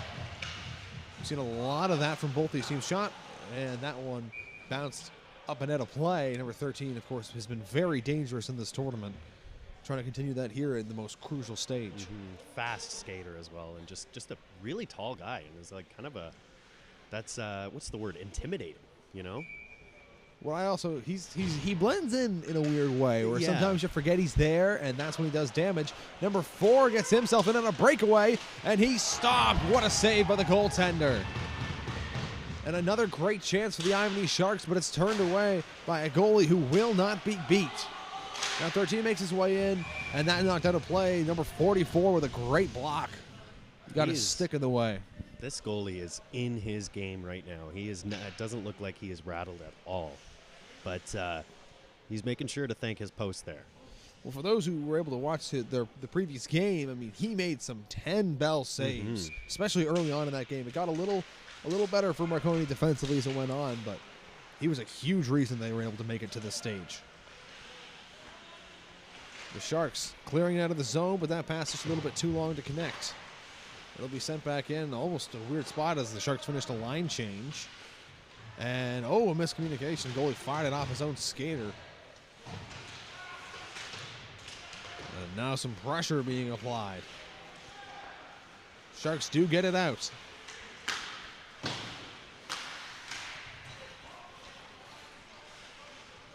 And now the Moose starting behind their own net. Number 15 bounced off the boards for number 3. And he'll start forward. He fell down, turned it over, and now the Sharks are going to get to work in the offensive zone. Number 4 has had himself a good offensive game so far, but he's stripped of the puck this time. Clears out. And number 77 pulled it away. Great effort. He gets free. And he scores. That might be the best individual effort we've seen so far. That was a beautiful finish there. And a little bit of luck there, too. He almost lost it. He almost lost it 3 or 4 times. He always managed to pull it back in. It looked like it might have been number 16 who got the final touch in to put it in the net. And just like that, a game that felt like it was all in favor of the Ivany Sharks. Well, the scoreboard doesn't reflect that right now. It's now 1-0 with 8 minutes and 40 seconds left to go. And the Sharks trying to get some forechecking going here. They try to flick it up, and they flicked it too high, and it's out of play.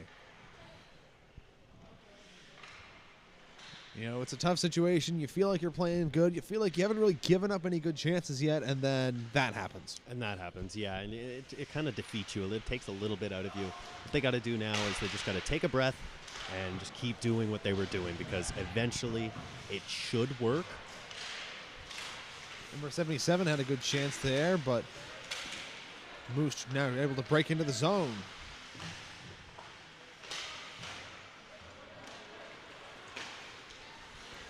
And the pass for 97 doesn't quite connect. Moose starting up with it. Moving out of their own end through the neutral zone. 15 carries it into the offensive zone. He's going to cut around the net. Try to get a pass off, but there was a body there. Now the Sharks making their way up.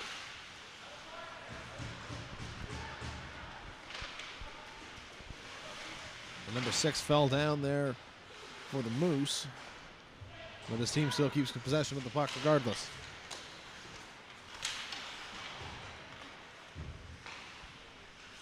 Moose taking their time here trying to figure out a hole in the Sharks defense, and they almost did, but the puck skipped over 88's stick. A bit of an awkward carry, and the two Sharks kind of in each other's space there, really limited what they could do. Sharks do have it in their own defensive end now, and they're going to try to start again.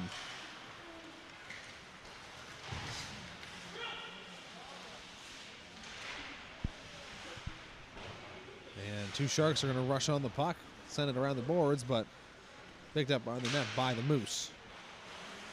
Moose turn it over now. Sharks have an opportunity. Shot fanned on, but he's going to keep it. Diving effort, try to keep it in, and he's not going to be able to. It'll clear the zone.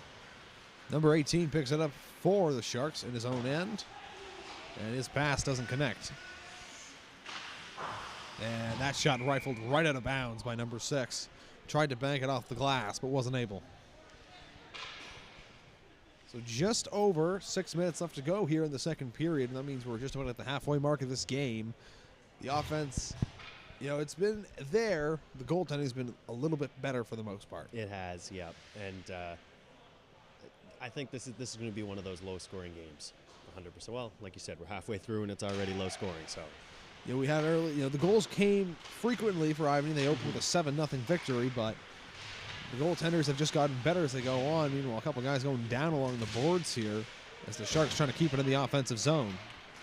They won't manage. Sharks starting up in the neutral zone again.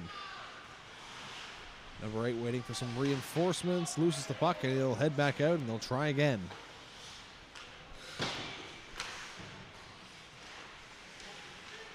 Number 4 now with it. He's had a few chances already. He gets in. His shot stick blocked it. Didn't let it get off, and it goes over the net, and now they're going to blow it dead. So the net comes off. This time they choose to blow it dead.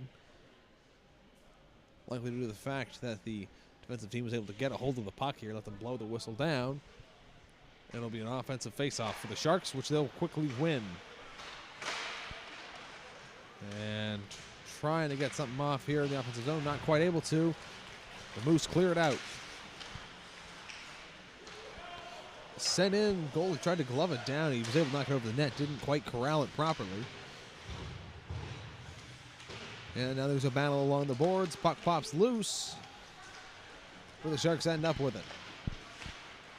Trying to start something here, but that pass didn't connect. And that sticks. Caused 61 to stumble, but he kept his footing. Got the puck into the zone, and that pass misses.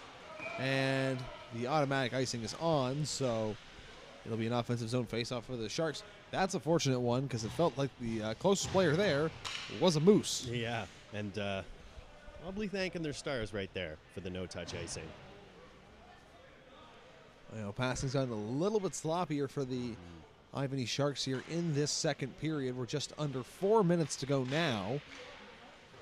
And we'll see what they can do here to try to right this wrong. They're going to be stripped with the puck, and it's going to be a breakaway.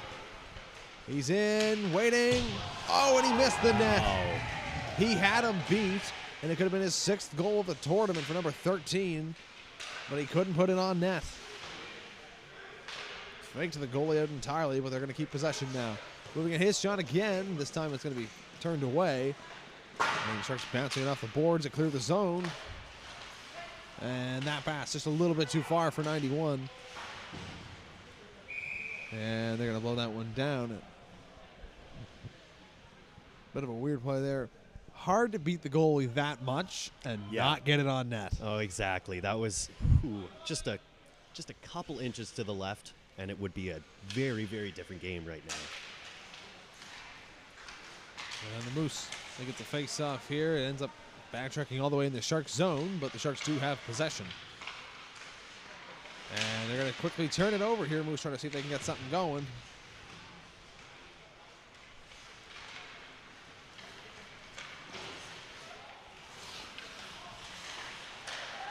Number 13 with it, and he'll just flick it in as he heads off for a change. And so the Sharks in their own end trying to get something going. No one there in the pass, but number 9 going to try to get there first. He won't quite manage. Sent back down and blown dead.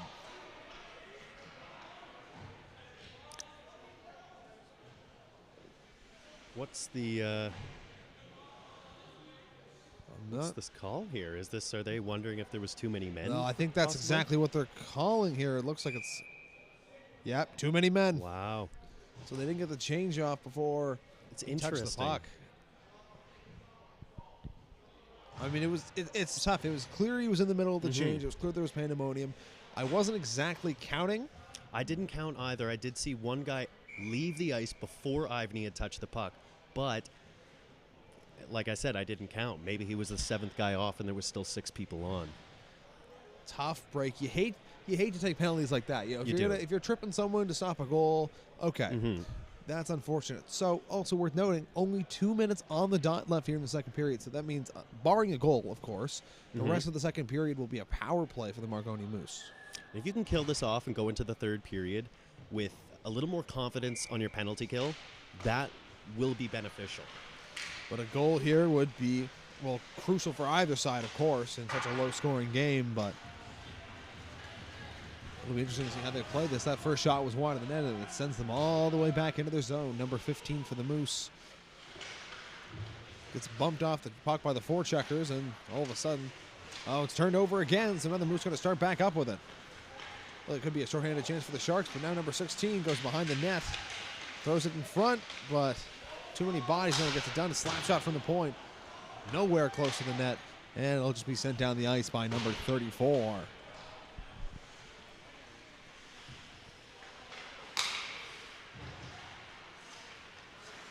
the Moose making their way up with it, number 15. Around the net. He's going to look around, throws it in front for 16, and that shot is over the net. And oh, what a diving effort there to try to keep it in the zone. It didn't last long, but that was an incredible, I guess, pounce, for lack of a better word. Sharks got it back down the ice here. 50 seconds to go in the penalty and the period.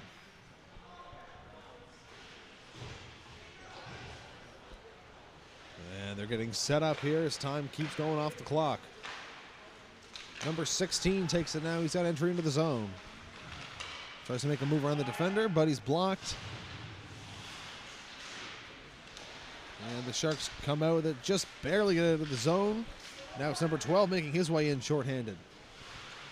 Turning, trying to make a move around. Defender falls down. He gets through one, but he can't get through the other. And one last rush here for the Moose. Number 77 steps in. That shot turned away with a blocker. And it'll bounce behind the net. And that one will just manage to clear the zone. And that will do it for the second period of play. So, bit closer of a period in terms of defensive, a little more stern, but a crucial goal. And Marconi has a 1-0 lead. That's huge for them. If their goalie keeps playing the way he is, and those posts keep playing the way that they're playing, then yeah, Ivany's going to have to do something really quick here. We've talked about it a lot. You know, you don't have a whole lot of time in these intermissions. You don't have a whole lot of time. You know, you can't go back to the locker room, draw out a game plan, give it 10 minutes, screaming and passion speech. Not really an option. No. You've got, you know, probably a minute or two, really, between the time puck drop happens and the final buzzer. There's been a lot of adjustments we've seen. Coaches have made adjustments in that time.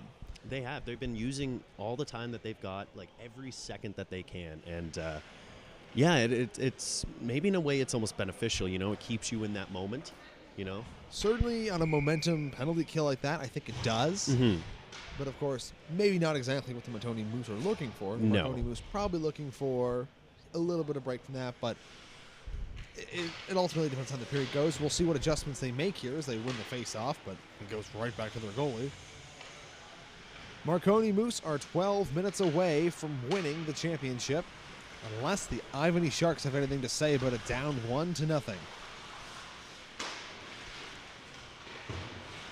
Of course, you're here with the radio television journalism program, part of NSCC Ivany campus. The least biased contest crew we can be. Yeah. Opportunity there for the Sharks. Couldn't make too much of it. Defender tried to push him from the point to keep it in, but wasn't quite able, so the Moose have it out now, but they'll cough the puck up. And banged off the boards by 61, but that's turned over, but it's going to be given right back. Number 8's got a lot of room. He's moving in, got 14 with him. He finds number 14, whose shot is turned away.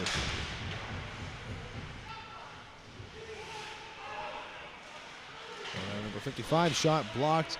That's like a little bit of a shot as it happens. A little bit of a hit there, but no call. Now number 13 makes his way in. And that shot stopped and goes around the side of the net.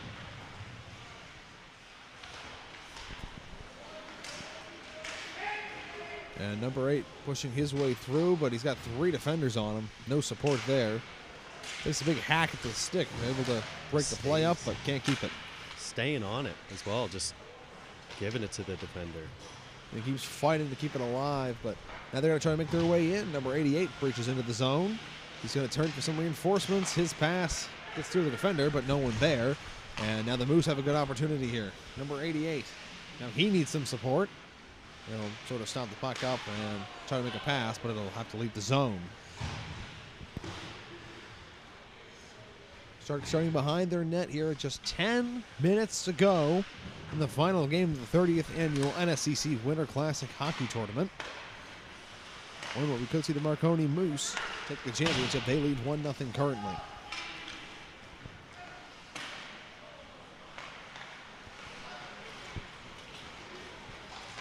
And number 91 breaches the zone now. Backhand shot turned away. It'll trickle wide of the net afterwards. Now number 34 with it. His shot stopped. Rebound missed. And it'll allow the Moose to pick it up. Now number 88's shot turned away by the goaltender. Great save there. And a much needed one to keep his team in this.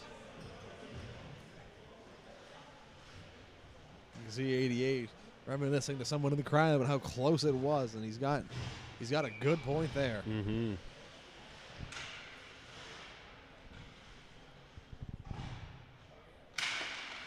The Sharks win the faceoff.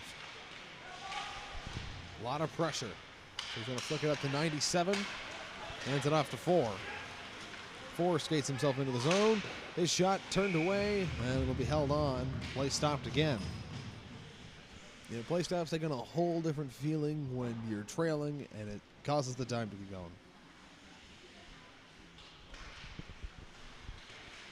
And face-off. Shot goes over the net.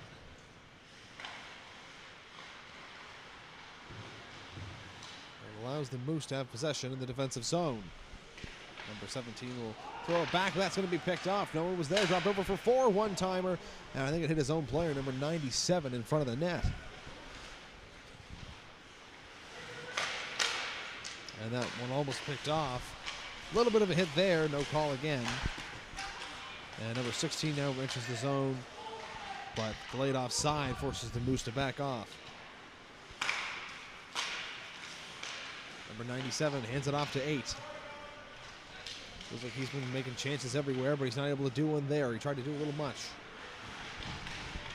And number 4, a couple Ivany players taking each other down. It's 4 and 8. Both collided, and now he's going to have the Moose the other way. And try to do a give and go, but couldn't quite make it work. Oh, and that one could have worked, but the pass too far for number 12. He goes, whatever. Lets it go down for an ice, and you can't beat it when it's a no-touch ice. Exactly, and it's best to just cut the Jets there, go back, get set for the face-off, and take as many breaths as you can. Bit of a disaster play there for Ivany, as far as you collide with your own player, you ice the puck afterwards. They're just lucky it didn't end up in the back of their net. Very lucky that pass wasn't on the tape, because if it was, that was going to be a really deadly chance. They able to push into the offensive zone, but they're not able to have possession while they do it. Moose jump up the other way. It's number 12. He tried to do a little behind the back pass to 66, but he wasn't ready for it. And 66 with it behind the net. Throws up in front, turned away, number 12 from a top scoring area. Well, they shut the door. And now that shot over the net. The Moose keep it in.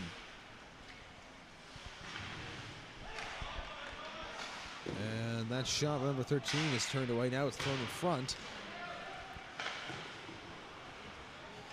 So sustained offensive zone time for the Moose, always a good thing, especially when you're trying to defend a lead. And one Shark fell down. Moose keep possession, 13 going around the net.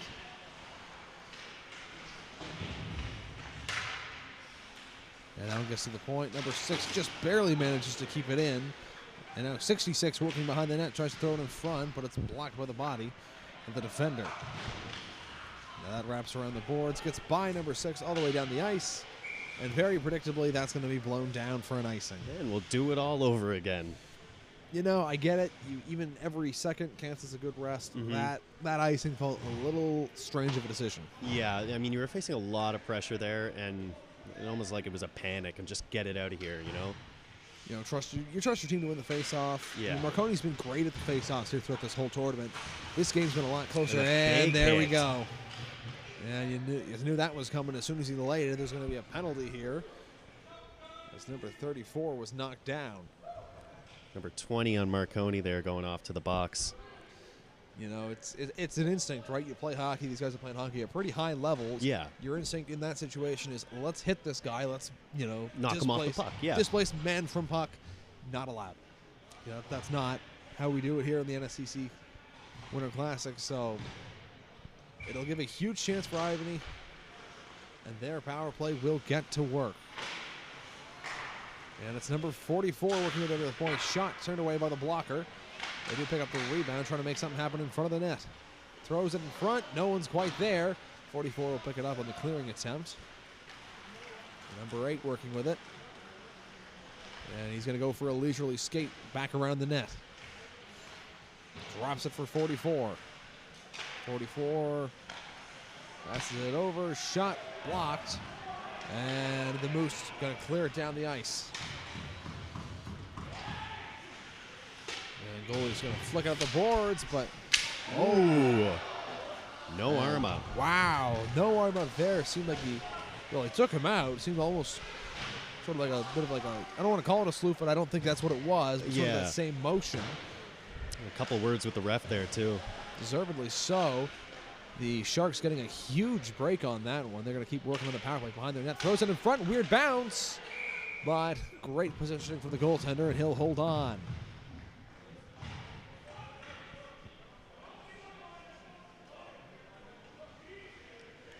Hasn't been a super strong power play so far with 5:32 left to go here in the final frame. Hasn't really been the opportunities that I think the Sharks were expecting to get here, but there's still time. 4 gets the face-up, hands it to 55. That's it to his defense partner. Shot on. Trickled through everyone, just wide of the net. Wasn't the hardest slap shot you've seen, but it doesn't have to be. Sharks keeping possession. As Wyatt Earp once said, speed is good, but accuracy is everything. And this is going to be an opportunity for Marconi. Number 77 with it. Got there a little later than he wanted to. He's got defenders all over him. And he sent it to the boards, and there you go. Same spot as before, and it's going to be number 88. I mean, he just took him right off his feet. That was a Mack truck. That looked like it really, really hurt. I mean, you hate to be on the receiving ends of those. That I remember getting demolished open ice once. It's never fun, ever. In this case, I'll draw that penalty. I'll draw the penalty, but yeah, in that split second, oof. And, you know, a little bit of resistance to the ref, but ultimately not very much. Exactly. Kind of hard to argue. The Sharks have taken it up anyway here. They do miss out on a huge opportunity on the power play, but number 12 cuts in, tight angle. His shot stopped. A stick from the defender flies away, and it's going to be covered up by the goaltender. The stick must have been from the aviation campus. It just kind of tried to take off there. Well, it might need a little more schooling because it came back down. It did, yeah. It's progress, though. You know, that's something. Yeah, exactly.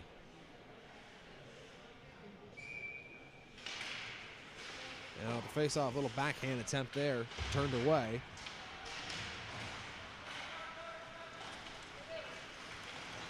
And now the Moose cleared his own, but not for very long. A bit of a weird play by the Sharks, and they're going to turn possession over. And the Moose now officially on the power play, having the offensive zone. Pass along the defense, and that shot gloved down. Wow. Nice little play there. And getting some love here from the crowd at the BMO Center in Bedford, Nova Scotia. 4:20 here on the board with 1:20 left to go on the penalty to the Ivany campus. They need a big kill here, and they need offense the other way as soon as they can. Maybe even at the same time if they're lucky.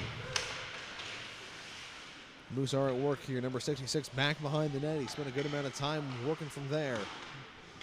They'll hand it off to the point. Number 15 shot goes wide of the net. And 66 with it again. Tries to throw it from a tight angle. It'll be covered up, and we'll get another whistle.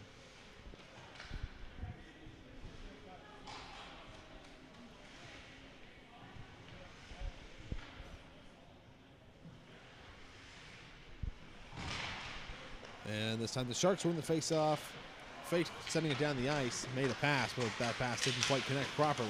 A lot of stick checking. Wow. Well, I mean, you can't physically hit someone, right? So you get your stick involved, you try to disrupt the puck, disrupt the player. It's become so much more important. Interestingly enough, it hasn't really resulted in a whole lot of tripping penalties, which was something you would almost expect a little bit, which I'm sure I have now just jinxed. Yeah. I thought I've said it on air. The little commentator's curse. And look at the shot. Ooh, Scores! wow. What a setup.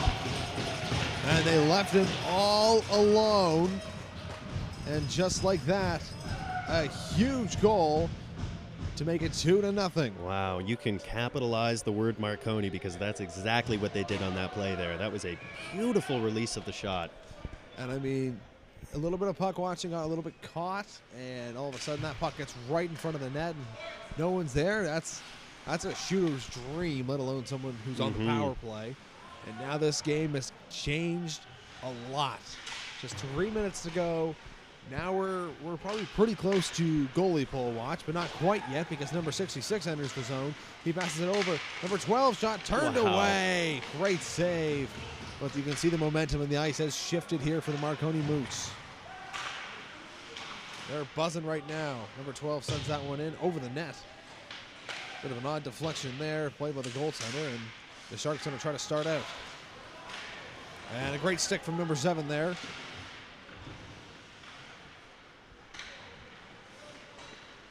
And the Sharks starting up here. And number 14 giving a little bit of a shove as he went through. Didn't disrupt his footing, so of course no call. The Moose working in their own end. They were very good at playing keep away. And as one player falls down, they wanted a call, didn't get it. But the game of keep away here likely to shortly begin. And that one turned over, so the Moose will take over. Number 3 trying to enter into the zone. 88 will send it down from outside the blue line. We're now within 2 minutes to play here in the third period. We're going to need a real quick change of events here. If the Ivany Sharks are going to try to walk away champions, they're down by 2. And Moose tried to bank it off the boards, but that one didn't bounce the way they hoped. Number 44 for the Sharks starts up with it. Trying to establish some offensive zone time. He's around one defender. And yep, goalie is pulled. So it's going to be 6-on-5 for the Sharks. Opportunity and turned away.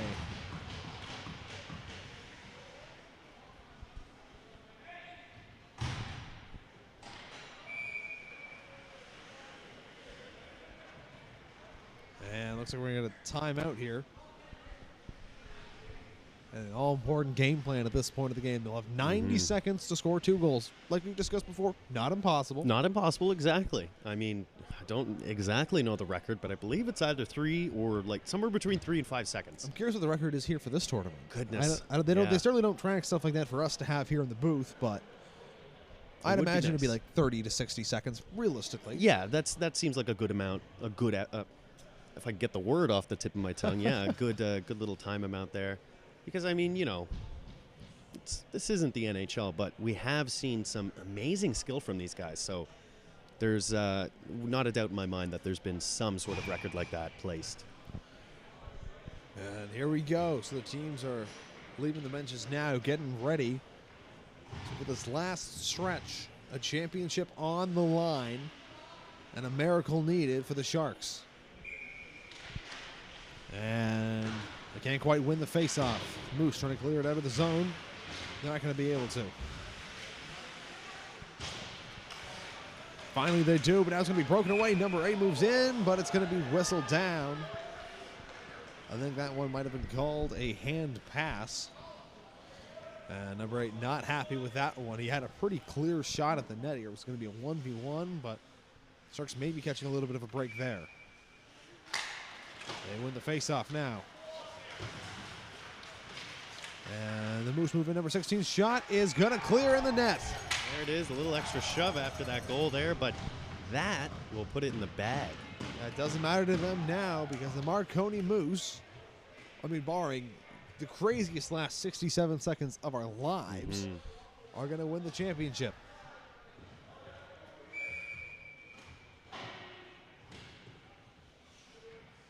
They're getting a change on here. And I'll hope the players able to sort of keep their emotions in check here for this last minute. We saw a little bit in the last game. There was a little bit of frustration that built up at the end. And the Moose moving into the offensive zone 20, trying to get through about 4 defenders. So another Sharks jump up the other way. Play broken up, slap shot wide of the net, clears all the way out of the zone. And number 55 chasing back deep in his own defensive zone for the Sharks. So we have 45 seconds to go here in the game. The Sharks trying to throw it on, but they can't quite manage. Oh, wow. Fall into the boards there. And a little bit of rough stuff starting up now. It was number 88 had a hold of one of the Sharks. Looks like the benches are jeering, talking back to each other. A lot of emotions. Yeah, we just talked about it. You know, it's tough. You know, at this stage, there's 28 seconds to go. A comeback's probably not happening. Exactly. any physicalness is looked at very differently. It's going to be interesting to see how they control it. Looked to me like 88 probably should have gotten a penalty on the play, and it looks like he just might have. Are we looking yes, at he did. offsetting? No. Looks like it's just a penalty for Marconi. And he had his arms wrapped around him. That's the correct call at the end of the day. Yeah, it's kind of textbook, right? And, and if you're the Moose, you're not too concerned about a penalty at this stage. You just got to kill these last seconds and not do anything silly while in the meantime. Great effort to keep it in there by number 55. Sharks don't get to work. Pass right in front of the slot, but it's fanned on. Tries to get the puck back, but it'll end up in the corner. Going back to the point now. Passes it over. And 34 passes over. Great move here. Backhand opportunity turned away and covered up. So some chances here for the Moose, or for the Sharks, very late, but they still can't find a way to get that first goal. They can't crack the goaltender. You know what they say, 3-0 lead. Worst lead in hockey with 7 seconds left, right? Marconi Moose, they disagree. Some shoving there after the whistle. I kind of see that as pointless as you've won the championship. Some fist bumps between the two teams as well, as we were saying earlier. And these guys probably know each other, right? So the Marconi Moose are the champions here at the 30th annual NSCC Winter Classic Hockey Tournament. What a run they went on. They felt pretty unstoppable at the end, and a little bit of a wave from number 88 there to say goodbye, as they have solidified the championship. What a performance to get here, and then what a performance once they got to the big game. Yeah, that's back-to-back shutouts for the goalie there. If anything, that goalie needs to pat himself on the back, as does every Marconi player. What a skillful team. And same with Ivany. First loss of the tournament. No, what a run they went on. And for a team who found offense so easily early on, they ran into their biggest challenge here. What a game we were treated to.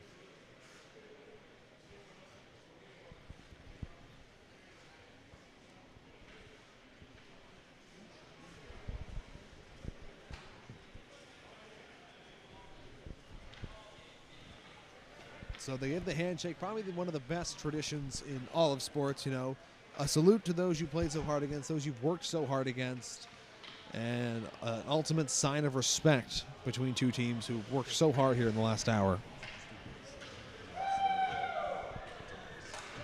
I want to take an opportunity to thank you all so much for tuning in all day today. It's been a great matchup. I'm Ryan Pulsford. John Langer joining alongside me here, along with the rest of the radio television journalism program at NSCC Ivany campus.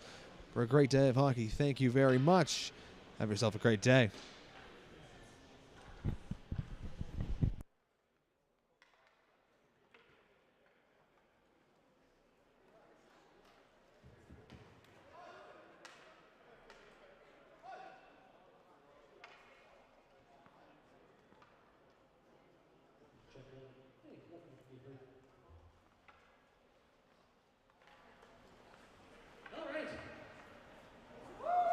There you have it. So, my name is Michael Page. I work with Student Life here at the college, tournament organizer for this year's 30th annual, well, not annual, but 30th running of the NSCC Winter Classic. And we'd like to thank all 8 teams for coming out this year and taking part in the tournament. A few people to thank before we get on to the awards presentations. So, first and foremost, I would like to extend a big, hearty thank you Pat McCarran and the students from the radio television journalism program for having me. Taking over our live stream tonight. Thank you very much for that.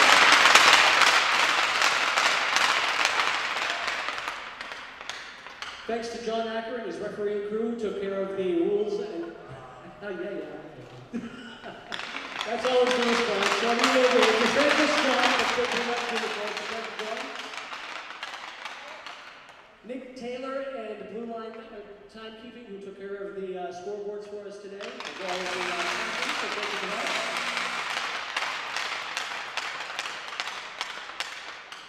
All of the volunteer coaches, staff, and faculty who came out and gave up their time on a volunteer basis to oversee the teams for this tournament.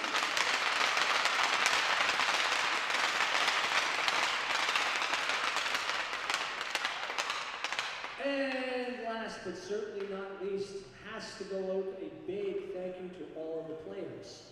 All students who came and became part of their campus teams to represent their campuses activities and come out and take part in one of the very few activities that we have that is completely provincial and an opportunity for those teams to get together, have some fun, out here in Halifax. So thanks for taking part, all of the players. Thank you.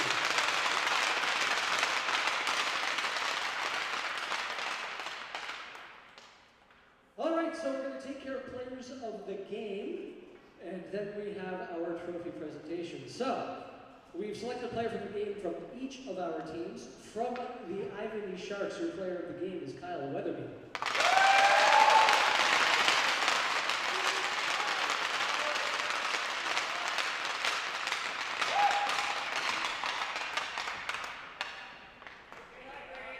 And from Marconi Moose, your player of the game, Seth Crow.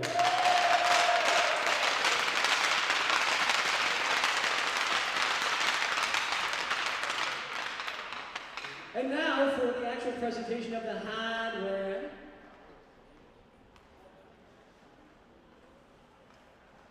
All right. So we're going to have the Director of Student Experience Awards, Lori Foran, do the presentation of the banner, which will be taken home by the championship team, as well as the presentation of the Colin McLean Memorial Cup. If we could have Cecil Wilson please come up to the carpet. The coach of the Marconi Moose, your 2023 Winter Classic champion.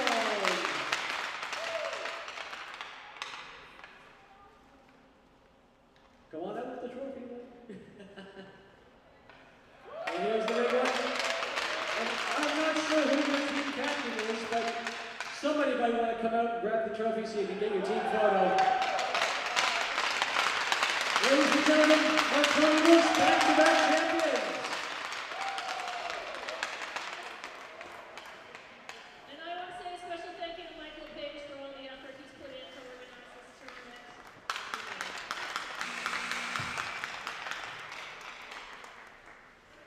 That was appropriate. All right, folks, as you're all probably aware, the weather is still pretty dicey out there, so please take your time getting home, get home safe. And once again, thank you all for taking part. We'll see you all next year.